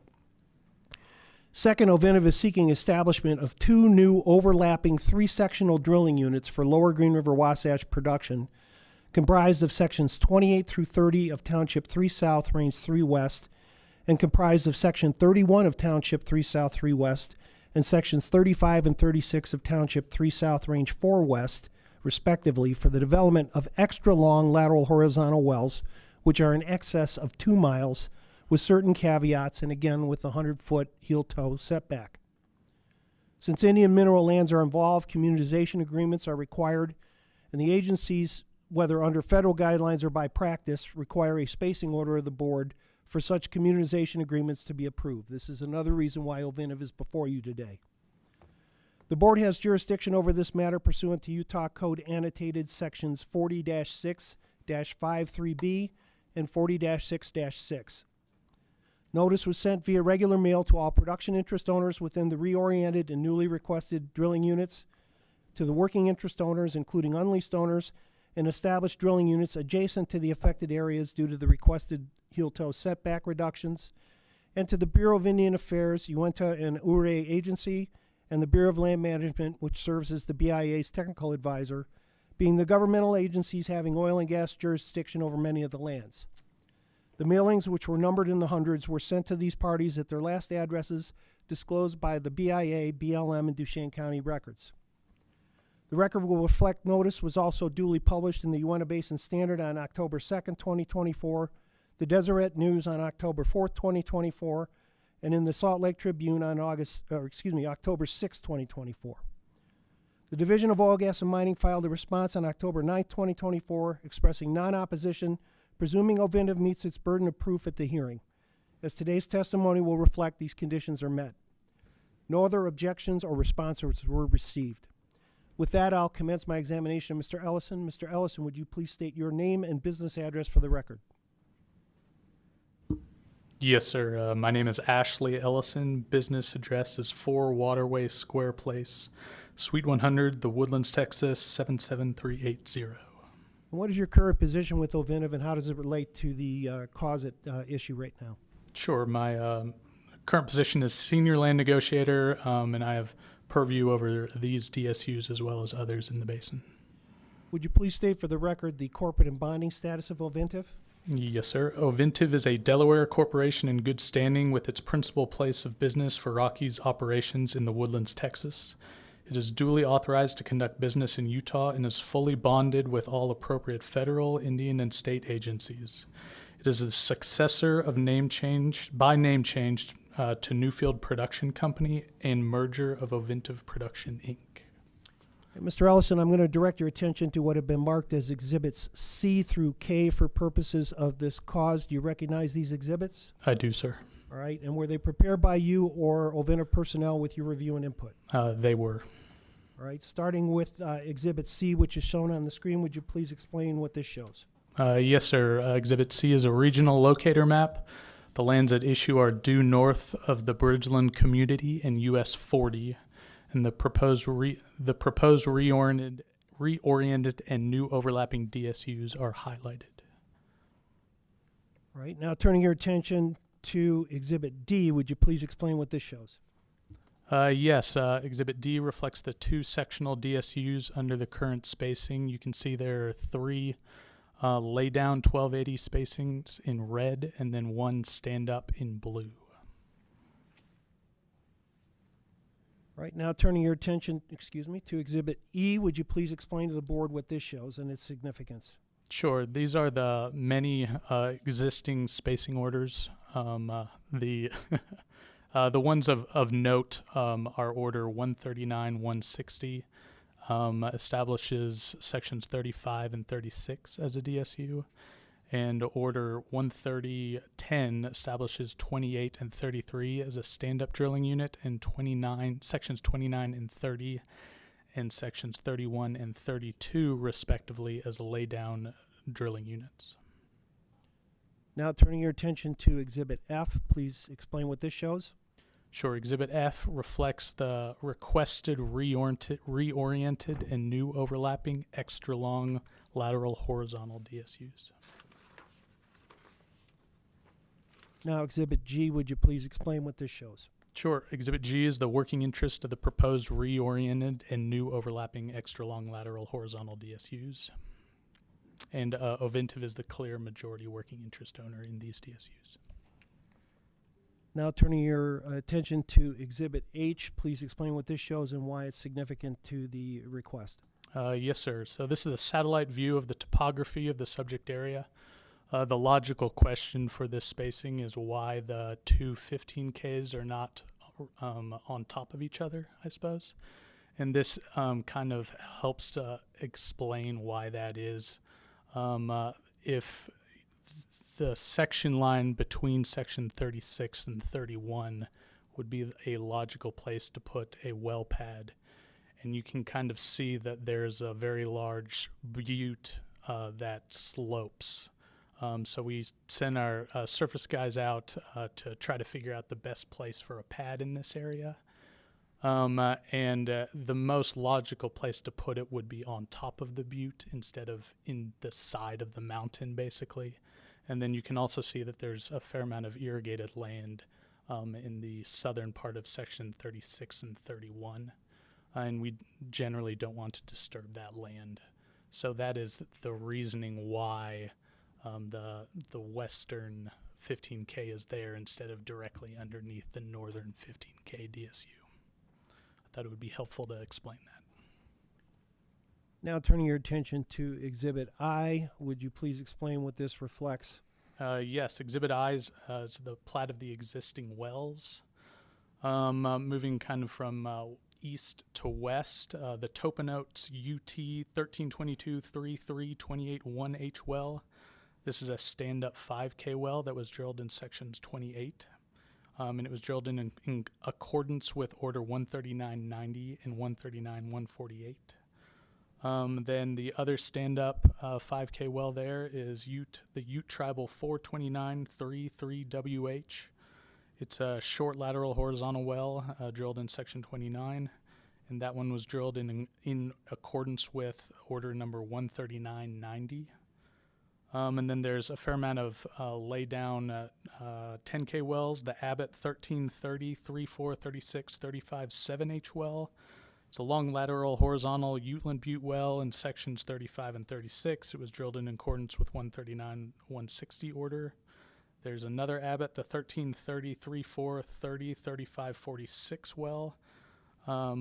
This well was drilled in sections 35 and 36, drilled in accordance with 139-160 order.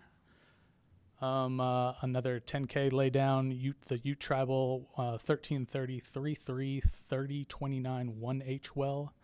It's a long lateral Uteland Butte well drilled in sections 29 and 30. It was drilled in accordance with the 139-10 order. And then the Ute Tribal 1330, 33, 31, 32, 7H well. Another long lateral horizontal Uteland Butte well was drilled in sections 31 and 32. Also drilled in accordance with 130-10 order.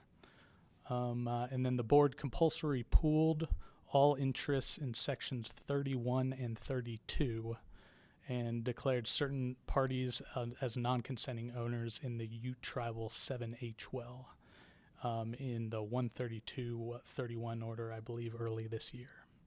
And that'll be important for purposes of the next exhibit and the caveats that we're asking for. Now turning your attention to Exhibit J, please go through this and explain how each of those existing wells will be treated after, if presuming the request is granted. Sure. Exhibit J is the current and requested production allocation for the existing wells. OVINTIV intends to leave production allocation the same so as not to unduly affect existing rights. The requested overlapping extra long, we're requesting overlapping extra long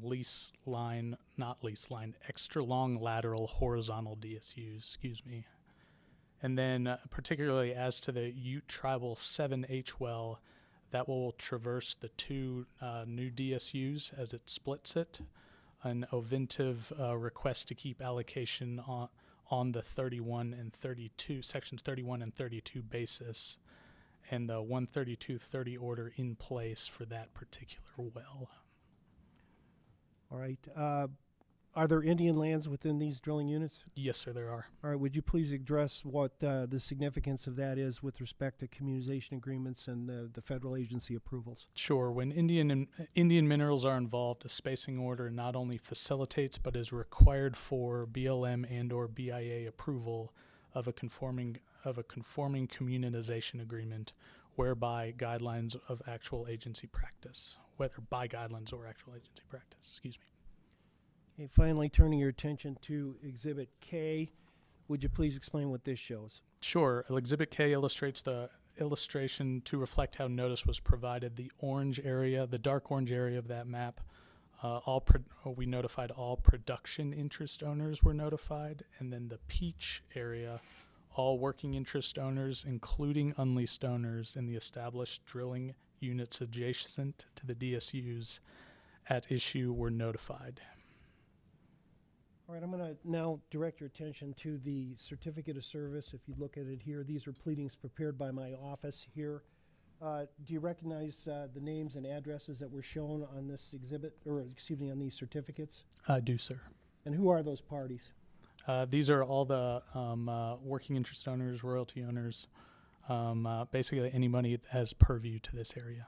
So in other words, all the parties within what's shown on Exhibit K? Yes, sir, that's correct. All right, and how were those names and addresses compiled?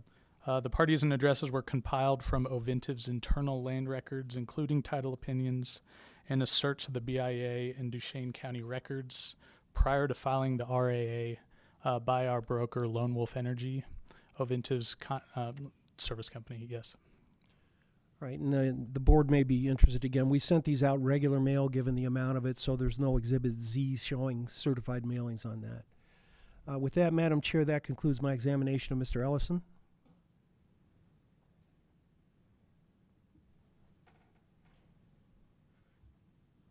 I'm sorry. That concludes my examination, Mr. Ellison. Division? Mr. Allison, I just have a couple of questions. The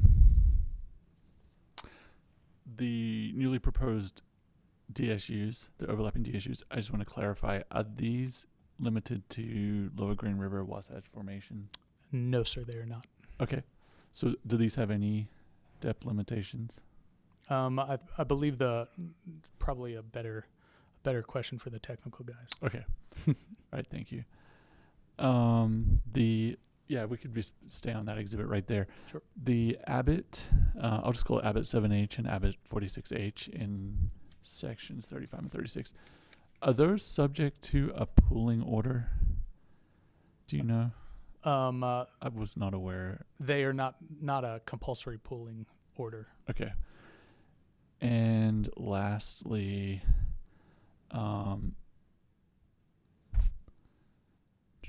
the Ute Tribal 1H in sections 29 and 30, that has Board Order 132-17, which compulsory pooled.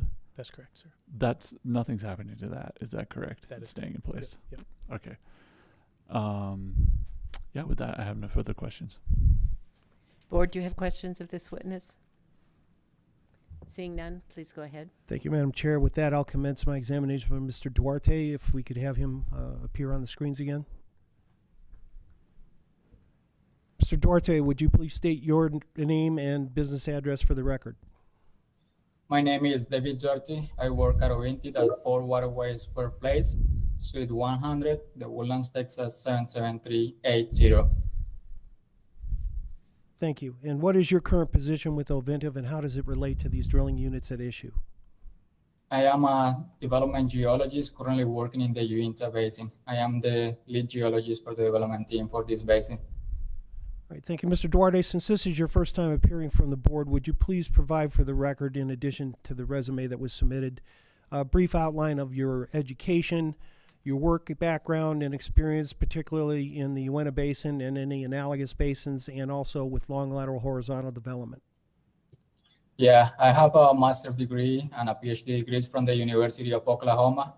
I specialize in reservoir characterization of unconventional resources. My work has been especially in mixed carbonate silicic classic system and has been recognized with publications, citation, and awards. I joined OVINTIV in January 2022, and I started in the reservoir characterization team. But for over the last year, I've been working in the Uinta Basin in this the development team, and I'm currently the lead geologist for the Uinta Basin in this development team. But I also have worked in other basins such as the Anadarko and Permian basins. And also, you worked in the Williston Basin too, which is horizontal development. Isn't that correct? That's correct. All right, thank you. Madam Chair, with his resume and his testimony, and presuming the division has no objections, we would ask that Mr. Duarte be recognized as an expert in geology for purposes of this cause. Division? Yeah, we have no objections and no questions for this witness. So accepted. Thank you, Madam Chair. Mr. Duarte, I'm going to direct your attention what have been marked as exhibits L through O for purposes of this cause. Do you recognize these exhibits? Yes, I do. And were they prepared by OVINTIV personnel, but with your review, and you're capable to testify about them? Is that correct? Yes. All right. Turning your attention to what has been marked as Exhibit L, would you please explain what this shows and its significance to today's hearing? Sure. This is the Shell Brotherson 1-11B4 type well, which contains the stratigraphic definition for the Wasatch and the Green River formations. And this reflects the primary intervals which we will be targeting in these DSUs. To the right, we have a map with the location of that well and the application lands that are highlighted in the red squares. Now, turning your attention to Exhibit M, would you please explain what this shows and its significance to today's hearing? Yeah, this Exhibit M contains a map on the right side, which highlights the area of interest here, as well as the log for the Ute Tribal 71933W well. That well is a type well, or the most representative well in this area. And this is correlative to a type well from the previous slide. And this highlights the intervals that we will be targeting as well. And that's both for long lateral horizontal wells and the extra long horizontal wells that you're targeting or asking for the drilling units. Is that correct? That's correct. Thank you. Turning your attention now to Exhibit N, would you please explain what this shows? So this is a cross-section group going through the area of interest from east to west or from A to A prime, as shown in the map. This highlights the uniformity of the geological formations in the area, but also highlights that the Lower Green River and the Wasatch transitional formations constitute one common source of supply in this area and are consistent with the board designation of those formations as one pool throughout the basin. Finally, turning your attention to Exhibit O, would you please explain what this shows and its significance to today's hearing? Sure. This is another map of the area of highlighting the area of interest in red. In the map, the blue circles with the black arrows are stress indicators that highlights the maximum stress directions that we have observed in the area. And the blue dashed lines over there are indicating the average of those in the area. In the lower left part, we have a polar strike plot constructed with 9 wells around the area, and the average of those is north 9 degrees west. Additionally, the red star to the east in the map, you can see the Thor UT 4-21 3-2 16-7H well, which contain PVT data that Christopher Wall used for his analysis. Right, and the significance of the north 9 degree west is that it supports a laydown orientation of these drilling units in this area? That's correct. All right, is it your expert opinion then that the uniformity and thickness make the Lower Green River Wasatch an attractive target for longer lateral horizontal drilling in this area? Yes. Is it also your expert opinion that the fracture orientation supports laydown drilling unit orientation? Yes. Is it also your expert opinion that the Lower Green River Wasatch constitutes one common source of supply in this area? Yes, sir. Madam Chair, that concludes my examination of Mr. Duarte. Division, do you have questions? The division has no questions for this witness. Board? Please proceed. Thank you, Madam Chair. With that, I'll commence my examination of Mr. Wall. If we could have Mr. Wall's feed on the screens, please. Thank you. Mr. Wall, would you please state your name and business address for the record? Yes, name is Christopher Wall. I am a reservoir engineering advisor for OVINTIV with the business address of 4 Waterway Squared Place Drive, Suite 100, The Woodlands, Texas, 77380.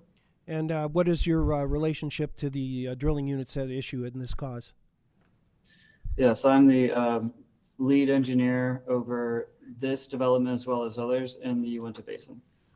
Mr. Wall, I'm going to show you what have been marked as exhibits P through T.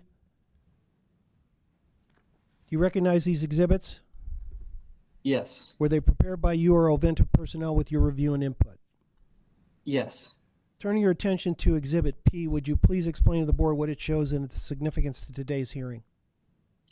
Yes, so this is a diagram not to scale of the requested setbacks and using the stress orientation mapped by Mr. Duarte, showing an orientation of a north 9 degrees west with an effective fracture length of 110 feet, showing an estimated average drainage area of 5 years in green there, and demonstrating that there is no drainage at this point in time at 5 years post completion and production.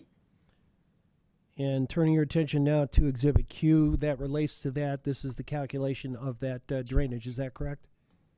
That is correct, and this is using the Hales and Evers methodology, which has previously been accepted by the board and the division. And so the parameters for this calculation is coming from that Thorn well that Mr. Duarte showed, which is a Uteland Butte well.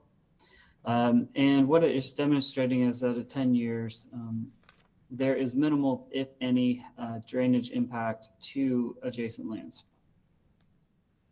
Right now, turning your attention to Exhibit R, this is a 2-page exhibit. Starting with Exhibit R1, would you please explain what this shows and its significance? Yeah, so R1 is specific to 15K laterals or 1,920 acre units.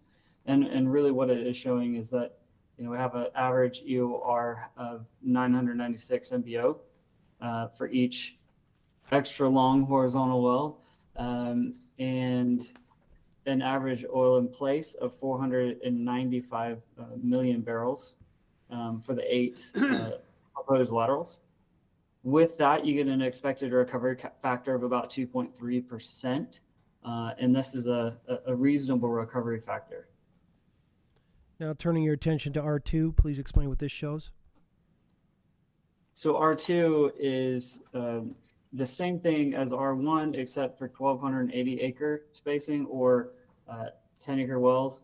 And here you're seeing the 330 oil in place, million barrel oil in place. You still have the same number of 8 wells, and you're coming up with a recovery factor of 2.8%, which again is a reasonable recovery factor.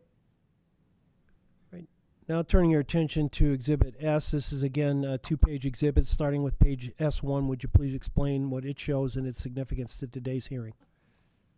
Yeah, so the first page is the economics, showing a comparison of the economics between 330-foot setbacks and the 100-foot setbacks for a 15K well or 3-mile well. And it really just demonstrating that the reduced setbacks are economically favorable. And turning to page 2 of S, please explain what this shows. So this is very similar, but this is comparing the reduced setbacks against a 10K well or a 2-mile well. And again, it's just demonstrating that the reduced setbacks are economically favorable. Now turning your attention to Exhibit T. Again, this is a 2-page exhibit starting with Exhibit T1. Please explain what this shows and its significance to today's hearing. Yes, so with the reduced setbacks, the other thing that we're requesting is that we do not have any setbacks to wells that we will be crossing. That would be different from wells that are drilled in the correct orientation, but this Exhibit T in its entirety is trying to demonstrate the evidence that we have when we cross laterals and we drill and complete these new wells over or under existing horizontal wells. So this is an example from what we call our Elton Blackhair development. It's north of the very north of our position, 4 or 5 miles north, I think is what it is. And regardless, we crossed 2 Uteland Butte wells, the U-Tribal 4H, 4-1-12-3-4WH, and then the U-Tribal 16-12-1-3-4WH. So, and you can see the production profiles pre and post frac of the new wells that cross them. And what we're demonstrating here is that in the first case on the 16-12 well, there was minimal slight uplift to this particular well. And in the second case, the 4-1 U-Tribal well, there was indications of clear improvement to the oil production in that particular well. All right, now turning to Exhibit T2, please explain what this shows. So this is a second demonstration of where in the Stanley development, which happens to be just south of the Elton Blackhair we just looked at, this U-Tribal well here, the 4-13, we crossed with a number of laterals within the formation of the Uteland Butte and others, Upper Wasatch and Upper Castle Peak, and also the Douglas Creek. And in this particular case, you can see this well had a clear benefit from the new well's completion. All right, and the reason that we're showing this is relating to the Topanotes and the U-Tribal 3WH wells that are drilled in a north-south direction, and now you're asking for wells to go in an east-west direction. Is that correct? That is correct. All right, now the one thing that wasn't clear from the request and that the division asked for clarification, can you address what are going to be the setbacks from existing, the existing horizontal wells that are drilled in the east-west direction? Yes, so for all the wells that are drilled in the correct orientation, which is east-west, so that would be the U-Tribal 7H, the U-Tribal 1H, the Abbott 46H, and the Abbott 7H, there will be setbacks of 330 feet in the lateral direction and then 100 foot in the vertical direction. So very typical language that we've used recently with these spacing orders. And that should prevent interference with those wells. Is that correct? That is correct. All right, thank you. In your expert opinion, then, is the requested overlapping laydown drilling units for extra long lateral well development, is that supported by your reservoir analysis? Yes. Is it also your expert opinion that the 100-foot heel toe boundary setbacks are necessary to recover additional resource that would otherwise be left in the ground? Yes. And finally, is it your requested is it your expert opinion that the requested setback should not result in adverse draining or waste and will be protective of correlative rights? Yes. Madam Chair, that concludes my examination. Mr. Wall. Thank you. Division? Thank you. The division does not have any questions for Mr. Wall, but in the interest of time, I'd just like to also express that we reviewed the request, we reviewed the exhibits. Based on testimony today, the division is in support of this request. Thank you. Summation? Yes, thank you, Madam Chair. I'd move for admission of exhibits A through T inclusive. Admitted. Thank you. With that, we believe that OVINTIV has established the necessity for the request, and we would ask that the board grant it as submitted today. Board, do you have any questions? Mr. Church? Yes, Mr. Wall. How many 3-mile long laterals have you drilled in the Uinta Basin? One almost exactly 3-mile lateral, but we've also drilled a few that were in excess of 12,500 feet. Okay, and do you find when you do your frac designs on these that you still maintain the pressures out at the toe of the well, your frac pressures, so that they're effective? Yes, we do believe so. I mean, we do use a larger size casing than some of our competitors in the basin, which does allow us to get the rate at the toe of these 15Ks. And do believe we're getting sufficient fracs. Okay, thank you. Board, do you have any other questions? Do we have enough information to make a motion? Yes, I move that we approve the DSU as requested, the 3 DSUs. And do we have a second? Second. Thank you. It's been moved and seconded. All in favor, please say aye. Aye. Any opposed? The motion passes. Mr. McDonald, would you please write the order? I will, Madam Chair, and I'll make sure it gets submitted to the division and board council for review. Thank you.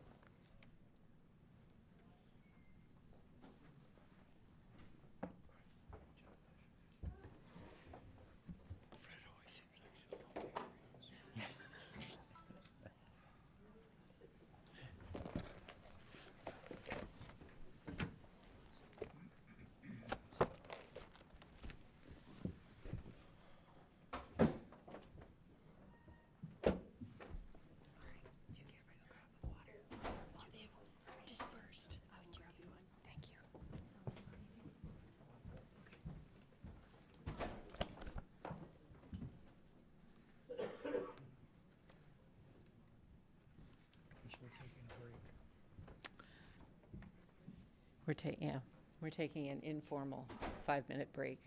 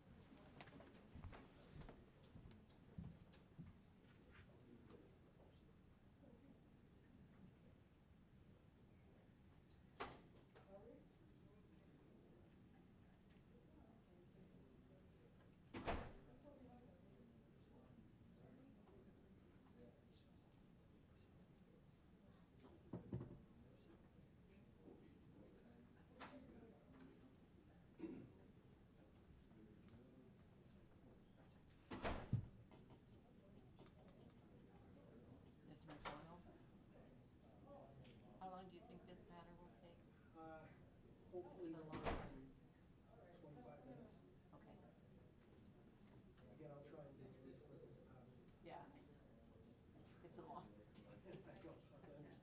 Or a free.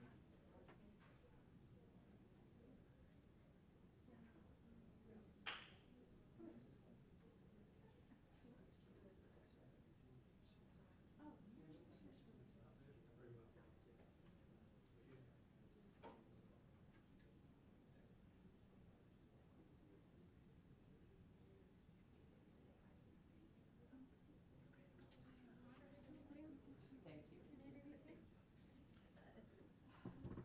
More hours in the day? If you take a formal break, I've got some cheese and crackers. Oh, okay. I don't know if you'll ever take a formal break. Yeah. But you got plenty of drink? I might make it. Get some crackers. Get some coffee. We have an unofficial break.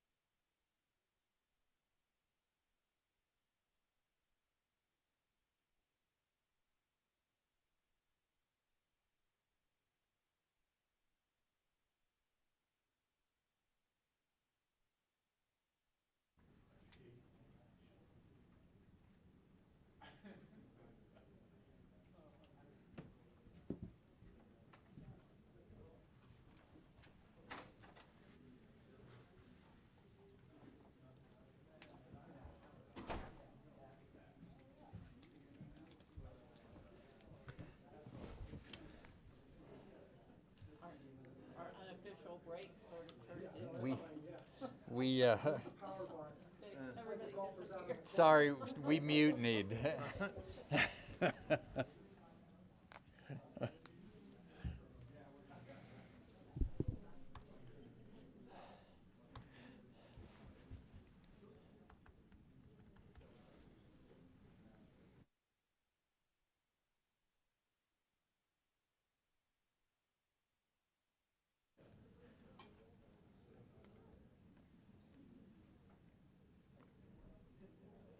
Fred, are you doing KGH also? Are you doing KGH also?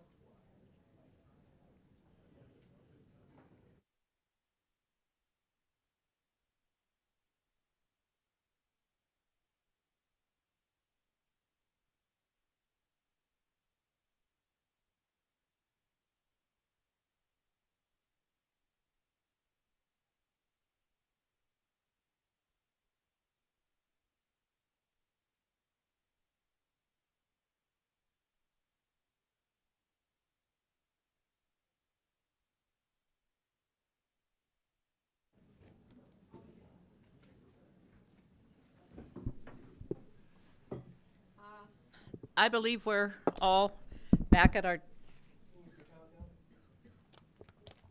Did he take us off? I don't think we went off. I don't think we went off. We did not. We are still on the record and we are ready to go. Thank you.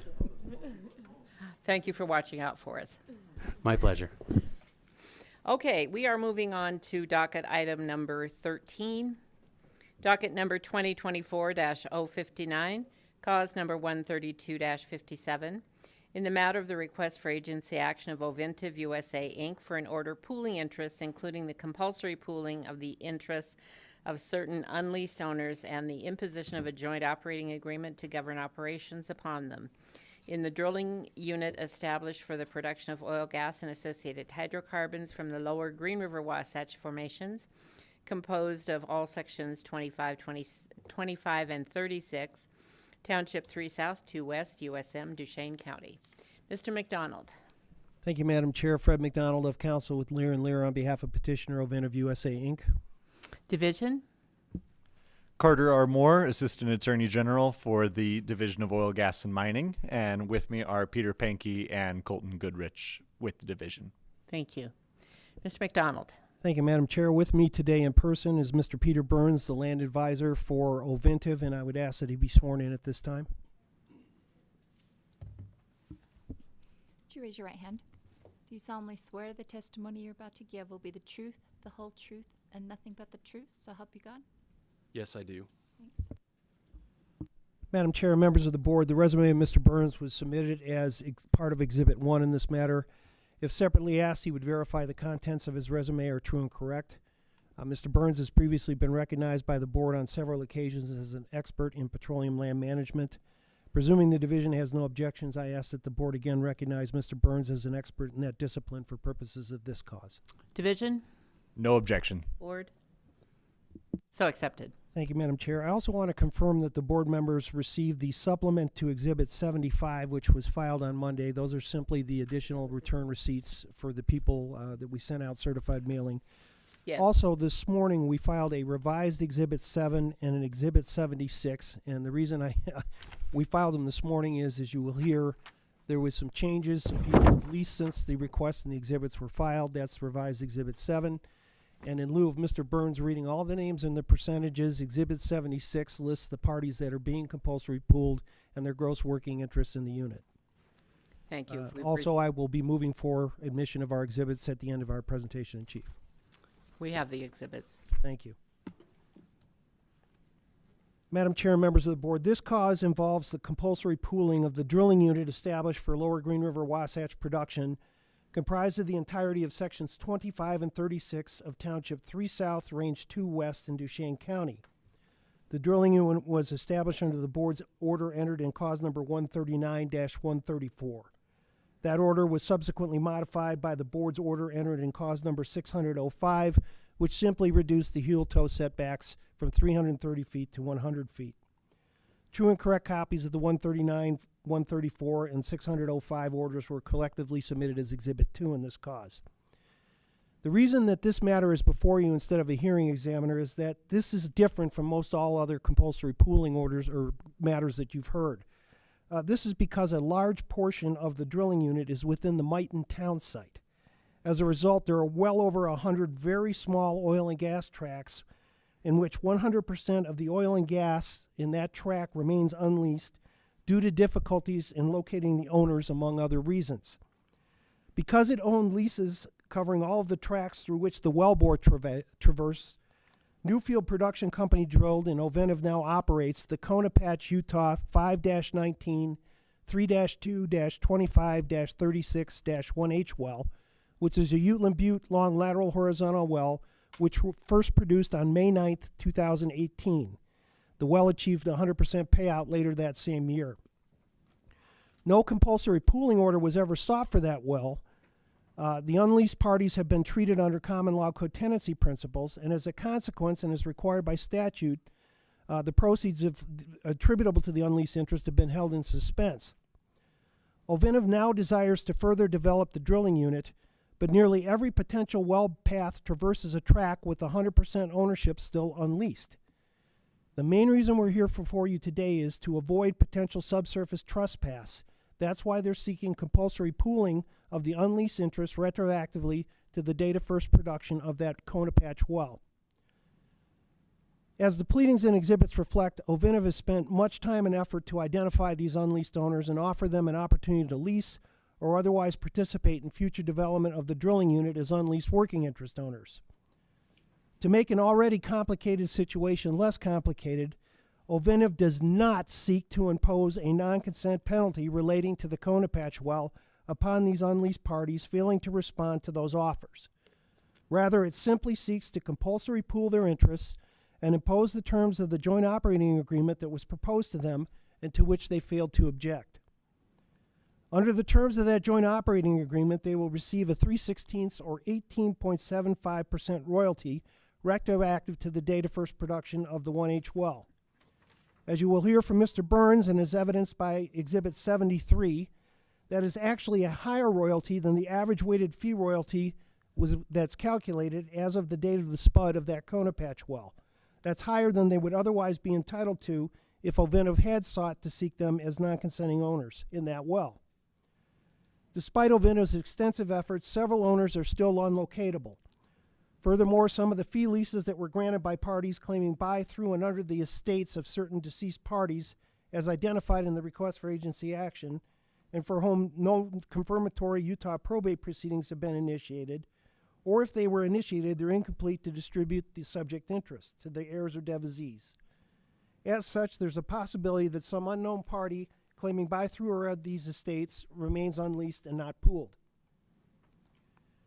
Consequently, as to both the unlocatables and those potential unknown heirs or successors, pursuant to the board's order entered on September 18th of 2024, notices of opportunity to lease or participate in future development in the drilling unit as unleased owners were published in the Uinta Basin Standard for 2 consecutive weeks. No party has responded to those notices. OVINTIV therefore seeks to have these parties to be compulsory pooled and the terms of the joint operating agreement imposed for the reasons previously mentioned. The proof of publication from the Uinta Basin Standard was submitted as replacement Exhibit 74 in this cause. Since the request and the exhibits were filed, Michael Hutchinson, Paula Clark Ashby, Charlene M. Garman, and Jocelyn Marie Covington have all executed leases in favor of OVINTIV. Consequently, OVINTIV hereby moves to amend its request to eliminate those 4 parties from being compulsory pooled. Furthermore, as a consequence, Exhibits 16, 36, and 51, which pertain to those parties, will not be submitted for admission in the evidence. In addition, Emily Martinez, Gary Lamont Jr., and Highland Dairyman's Association were subsequently determined not to own any valid interest in the drilling unit, and consequently, OVINTIV similarly moves to amend the request to eliminate those 3 parties. The board has jurisdiction over this matter pursuant to Utah Code Annotated Section 40-6-6.5 and the implementing regulations at R649-2-8A and R649-29A. A copy of the request was mailed certified mail to the known parties to be compulsory pooled with valid addresses and mailed regular mail to all other production interest owners within the drilling unit at their last addresses disclosed by the relevant realty records, also to the Ute Tribe, Ute Distribution Corporation, Bureau of Indian Affairs, and the Bureau of Land Management Vernal Field Office, which is the technical advisor to the BIA, due to the tribal and allotted mineral ownership within the drilling unit. In addition to the published notices of opportunity to participate or lease as unleased owners in the Uinta Basin Standard previously mentioned, notice of the filing of the request and the hearing today was also duly published in the Uinta Basin Standard on October 2nd, in the Deseret News on October 4th, and in the Salt Lake Tribune on October 6th. On October 9th, the division filed a response expressing no opposition to the granting of the request, albeit it mistakenly refers to imposition of a non-consent penalty which OVINTIV is not seeking in this cause. No other objections or responses to the request were timely filed. As none of the alleged non-consenting parties filed a timely response to the request pursuant to Utah Administrative Code R 641-104-150 and R 641-108-400, I move to enter an order of default against them, and I would ask that the board rule on that at this time.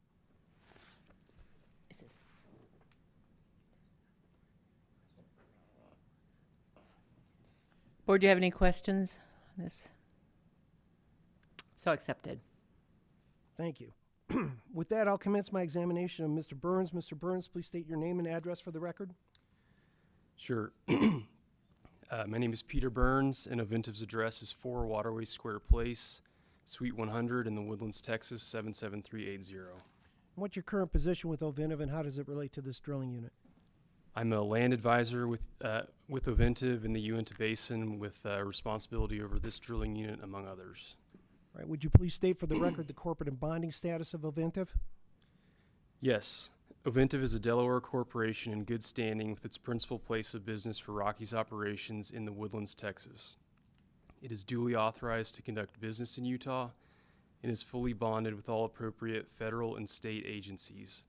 It is the successor by name change to Newfield Production Company and by a merger of OVINTIV Production, Inc.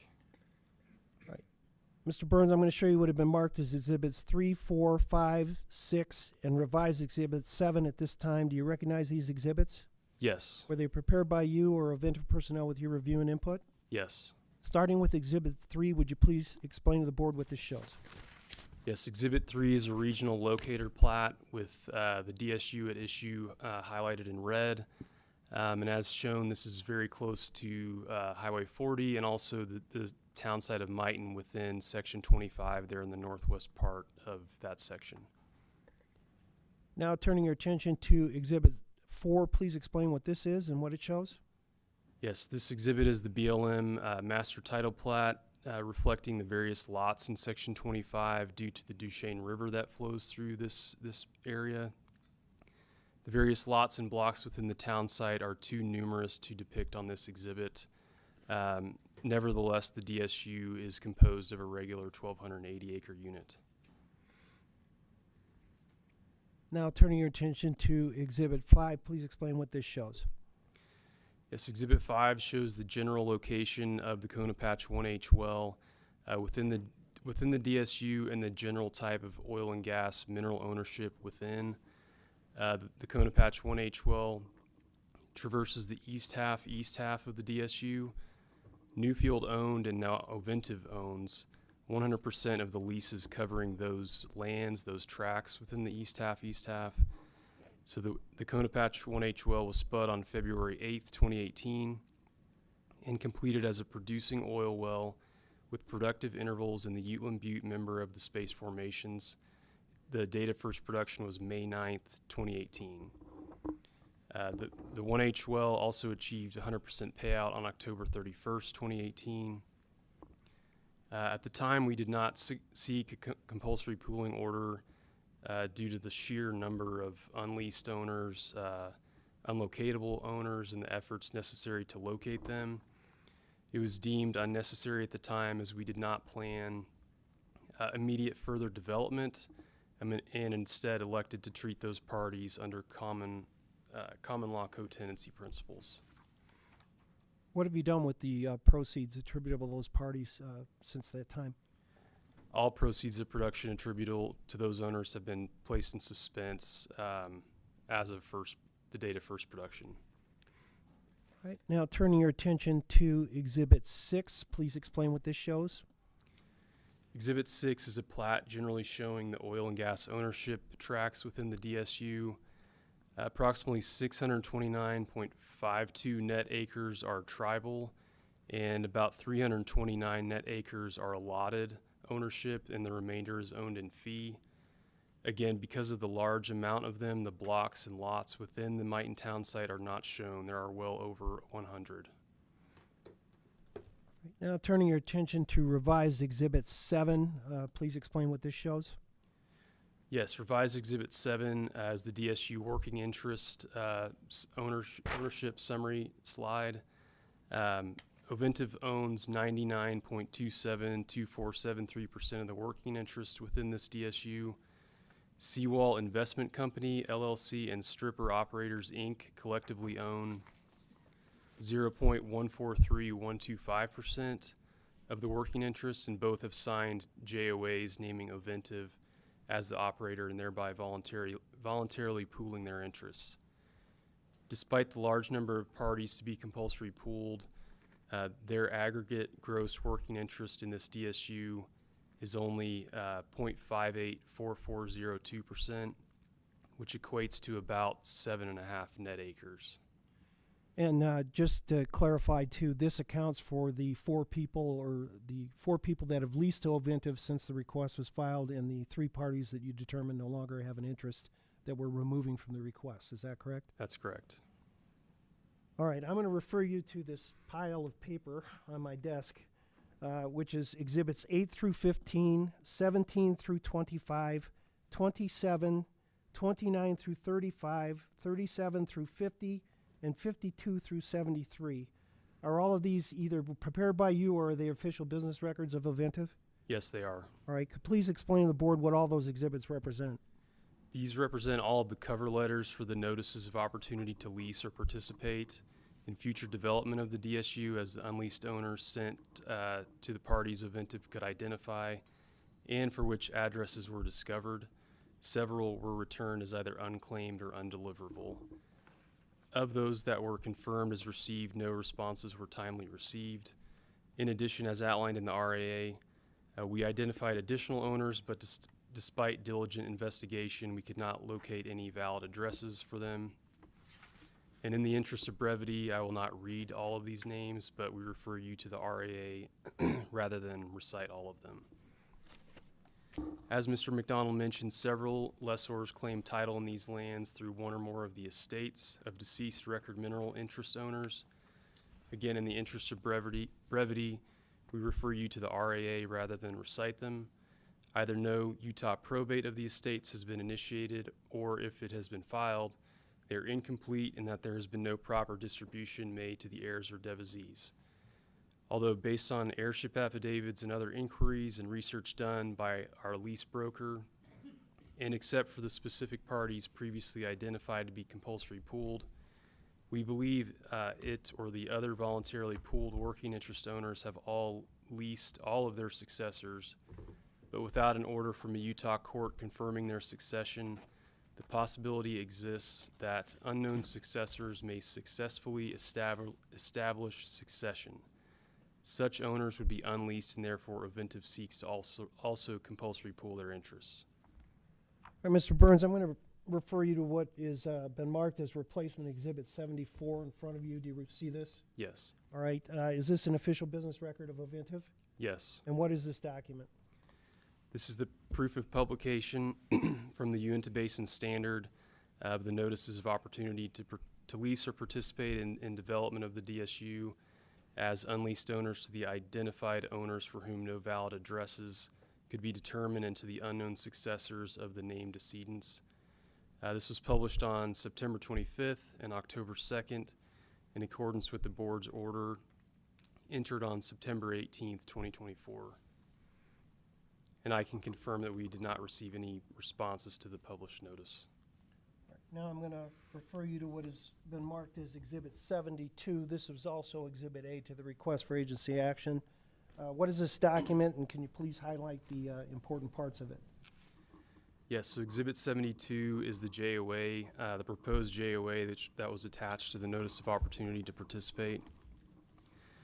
This is a form utilized, standard industry form, supplied by the American Association of Professional Landmen, Form 610. This is the 1989 version with modifications to address horizontal wells. This exhibit is materially the same Form JOA sent with the mailed notices of opportunity to participate to all of the unleased owners.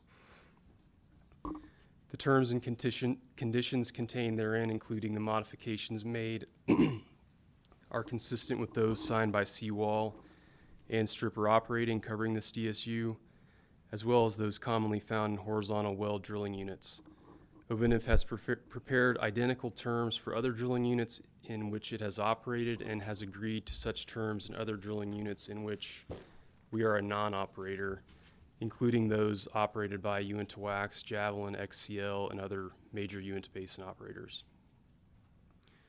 Of particular importance within this exhibit is the Exhibit B to the JOA, which provides a 3/16 or 18.75% royalty. All right, now, Mr. Burns, I'm going to show you what have been marked as Exhibit 73. This is several pages here. I'm going to turn right to the last page, which has been marked as 73M, or N, excuse me. Nope, still going. 73Q. Was this document prepared by you? Yes, it was. All right, would you please explain what this shows? Yes, this exhibit reflects the average weighted landowner royalty calculation as of the date of spud of the Conopatch 1H well. This calculation comes to 17.471046%. Parties who non-consent future operations will therefore be entitled to a higher royalty under the JOA than they would otherwise be entitled to under this calculation that we typically use for our force poolings. As to the Conopatch 1H well, the parties compulsory pooled today will receive their proportionate 3/16 royalty from the date of first production, presuming this RA is granted and the conforming order is entered. All right, I'm going to now show you what has been marked as Exhibit 76, which was filed this morning. Again, this was prepared by my office with your direction. Please explain what this shows. In the interest of brevity, we did this in lieu of his testimony, but go ahead. Yes, this Exhibit 76 is a list of all of the compulsory pooled parties along with their gross working interests. And in interest of the brevity, we will just enter this exhibit as is. This will be reflected in the Exhibit A to the JOA, which will be amended if any and once any of the unknowns are ultimately identified and their DSU gross working interests are determined. All right, is it your expert opinion then, as an expert in petroleum land management, that the terms and conditions of this proposed joint operating agreement are fair and reasonable, that they're consistent with those executed by the other working interest owners in this particular drilling unit, as well as those accepted by industry, and also in particular in the Uinta Basin with respect to horizontal well operations? Yes. All right. Now, Mr. Burns, I'm going to show you what have been marked as the certificates of service and supplemental certificates of service in this matter. These are pleadings that are on file that were prepared by my office. Do you recognize the names and addresses that are shown on there? Yes. And who are those parties? These are the people shown are all the production interest owners within the DSU.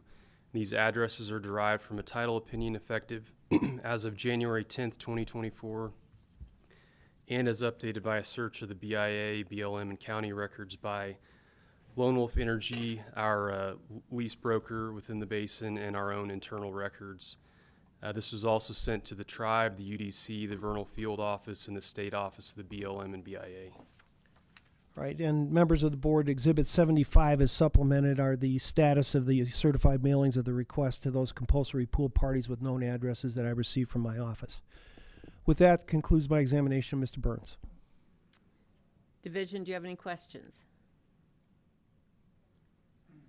I just have one quick question, specifically, and this isn't trying to be a gotcha or anything, but Exhibit 27 is the mailing to Aaron Ingressano, one of the parties that you're seeking to compulsory pool, and the date on the letter is September 19th, 2024, but then the tracking information enclosed with it is all from January of 2024.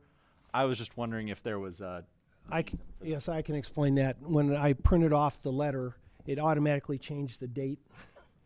That's exactly what I figured. Right, so that's what happened on that one. But it was sent as shown by the tracking information back in January. Right, and that's why with the tracking information, I have no problem with it. Okay. Other than that, the division has no further questions. Thank you. Board, do you have questions? Mr. Church. Mr. Burns, on the compulsory pooled interests, with their revenue that's due to them, there's no penalty. Do you suspense that revenue, or? Yes, it has been in suspense, but we'll go back to the date of first sales and distribute that 3/16 royalty if the RA is granted. Okay, and do you require a division order to be signed by the party before you distribute those funds? We prefer that, yes. For any of these owners too that are not currently in our system, we'll need a W-9 before we're able to distribute any funds. So the division order is, oftentimes the easiest way to get that W-9. So if they don't sign anything, basically they don't get the revenue, you continue to suspend it. Yes. And at what point in time do you cheat those funds if you never get a response from them? I believe it's 3 years that it goes to escheat after that time. Okay, thank you. Yes, Mr. Church, the statute requires be turned over the unclaimed property after 3 years. Mr. Moon. Just a curiosity question along with that. So if you treat them as co-tenants, what have you been escrowing then, the gross or like the net after? Because took the first 6-8 months to pay out. Were you escrowing anything during that time, or you wait till it basically pays out and then you start to escrow the net proceeds? I believe the gross has been put in suspense. Oh, really? Just because of the sheer number of people and until we were able to get this accomplished. So it'll be a fairly large accounting adjustment if this is granted. Mm-hmm. Okay.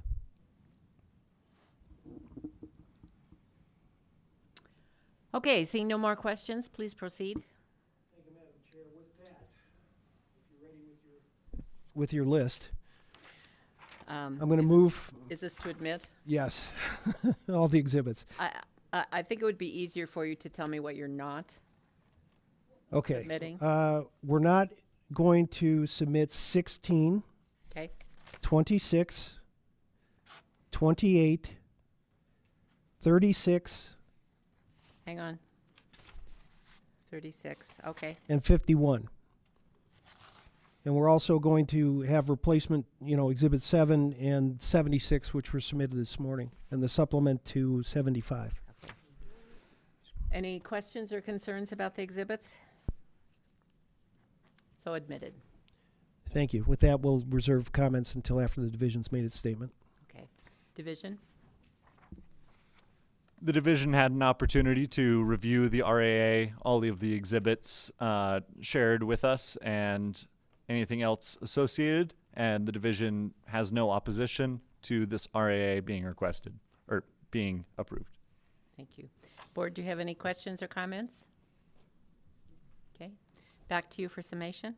All right, thank you, Madam Chair. With that, we believe that all the requirements have been set. It is a little bit different from what you're used to, so we appreciate your time and listening to the circumstances involved here. And we ask that the request be submitted or approved with the amendments of the elimination of those parties that I stated in my opening statement. And thank you for your time and consideration. Board, are you ready to make a motion? Can I get someone to make a motion? Yeah, I would move that we approve this request. I second it.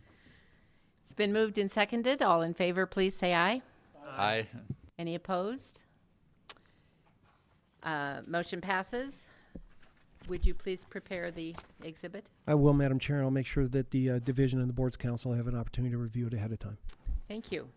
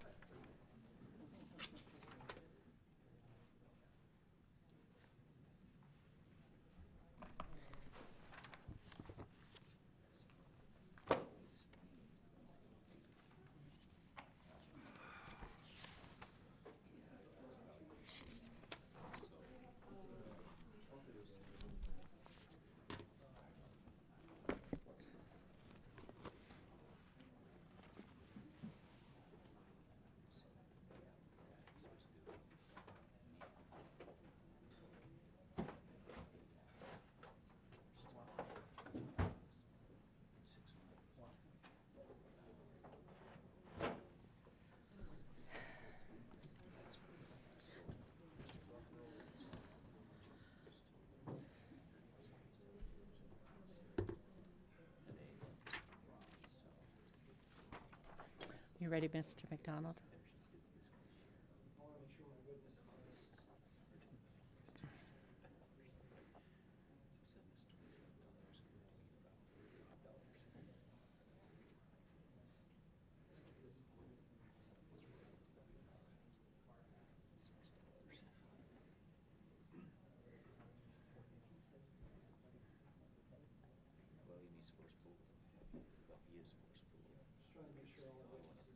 Okay.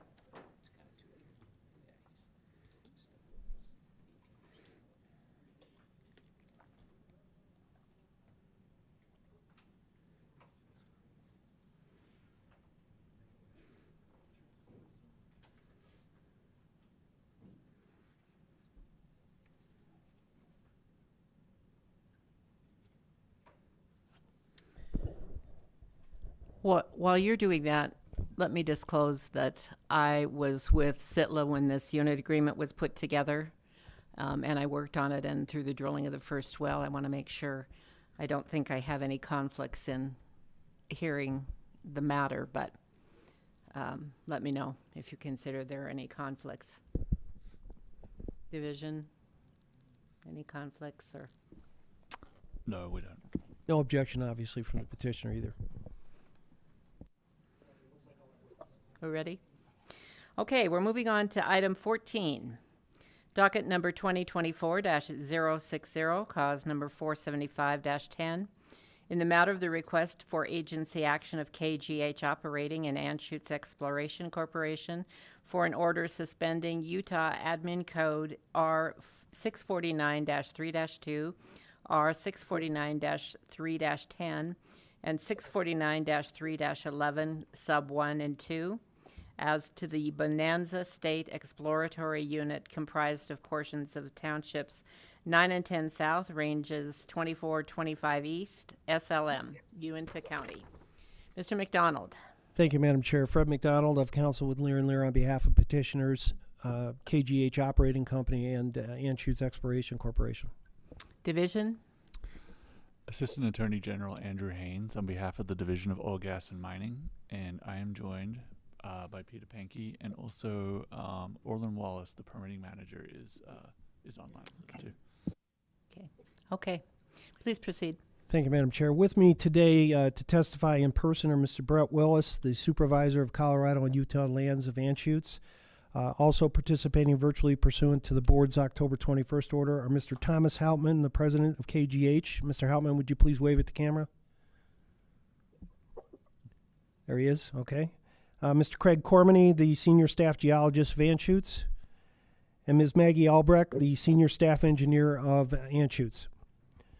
At this time, I would ask that all four witnesses be sworn in. If you could all raise your right hand. Do you solemnly swear the testimony you're about to give will be the truth, the whole truth, and nothing but the truth, so help you God? I do. I do. Thank you. Members of the board, the resume of all four witnesses were collectively submitted as Exhibit A in this matter. If separately and individually asked about the contents of their respective resumes, the witnesses would confirm the same. Messrs. Hauptman and Willis will be fact witnesses only. Mr. Cormany was previously recognized by the board as an expert in geology in August in cause number 475-09. Presuming the division has no objections, we again ask that he be so recognized for purposes as an expert in geology for this cause. Yeah, no objections by the division. So accepted. Thank you. Ms. Albrecht is testifying the first time before this board, and I will qualify her as an expert in petroleum engineering at the commencement of her testimony. I want to confirm that you received the second corrected Exhibit N filed. Yes. All right, thank you. Also, I will be moving for admissions of the exhibits at the end of our presentation in chief. Thank you.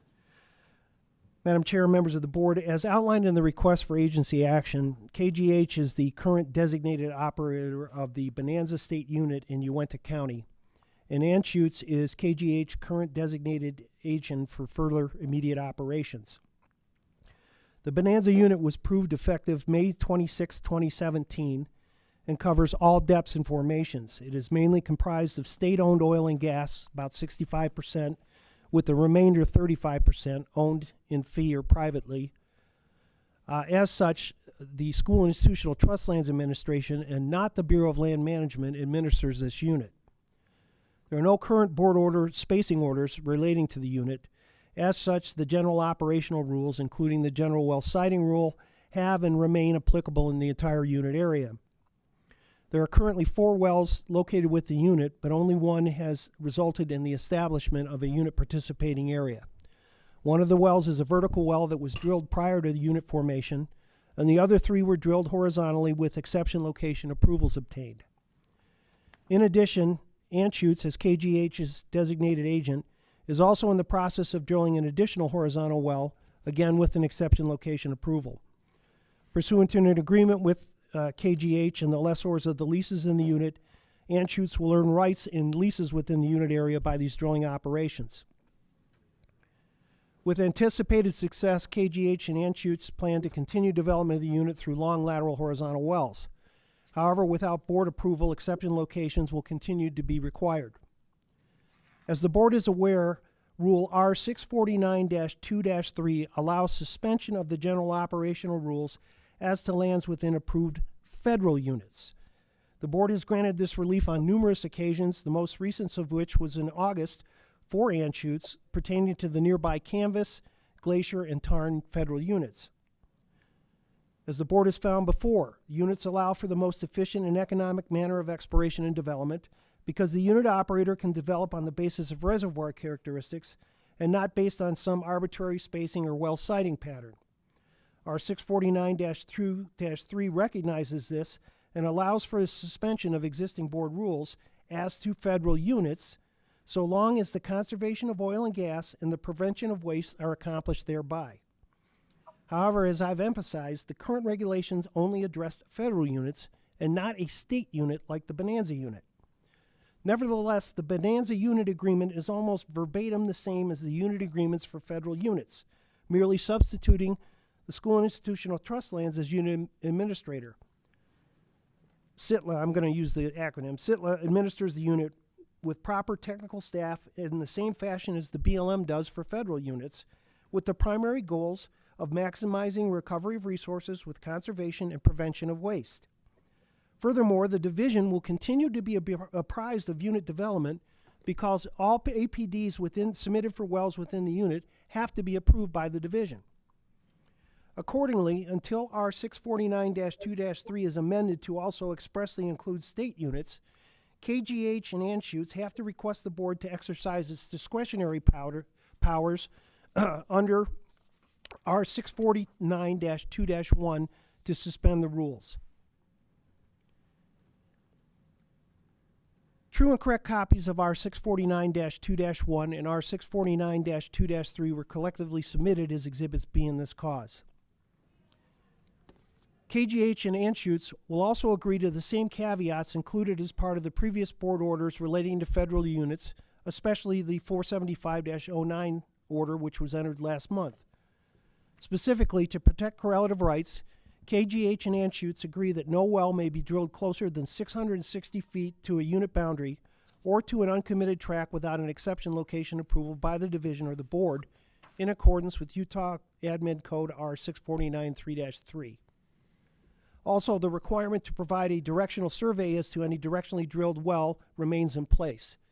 Finally, in this area, oil shale protections as required under the board's 190-14 order will be complied with. The board has jurisdiction over this matter pursuant to Utah Code annotated section 40-6-5, subparagraph 3B, and Utah Administrative Code R 649-2-1, subparagraph 2. A copy of the request was sent via regular mail to all owners within the unit area, including CITLA, to their last known addresses as disclosed by CITLA and Uena County Realty records, as well as KGH and Anschutz internal records. Notice of the request and of this hearing was also duly published in the Uena Basin Standard and the Vernal Express on October 2nd, in the Deseret News on October 4th, and the Salt Lake Tribune on October 6th. On October 3rd, 2024, CITLA filed a letter expressing support for the granting of the request. In it, specifically, CITLA reiterated that it has the necessary expertise, support, and ability to administer the unit And they do have representatives that were here earlier, and I don't know if they're still here, but they're ready to answer any questions that the board may have for those, for that agency. On October 9th, the division filed a response to the request stating that it had no opposition to the request so long as KGH and Anschutz meet their burden of proof today, which we will do. No objections or other responses have been filed, and no other party has made a formal appearance today. With that, I'll commence my examination of Mr. Hauptman. If we could have Mr. Hauptman feed on the screens, please. Yes, my name's Tom Hauptman. My business address is 2812 First Avenue North, Suite 408, Billings, Montana. All right, Mr. Hauptman, if you'd hang on a second, we want to get your feed there. Thank you. Could you tilt your camera a little bit more? You're about half on the screen. Okay. There you go. Give it- Yeah. That's much better. Thank you. All right, would you once again state your name and business address for the record? Tom Hauptman, address 2812 First Avenue North, Suite 408, Billings, Montana. Thank you. And what's your current position with KGH? I am the president of KGH Operating Company and TK Production Company, which is the majority lessee in the Bonanza State unit. All right, would you please state for the record the corporate and bonding status of KGH? We're in good standing with our bonding and duly authorized to conduct business in the state of Utah. And you are the KGH is the duly designated operator of the Bonanza unit, is that correct? That's correct. All right, and it's also a Montana corporation in good standing, correct? That is correct. All right, would you briefly outline some of the unit history for the board? KGH formed the Bonanza unit on behalf of TK Production Company and its partners, which held a block of state lands for and fee leases within Townships 9 and 10 South of Ranges 24 and 25 East in Uintah County, and in consultation with SITLA. The unit was approved by SITLA effective May 26, 2017. It covers 17,708.19 gross acres as to all formations and all depths. Whiting Oil and Gas Corporation was an agent for KGH for the initial unit operations, but KGH has and still remains unit operator. All right, Mr. Hauptman, I'm going to direct your attention to Exhibit G. I believe that's the unit agreement for the Bonanza unit without exhibits. Is that an official business record of KGH? It is. All right, I'm going to have you point out and read the recitals relating to conservation. I've also put on a PowerPoint directly in front of you, if you can see it, of these provisions. Please read those into the record. Yes. On the fourth recital on page 1 of the agreement, it states, whereas it is the purpose of the parties here to conserve natural resources, prevent waste, and secure other benefits obtainable through development and operation of the area, subject to this agreement under the terms, conditions, and limitations herein set forth. Also seen on section 16, page 8 of the unit agreement, under the heading conservation, conservation operations hereunder and production of unitized substances shall be conducted to provide for the most economical and efficient recovery of said substances without waste as defined by or pursuant to state law or regulation. All right, Mr. Hauptman, was the unit agreement amended, and if so, please outline when that occurred and what the amendment was about. Yes, the agreement was amended on June 14, 2022 to change the automatic contraction provisions to allow unit continuance so long as one well per year is drilled. All right, and could you just briefly outline what is the arrangement with Anschutz regarding operations in the unit right now?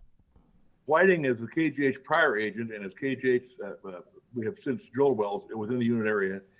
We've namely drilled one vertical well prior to unit formation and 3 horizontal wells, one which was resulted in formation of a unit participating area.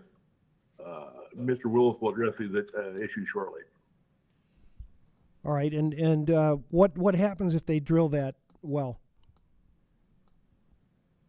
By drilling the well, it will, TK and other lessees, we've reached an agreement with AEC to further develop the unit.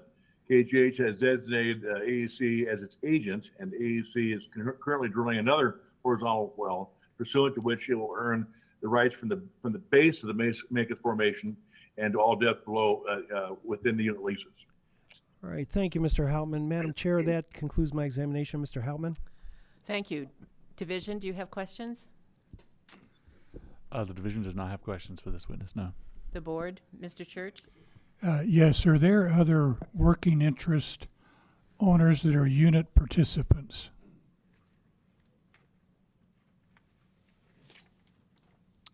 Did you hear my question, Mr. Alderman? I did, I'm sorry, if it was addressed to me, I did not hear it. Excuse my, Yes. my hearing is not best. Go ahead. Are there other working interest owners that are unit participants? No, there are not. Okay, thank you. Seeing no other questions, please proceed. Thank you, Madam Chair. With that, I'll commence my examination of Mr. Willis. Mr. Willis, would you please state your name and business address for the record? Yes, good afternoon. My name is Brett Willis. I'm with Anschutz Exploration Corporation. Our address is 555 17th Street, Suite 2400, Denver, Colorado 80202. And what is your current position with Anschutz, and how does it relate to the Bonanza unit? I'm the supervisor of Colorado and Utah land, and I manage the Bonanza unit along with other units in Uinta County. All right, please state for the record the corporate and bonding status of Anschutz. Anschutz is a Delaware corporation in good standing with its principal business in Denver and is duly authorized to conduct business in the state of Utah. Anschutz is duly bonded with all appropriate state of Utah agencies relevant to this cause. Mr. Willis, I'm going to show you what have been marked as exhibits C through H for purposes of this cause. Do you recognize these exhibits? Yes, I do.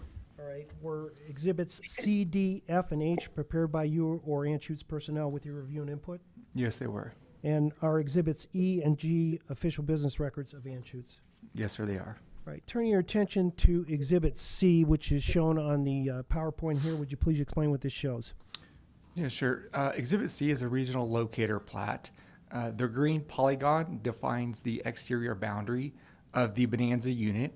The northwest part of the Bonanza unit is where the city of Bonanza is located, and the eastern portion of the Bonanza unit borders the Colorado and Utah state line. You can also see that the Bonanza unit is northeast of the 3 units that we brought before the board 2 months ago. Those 3 units are the Glacier, Canvas, and Tarn units, all 3 of which are federal BLM units. Now, turning your attention to exhibit D, would you please explain what this shows and provide a little history about it? Yeah, sure. Again, this is a locator map of the Bonanza unit, the Bonanza unit being described by the green polygon.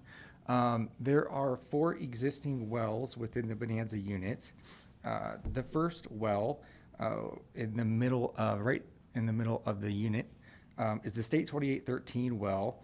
It's a vertical well that was drilled prior to the formation of the Bonanza unit.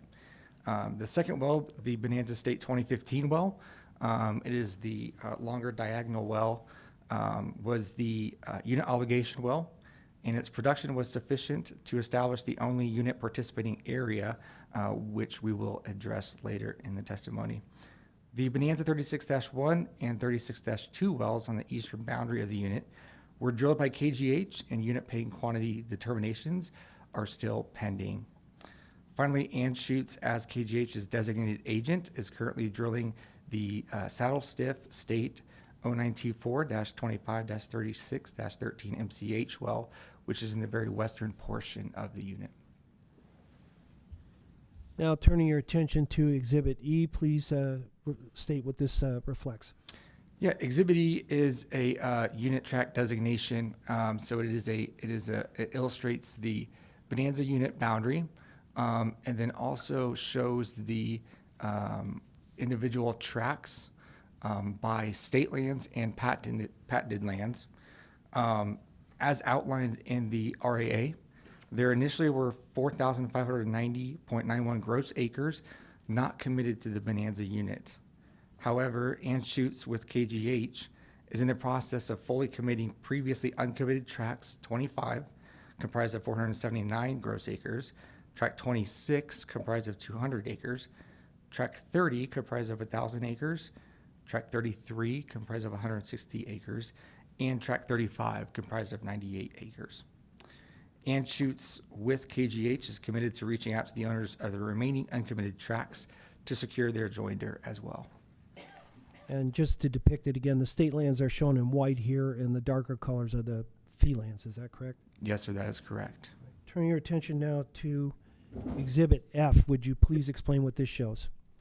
Yes, Exhibit F is a plat of the initial Mancus B participating area. The participating area was made effective February 7 of 2018 as a result of the successful drilling and production from the 20-15 H well. The participating area amounts to 400 acres. 92.8% of that is state, and the balance of 8.18% is fee. Here on the map, you'll see that the fuchsia or purple color is the actual boundary of the participating area. Right. Now, Mr. Willis, I'm going to show you what has been marked as Exhibit G. This is the Bonanza unit that Mr. Hauptman testified to, correct? Yes, sir. And that's as amended. Now I'm going to turn your attention to Exhibit H.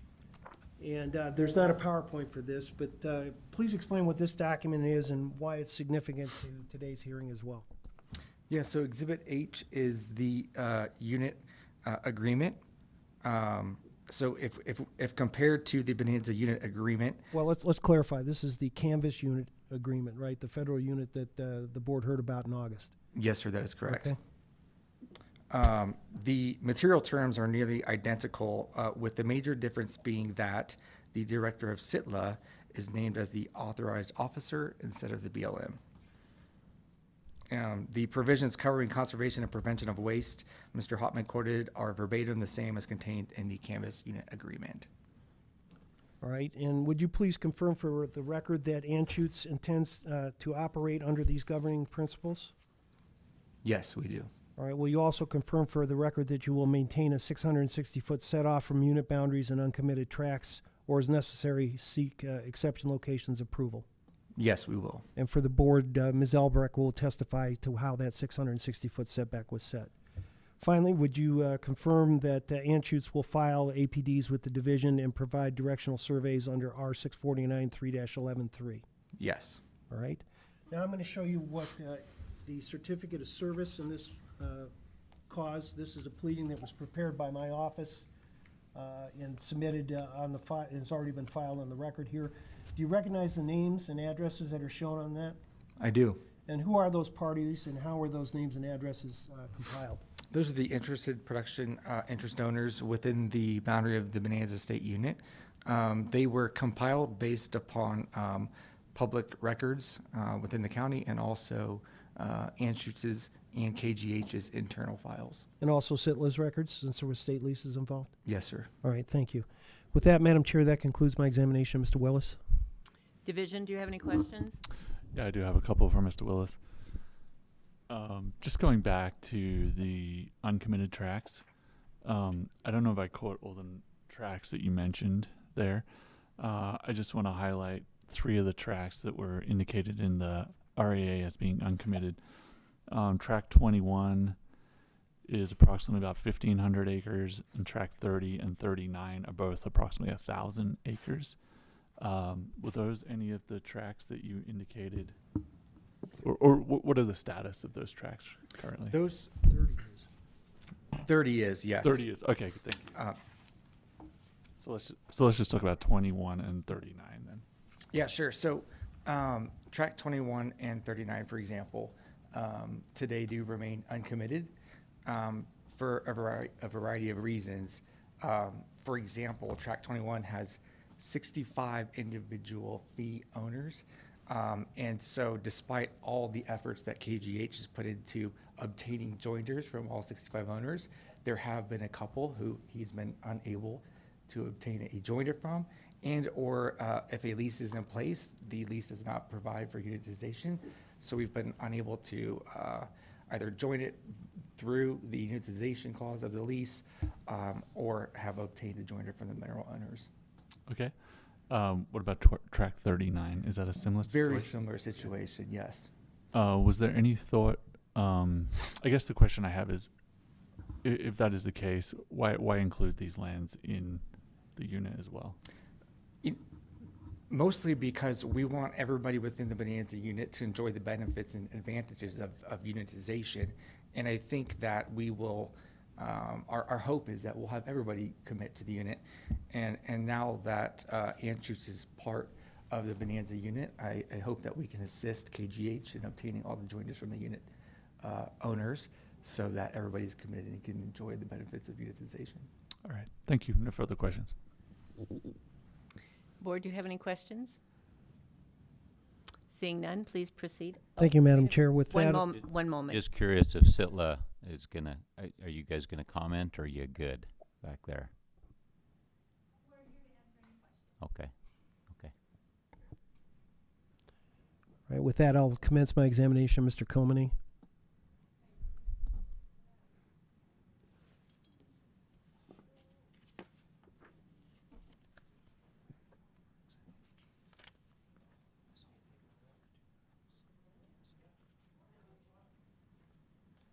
There he is. He's at the Stand bottom by. there. We are getting it ready. Okay.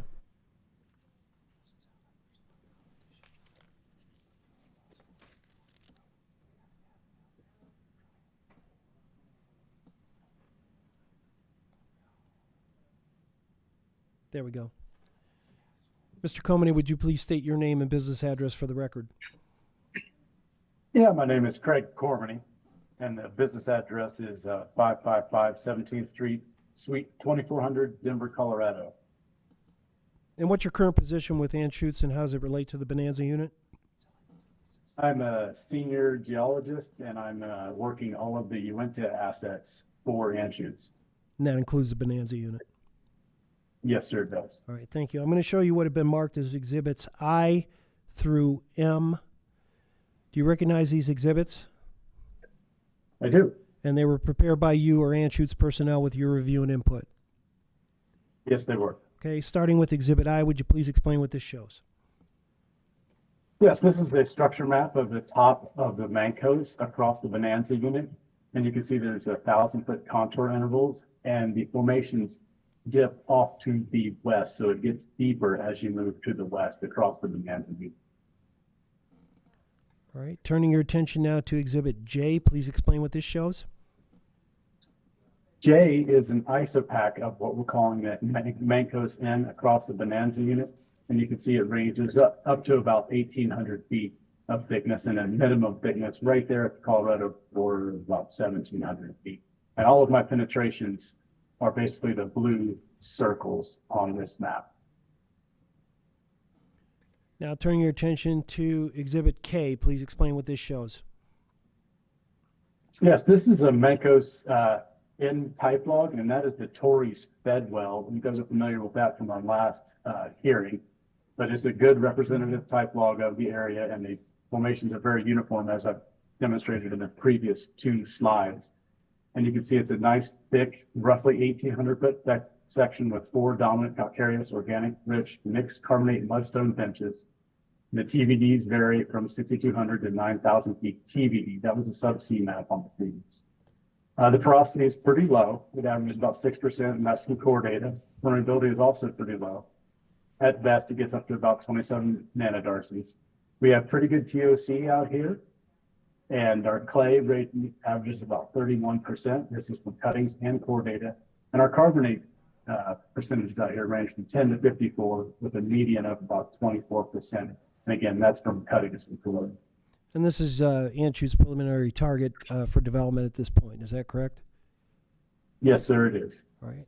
Turning your attention now to exhibit L, please explain what this shows. Okay, exhibit L is a cross section across, going from the west to the east across the Bonanza unit, and including a well in the Bonanza unit. And I'm showing this to demonstrate the uniformity of the Mancos across the Bonanza units, as shown in the next slide. Okay, turning to that next slide, that's exhibit M. Go ahead and explain that again. Yep. Okay, so this is a cross section that we examined it on a map view, and then this is the subsurface view from well logs. And there's gamma ray resistivity track, and you can see the continuity of the Mancos all across the Bonanza unit. It's a pretty uniform formation out here. All right, thank you. Is it your expert opinion then that the continuity of the Manco Send through the Bonanza unit make it an attractive target for horizontal well development? Yes, sir, it does. Thank you. Madam Chair, that concludes my examination of Mr. Carmody. Thank you. Division, do you have questions of this witness? No questions for this witness. And board? Seeing none, please proceed. Thank you, Madam Chair. With that, I'll commence my examination of Ms. Albrecht. Ms. Albrecht, would you please state your name and business address for the record? Hello, my name is Maggie Albrecht, and my business address is 555 17th Street, Suite 2400, Denver, Colorado 80202. And what's your current position with Anschutz, and how does it relate to the Bonanza unit?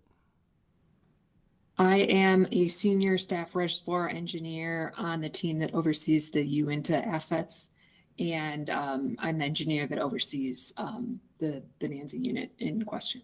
All right, thank you. Since this is your first time appearing in front of the board, would you please provide a brief outline of your education, your work experience, particularly in relation to the Uinta Basin or analogous basins like the Piceance and or horizontal well development? Yes, thank you. I have a Bachelor's of Science degree in chemical engineering from the University of Notre Dame, and I've worked as a petroleum engineer since 2006, first in operations, drilling, completions, production facilities for several years before transitioning to becoming a reservoir engineer. I've exclusively worked plays in North America since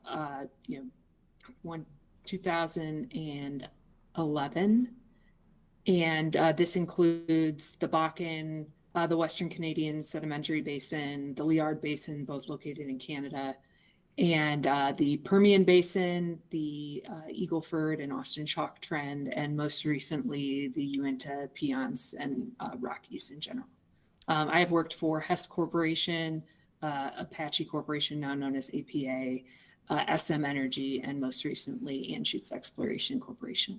All right, thank you. With that, Madam Chair, and her resume, presuming the division has no objections, we'd ask that Ms. Albrecht be recognized as an expert in petroleum engineering for purposes of this cause. Division, do you have any objections? Yeah, no objections.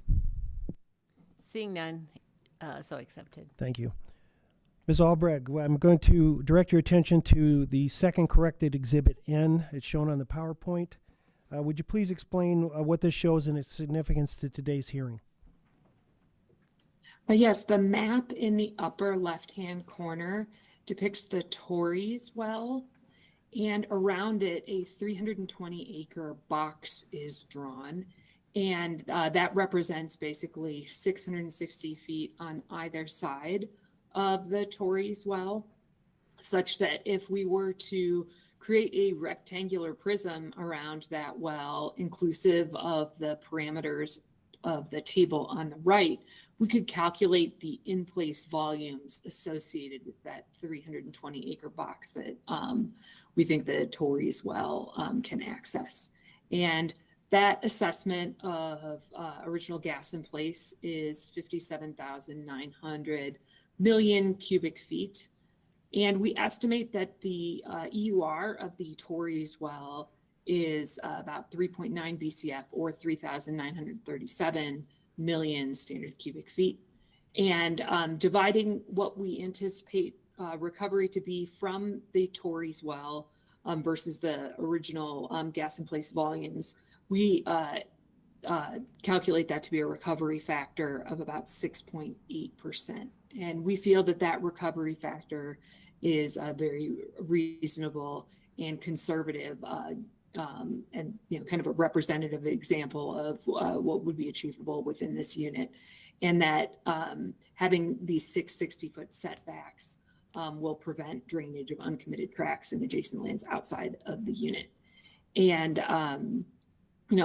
other things of note, we think that the formation of this unit will allow us to develop the Bonanza unit via multi-well pad drilling, which will mitigate the impact of surface operation as well as reduce our topographic and environmental impact. All right, thank you. Is it your expert opinion then that the 660-foot setbacks from unit boundaries and uncommitted tracts will be protective of correlative rights of adjacent owners without waste? Yes. Is it also your expert opinion that the suspension of the general well siting rules will allow Anschutz flexibility to optimize placement of wells for resource recovery while minimizing surface impact?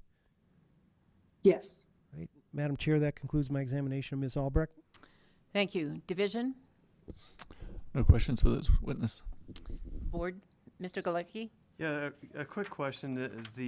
In that figure, well, how does that line up to the maximum stress direction? I would say at this point, because this is an exploration well, that's still information that we are in the process of gathering within this area. Okay. Do we have any further questions?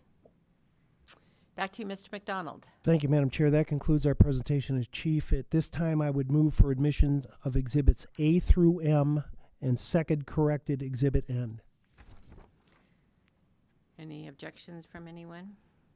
So admitted. Thank you. With that, I'll reserve my comments until after the division makes its statement. Okay. Division?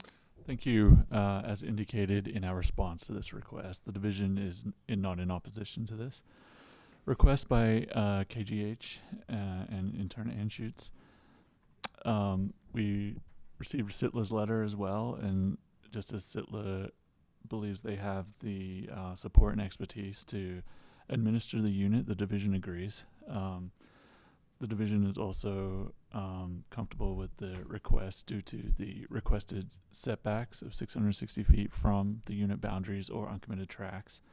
And then for these, and the ability to continue to review and approve APDs, as well as the annual plan that will be submitted each year for the unit.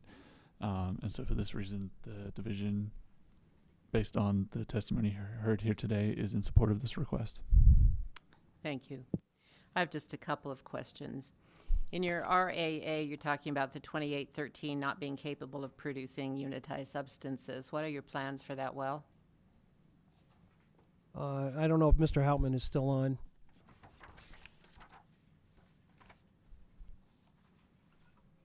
Well, we still have it on because it's still making money.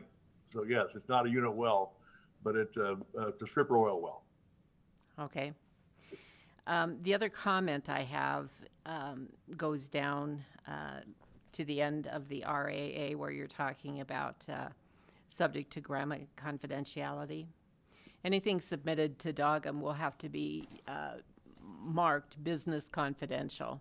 Understood. And we will do our best, but we cannot guarantee confidentiality. But you have a better chance if it's marked business confidential that it won't fall into general files. Yes, we're familiar with the GRAMA requirements. Okay. Yes. Great. Any further comments from the board or from... Are we good? Madam Chair, I don't know, does Sitla want to make any, or do you have any questions for Sitla or not? Sitla, do you want to make a statement at all?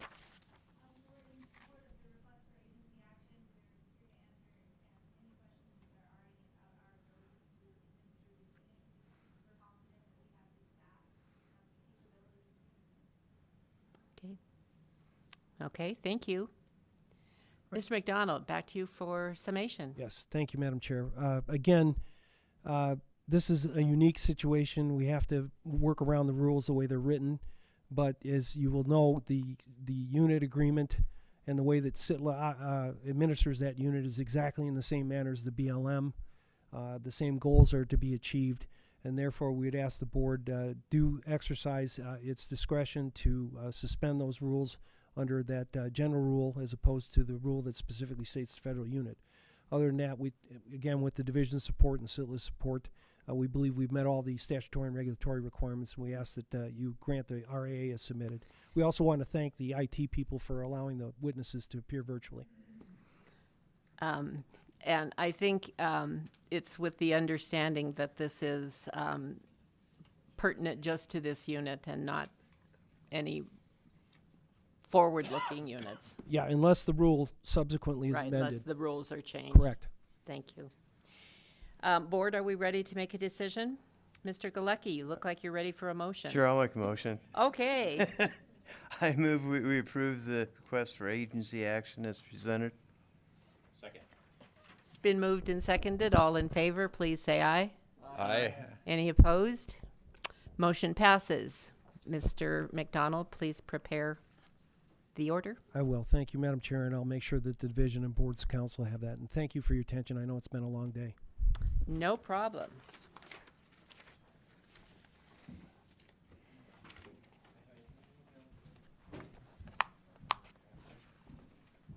So, put this together, was Anschutz involved at all? No, it was just So KGH. they are now the unit operators. I think KGH is still operating. I'm not, Okay, but they're an agent. yeah, yeah. And I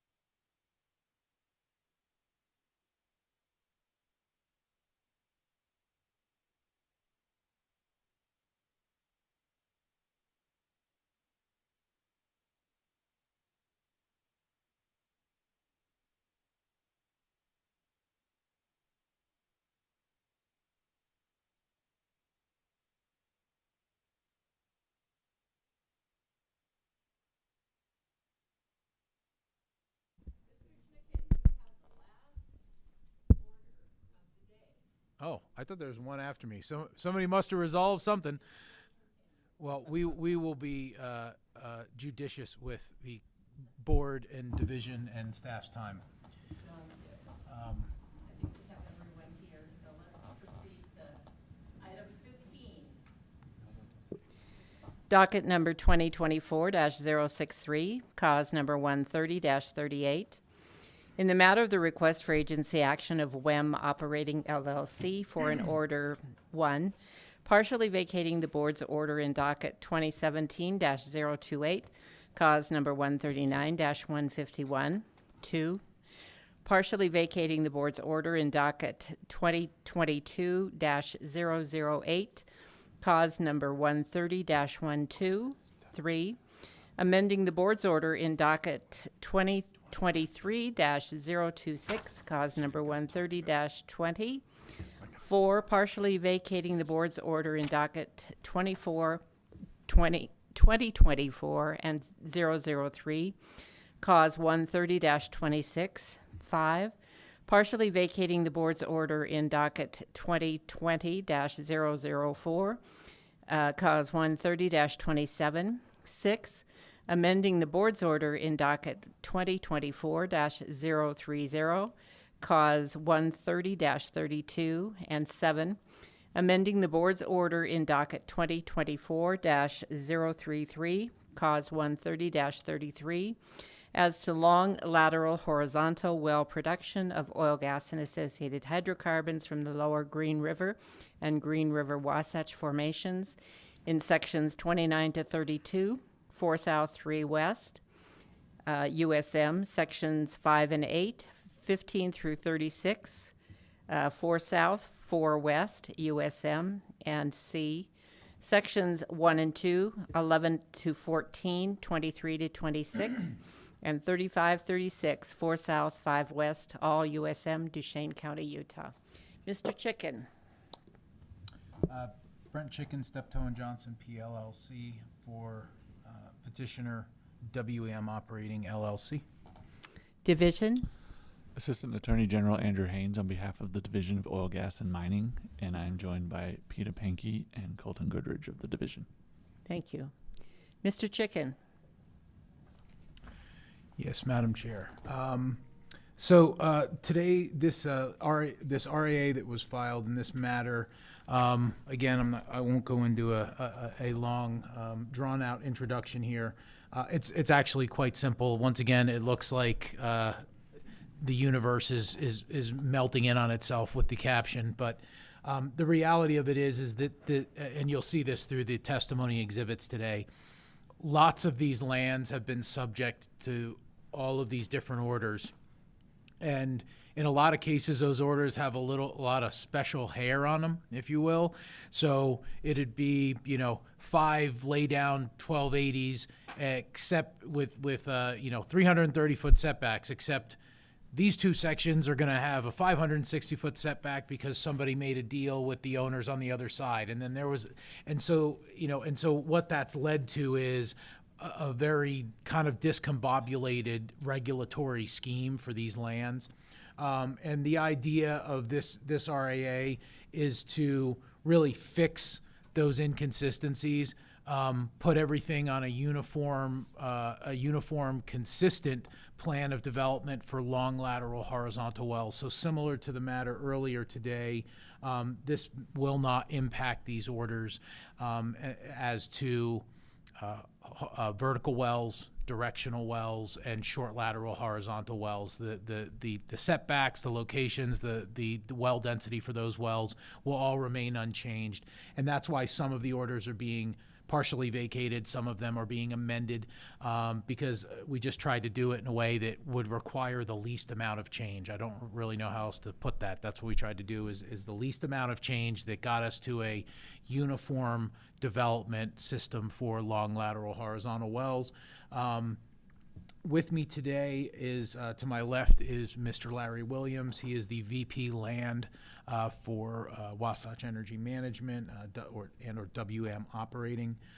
Stephen Phillips, who is the Vice President of Geoscience for WEM. and Dustin Treek, who is the Chief Operating Officer for WEM. We did have a response filed in this matter by the division. I think the division will be satisfied once they hear our testimony and see our exhibits, but I encourage them to ask questions, and the same with the board, to make sure that everything's above board, if you will, with the request. I will admit exhibits at the end. I will ask the board to take administrative notice of the testimony and exhibits in orders 13020, or I should say causes 13020, 13032, 13035, and now that it's the afternoon, 13036, because I think a lot of what Javelin's presentation will go directly to this in terms of boundary line, interwell, and heel toe setbacks. And with that, I would just ask to swear our witnesses in, and we can qualify them one at a time, if that's okay. Okay, I think we can swear all three of them in at one time, if we could, please. Sure. Gentlemen, if you could stand. Raise your right hands.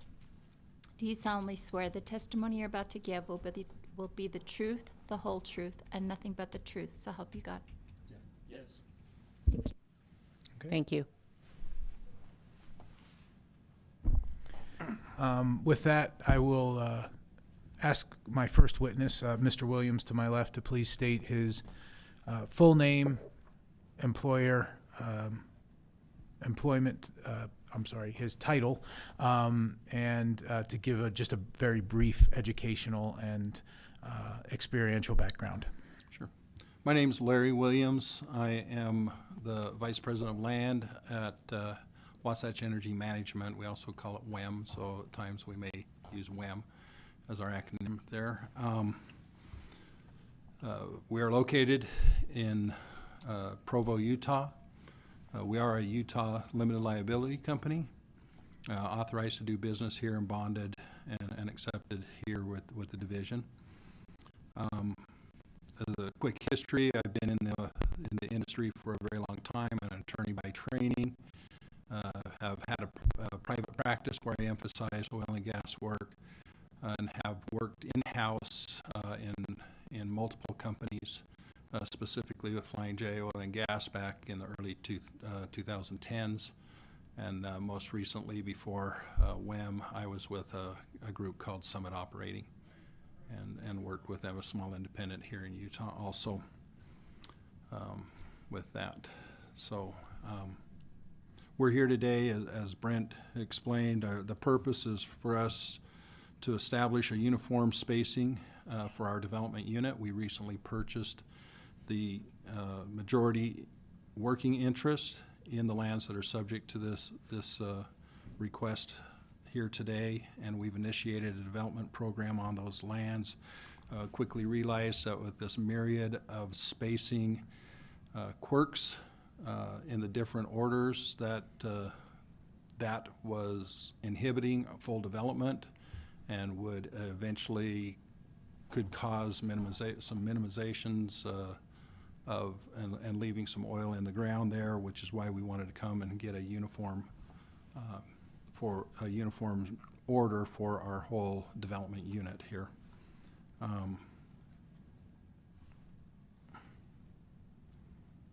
Let's see here.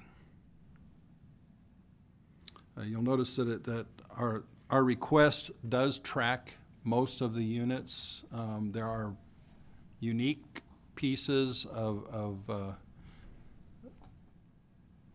requirements in some of the different units that were problematic, and we felt that the most beneficial way for us to have a uniform development throughout this area was to come in and have one order that would work through all of them, all of our drilling units here.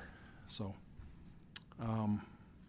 we are asking for, well, we have right now, I think our order has 18 long laterals, including 2 extra long laterals, and we're asking for some additional extra long laterals, as well as asking for some lease line DSUs that are overlapping in our order here. We'll explain that a little bit further as we go along here. You'll notice probably as you look through the exhibits here, it can look confusing because we're trying to do it comprehensive here as we work through that. Why don't we go to Exhibit D real quickly? Sure. So this is Exhibit D. Mr. Chicken? Yes, ma'am. Could I interrupt you for a minute? Yes. Do we need to qualify Mr. Williams as an expert witness? We do not. He's just a fact witness, but he hasn't testified before the board, so I wanted to give a little background. Thank you. I have testified before the board previously. Oh, I It's apologize. been years. I apologize. I thought it had been. No, it's longer than maybe longer than I've been. it's been probably 10 or 12 years since I've testified before the board. I've also appeared before the board as an attorney. Thanks for that clarification. Yes. Perfect. I just want to make sure he knew you, and he knows you better than I knew. Sounds I knew. good. So there you go. Exhibit D.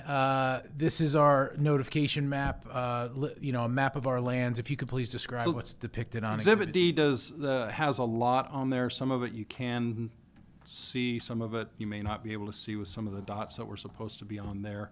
And so let me talk about that. The red outline is the subject lands. The blue outline is our notice area. We worked on our notice area from our internal records, a search of the county records to try and identify discrete individual owners. We identified a whole bunch of them, over 2,000. We were able to find addresses for about 1,900 of them and sent out a little over 1,900 notices. Most of those, well, a great percentage of those notices were received. We received confirmation of receipt on that. There was about 470 that were returned as not deliverable, and there's about 275 that are still outstanding waiting for development, according to the post office.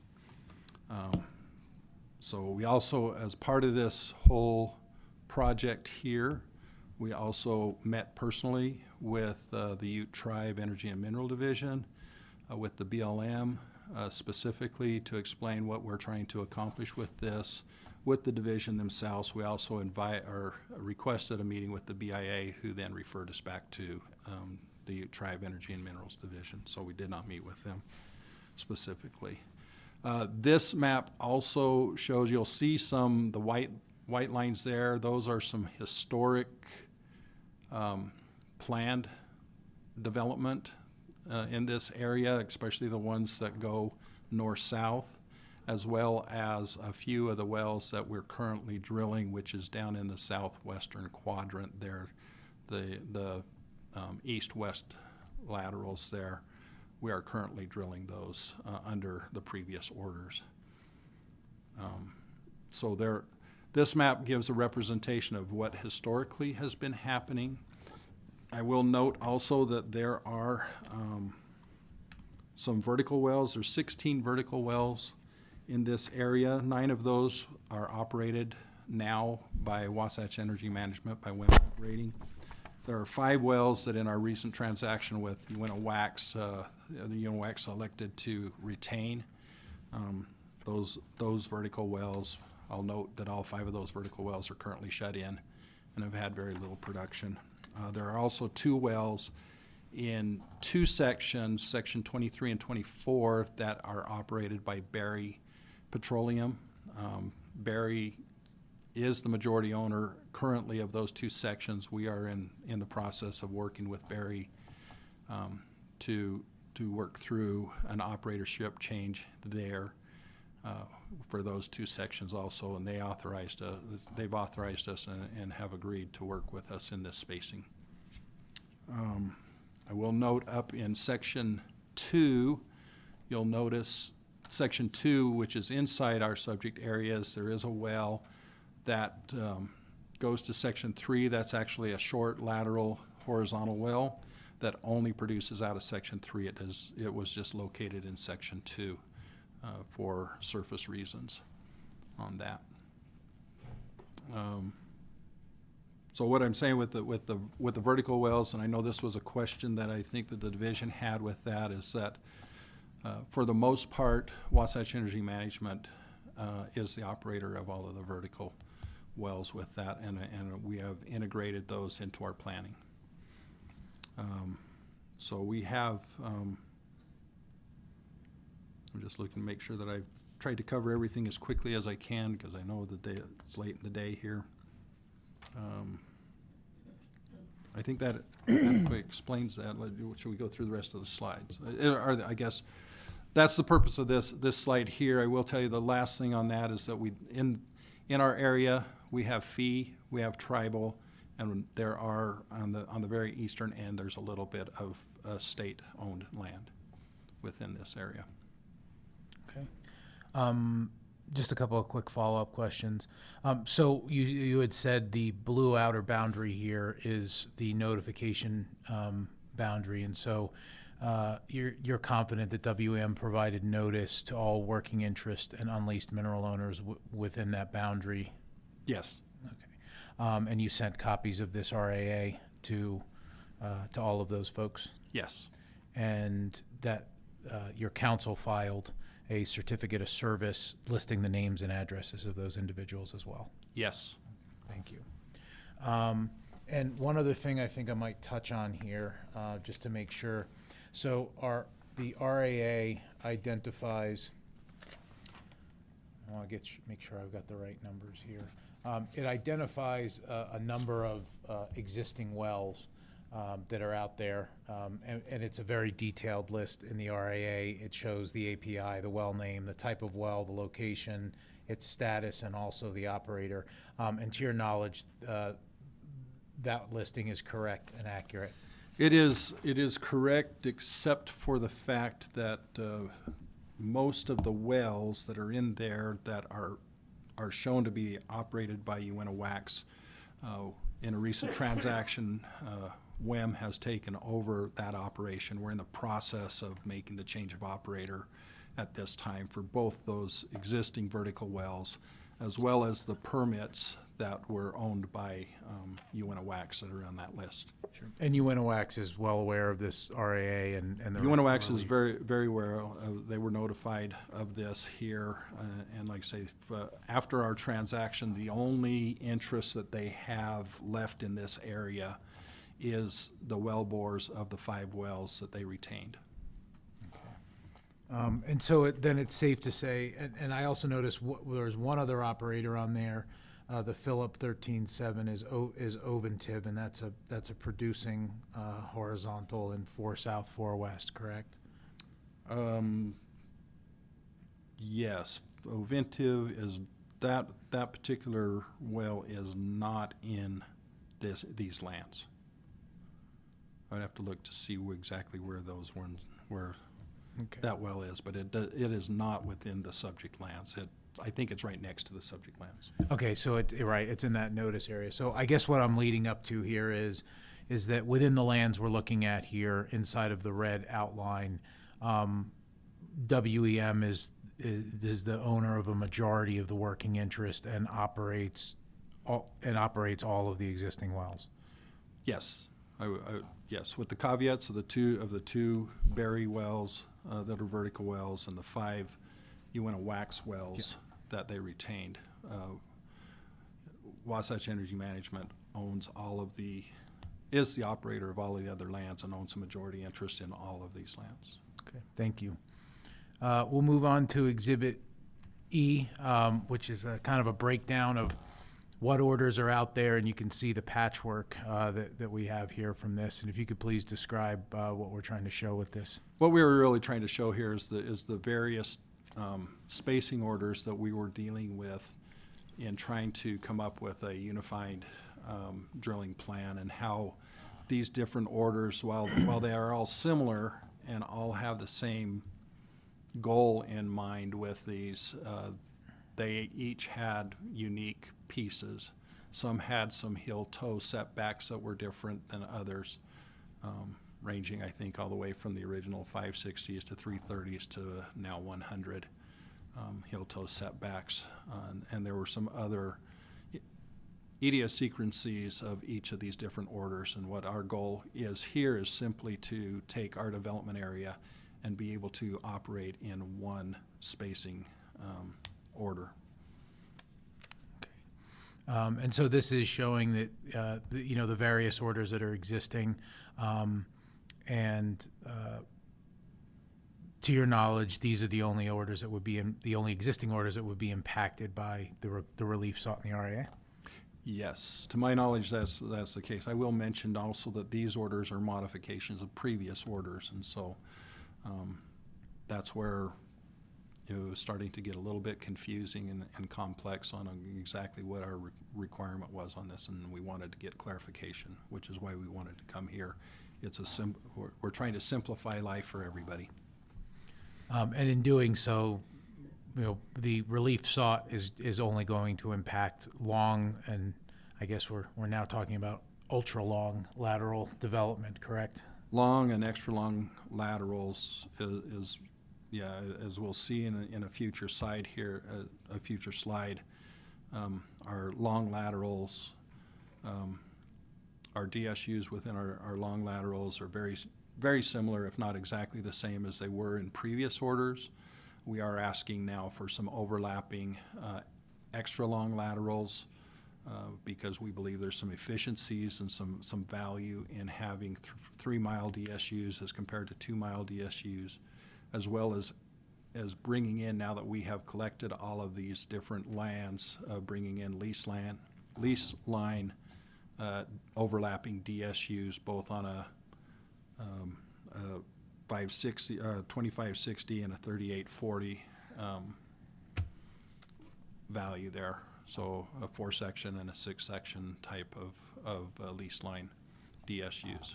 And Okay. we've asked for all of those, so we don't need to come back. This is hopefully going to be what will allow us to completely develop this area. Okay.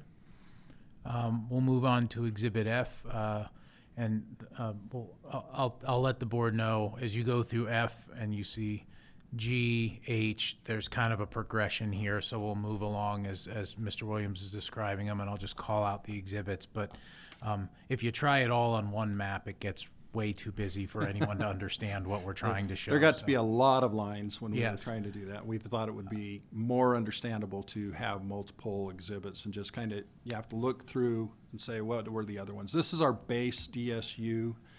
This is exactly what is available right now to us in the DSUs. These are all the same as previous orders. There are, if I get this right, 18 long lateral, and there's 2 extra long lateral DSUs that have already been approved through previous orders here.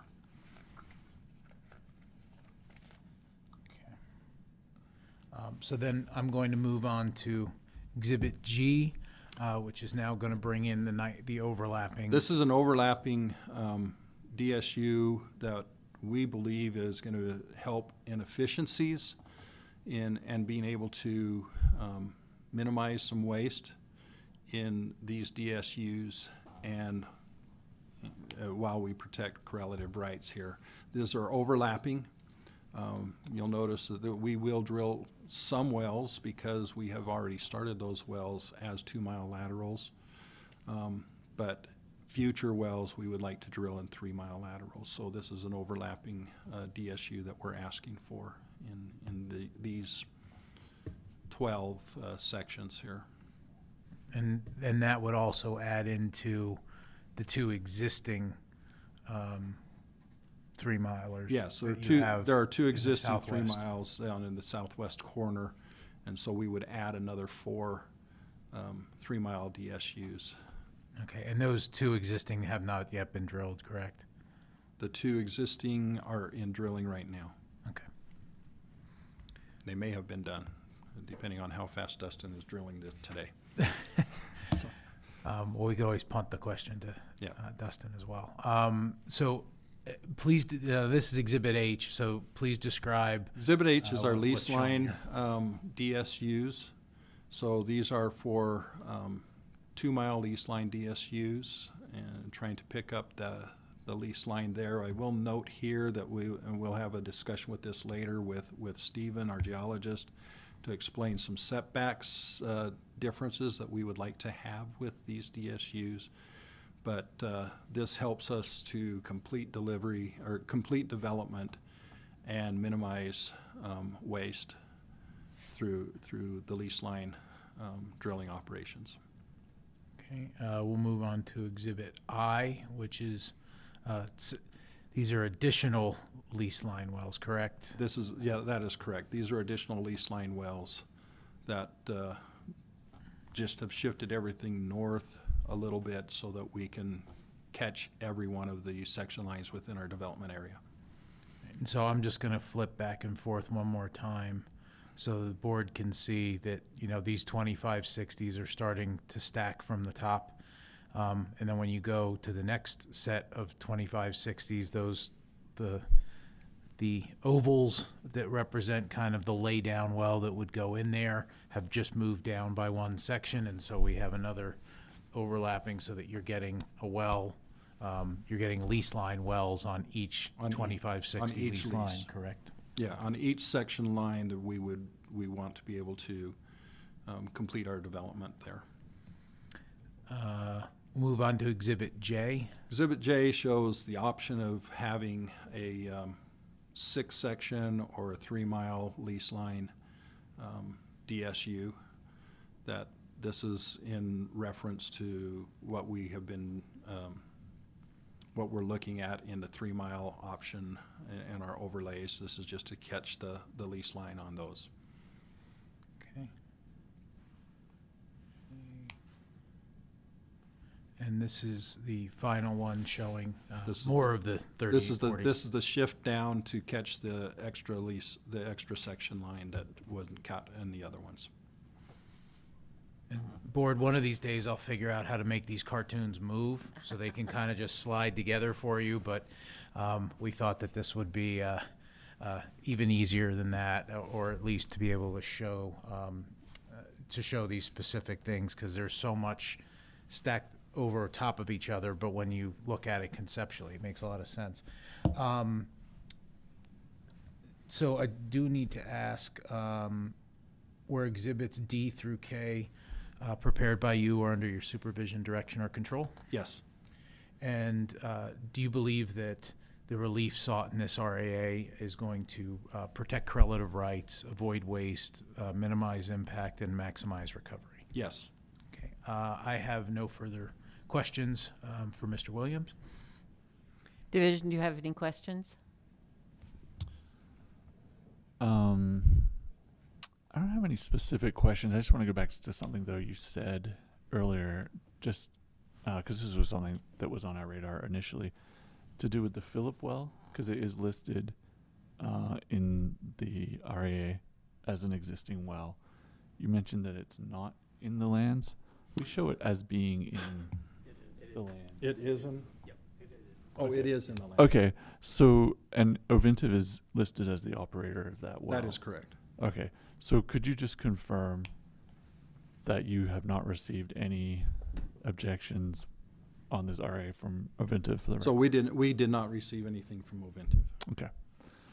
With that, division has no further questions. Board? I just have a question. Back on Exhibit D, down in the southwest corner of Section 25, there's a triangle. This says drilling, producing, or shut in. What is that? Section 25. 4 south, 4 west. It's the lateral track. That's showing the track. That's 2 tracks crossing each other. Okay. It's just an odd shape for It is. Yeah. No, I know how you're that was making those the surface location. If I remember right on this one, the surface location for those wells was in Section 26, and then one of the wells turns and tracks and goes through 35, 36, and the other one turns and goes through 36 and then 31. Mm-hmm. And then the other one turns and goes the other way and goes to 34 and 35. So do all of these modifications only affect the lower Green River Wasatch? Yes. And I think we'll have a specific slide in our geology showing the affected areas. Okay. Any other, Mr. Church? Yes, so in 4 South, 3 West, sections 29 and 32, you show that that has been unspaced by board order. Yeah, let me talk very briefly about that one there. That is in we call it the Kane DSU here. The Kane DSU was spaced previously, and we actually drilled a well. We made an well, let me put it this way. We applied for a well while it was spaced. At the time that the application was approved, right as the was approved, and there's some date lines on this, there was a modification to that spacing order that actually vacated it for that land. That was an error in that spacing order. It shouldn't have just vacated it for that. It should have had the modification. And so what we're doing here today is trying to retroactively, and we're actually asking for a retroactive application for that spacing unit to bring that spacing back in. And you're asking for a stand-up spacing unit there? We are asking for a stand-up spacing unit. That area there, again, you'll see this in our geology a little bit more, but that's right in the transition zone.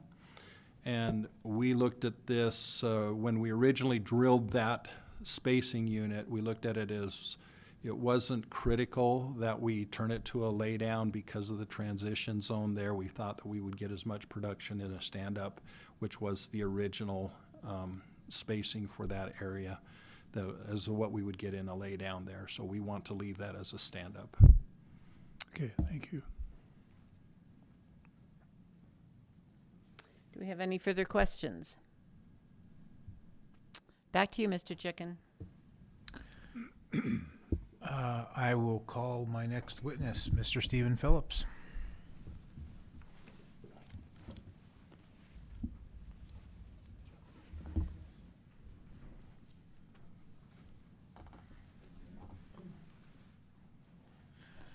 Mr. Phillips, can you please state your full name, employer, and employer address and title with that employer for the record?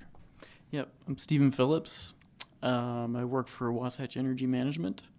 Let's see, our work address is 4844 North, 300 West, Suite 100 in Provo, Utah, 84604.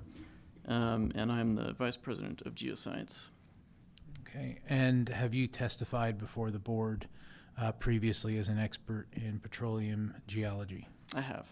Okay, and based on your resume, which is shown here as Exhibit B, and the education and qualifications and your prior qualification as an expert, I would move that Mr. Phillips' testimony today be accepted as expert testimony in petroleum geology. No objections from the division. So accepted. Okay, thank you. We'll start with Exhibit L here, which is our, type log. Can you please describe what's been used as a type log and what's depicted on Exhibit L? You bet. So on this image here on the left side, you can see it's a map and it's showing all of the horizontal wells in the basin. There are a couple other things called out on that map. Of course, the blue outline is the lands that we're talking about today. And the little star there is the Brotherson 111B4 well, which we're using as a type log to show you what our proposed spacing interval is meant to be. That's from the top of the Mesa Verde group all the way up through the Wasatch and Green River into the Garden Gulch, which is very standard. Okay. Moving to Exhibit M, which tends to describe the stress and the proper way to drill wells to intersect the maximum stress. Can you please describe what's depicted here? Yeah. So the board has seen this image several times now, and I think for different versions of this from other operators as well. All we're really trying to show here is that SH max, or the maximum horizontal stress, is in the north-south direction here. That just means we need to be drilling east to west or west to east to be perpendicular to that SH max trend. The SH max trend is kind of called out there with those green arrowed lines. So you can see our acreage position there is in that area where it's north-south. Mr. Church, you had asked a question about that easternmost DSU, and you can see how close that is to that transition line. The truth is, you could do a stand-up or a lay-down there. The orientation in that part of the basin is expected to be somewhere around 45 degrees, so it's kind of a toss-up. So for us, it's partly convenience as well to keep it that way. Okay, and are you doing N, or are we doing engineering? Okay. Yeah, I'll do the next two. I will move in to the next exhibit, which is Exhibit N, which is kind of explaining the idea behind additional wells here. If you could please describe what's shown on this. Yeah, you've got it. So all of the operators in the basin, as they're out there exploring, have been finding new targets, new benches, and it's just a common thread, anywhere you are. We believe that in this area we will have at least 4 targets that will work, and so we need to increase the well count for these DSUs, and we think 16 is an appropriate number to be able to test those and develop them. Just as a comment in terms of how realistic or practical that well count is, there are a couple examples there from XCL Resources where they have recently drilled 16 to 18 wellbores. So this is a realistic number. Okay. We'll move on to Exhibit O, which is a depiction of we'll call the section line or the lease line well setback, and what's depicted on Exhibit O, please. Yeah. So what we're requesting today is to have the swath of land, if you will, along the section line for lease line wells to be 230 feet on both sides. Historically, that's been 100 feet, and so it's a slight change to that historical number. And what this does is it just gives us more flexibility and allows us to drill more wells. So I've made kind of a figure here to describe what this is like, and it's kind of a hypothetical scenario that's based on a real-world scenario for how we would develop some of the targets that we're permitting for right now. So on the top part of this figure on the right side, there's a horizontal well map view.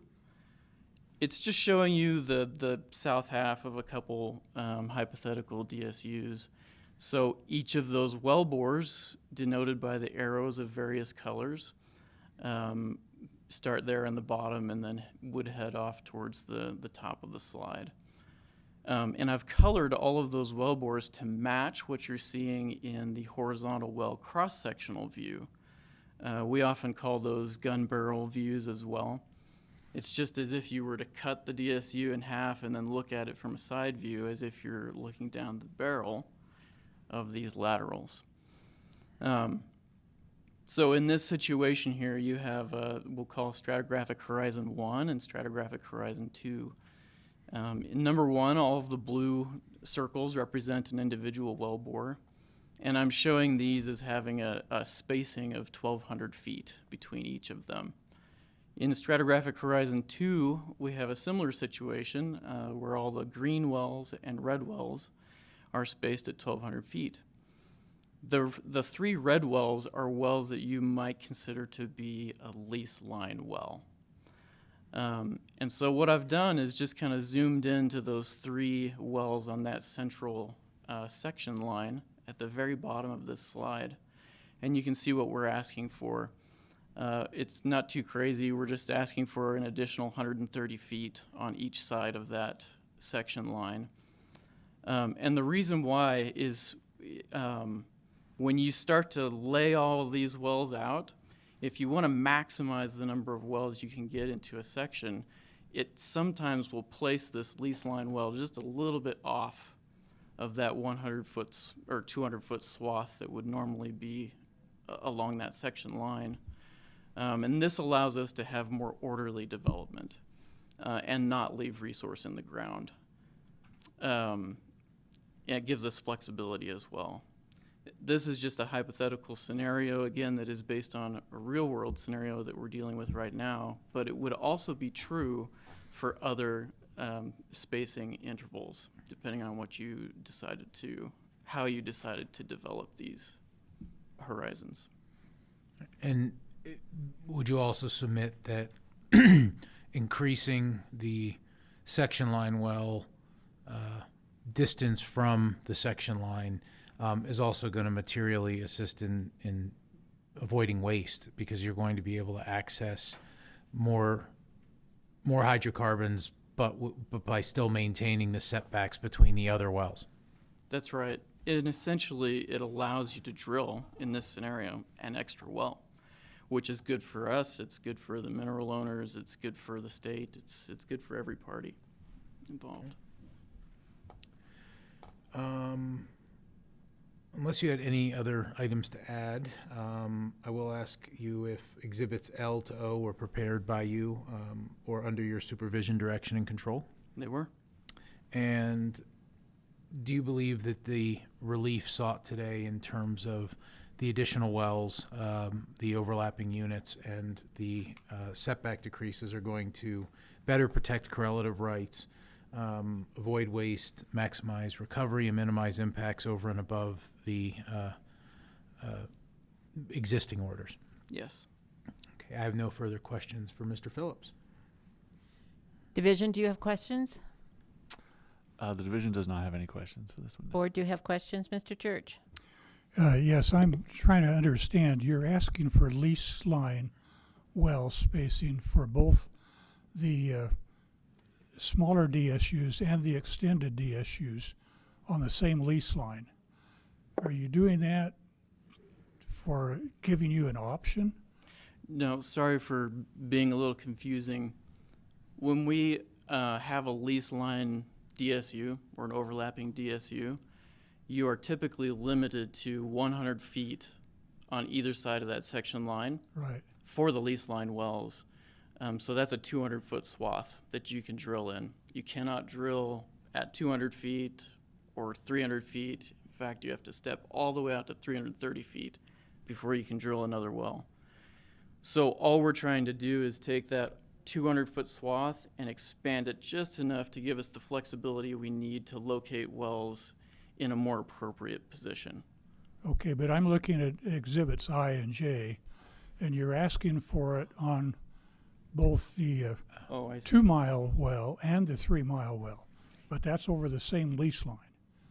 So which is it? Are you going to do there, the extended one or the shorter one? Yeah, I see exactly what you're asking. The answer is yes, we are doing both. That's mostly going to be for the 3-mile DSUs, but we do have some wells that are going to be drilled soon that have to be drilled on those 2-mile boundaries. So there's going to be a mix of both. And so we just want to preserve that flexibility. So it's your option depending on what fits with.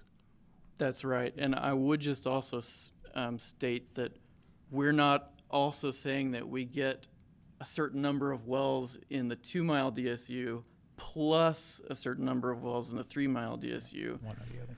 It's one or the other, and we understand that the total lateral length that is drilled there is what dictates how many wells you can have in those lease lines. But yes, it's purely for flexibility. So do those lease line wells count toward the 16 wells in the sections above or below? How do you allocate? Yeah, they do not. How many wells? Correct. The lease line well request is limited to 3 stacked. Okay. So those wells have to be 100 feet apart from each other, but they have to stay inside of that corridor. Inside the corridor. And the corridor now is 200 feet. They want a 400-ish foot corridor to drill those 3 wells, whether they be 2-milers or 3-milers. So it's possible you could drill a 2-miler, a 2-miler, and then a 3-miler, and that would then that lease line is, that section is maxed out. Thank you.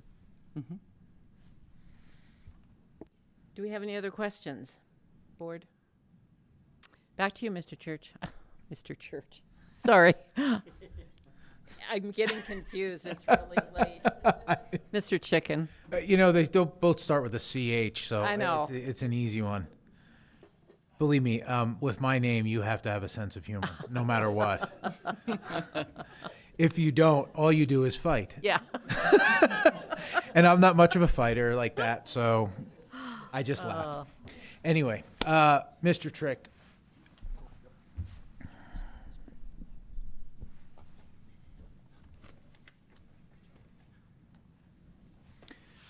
If you could please state your full name, employer, title, and employment address for the board. Yes, sir. I'm Dustin Trike. I'm the COO at Wasatch Energy Management. I work at 4844 North, 300 West, Suite 100, Provo, Utah, 84604. And have you testified before the Utah Board of Oil and Gas before as an expert in petroleum engineering? Yes, sir. Based on his resume, experience, and prior qualification as an expert, I would motion for Dustin to be able to give testimony today as an expert witness in petroleum engineering. Objections. So accepted. Thank you. We will start with Exhibit P, which is kind of zooming in a little bit more on the requests for the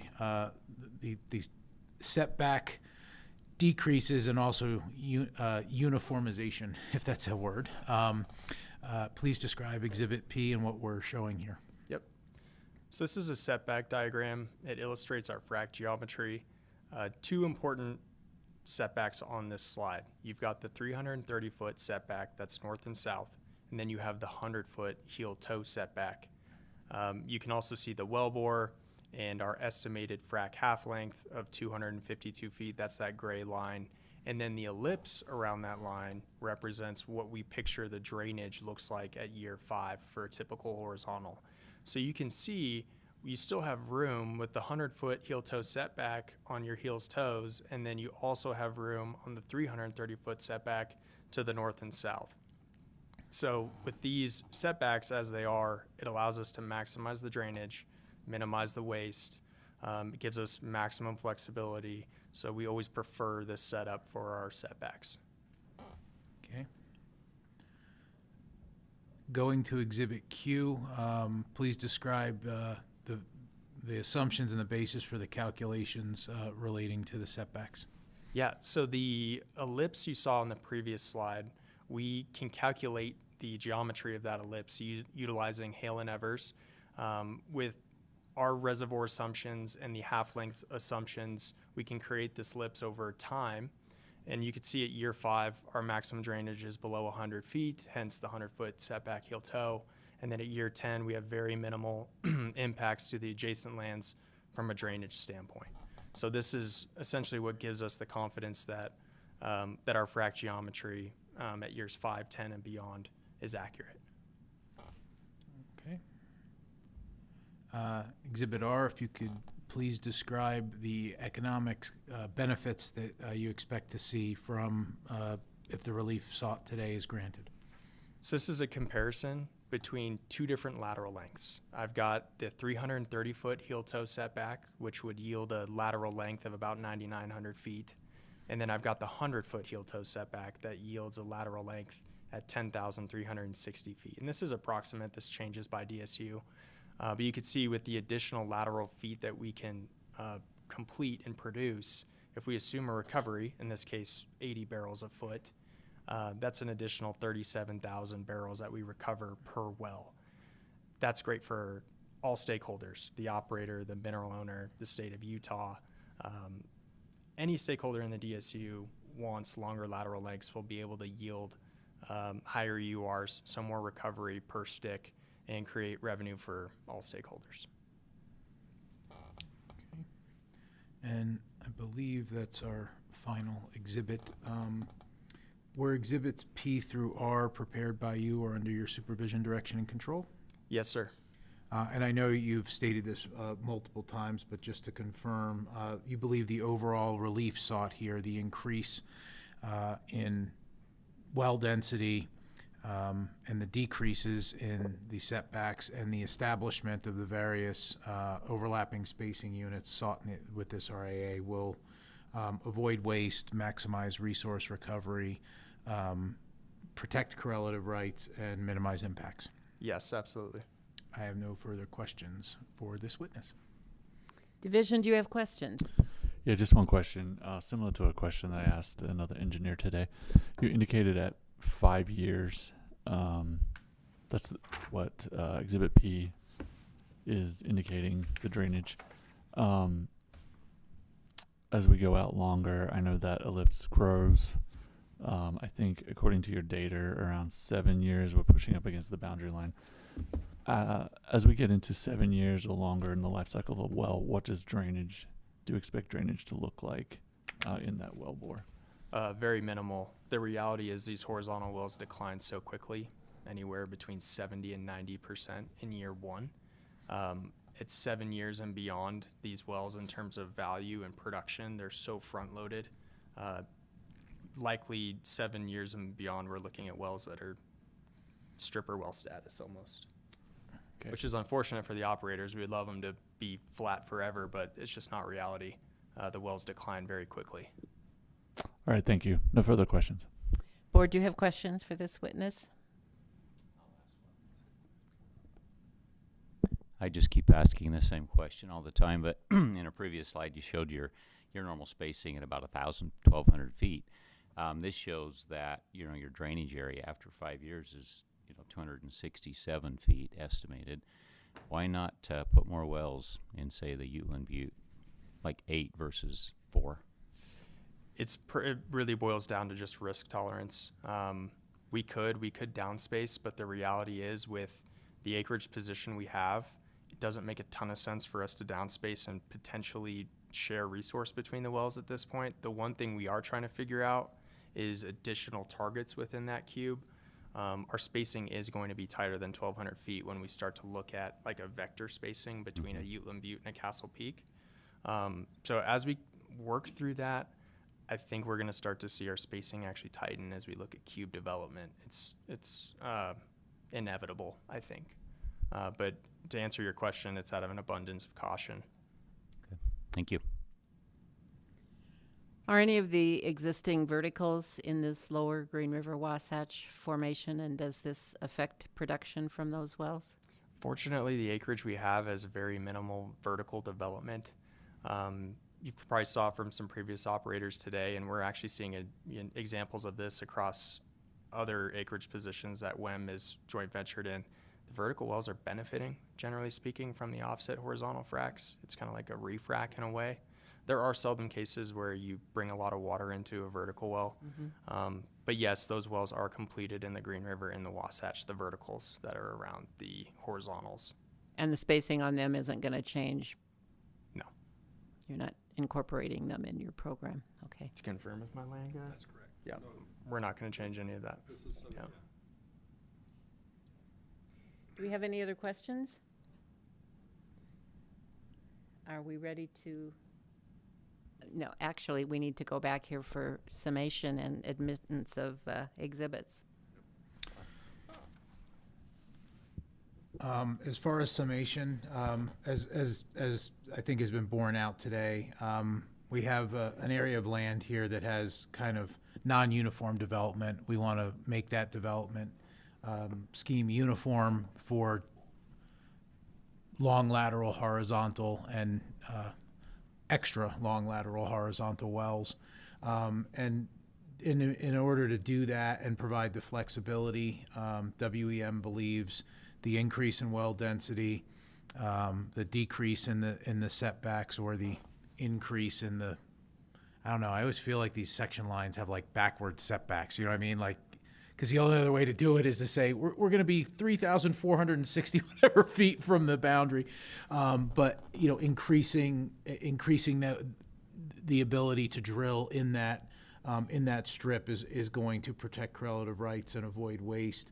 And so WM respectfully requests that its RAA be approved and the relief sought granted, subject only to any further comments the division may have relative to their response. And with that, I would like to end by asking that exhibits A through R be accepted for the record. No objection. Problems with? So accepted. Thank you. Could I ask one more question? Do you have to stay away from those, a certain distance from those existing well bores, the verticals? 100 feet. Okay. One other quick question. So is all this held by production, all of this area, or is there some unheld? We're in the process of it right now. Okay. Yeah, so we're in our initial drilling campaign to HBP everything. And I know where you're going. The order will provide, Yeah. as is in the past with overlapping section line wells, that the underlying acreage must be held by production. Like you can't hold 3,840 acres by just running out there and drilling a 3-miler. You have to have separate, independent, held by production underneath. And the order is going to expressly. That's in the. The order will expressly require that, as past overlapping spacing orders have. Okay. Good. Thank you. Do we have any other questions? Division, do you have any final questions? I just would like to point out that the division has met with Wem. It's a long day. Contagious. Church, chicken, berry, Wem previously about this request was satisfied what they're trying to do accomplishes what the division regulates, and we feel good about it. And so, based on the testimony here today and review of the RA and the exhibits, we have no opposition to this request. Thank you. Board, I'm ready for a motion. I move that we request we approve the request for agency action. It's definitely time, isn't it? I'll second. It's been moved and seconded. All in favor, please say aye. Aye. Aye. Any opposed? Motion carries. Thank you. Thank you. I will prepare the order, Madam Chair. Thank you. Do I have a motion to adjourn? So moved. Okay. Oh, okay, sure. I'd be glad to. Item number 16, docket number 2024-064, cause number 075-04. In the matter of the request for agency action of Coastal Plains Energy, Inc. for an order suspending application of the board's orders in cause number 243-1 and 243-4 insofar as they pertain to section 1516, the northeast quarter, section 15, section 16, the northeast quarter of section 21, 22, the south half of section 23 and the north half of 27, 15 south, 9 east, Salt Lake Meridian, Carbon County. That matter has been continued until the next board meeting. Thank you. And now we're going to adjourn.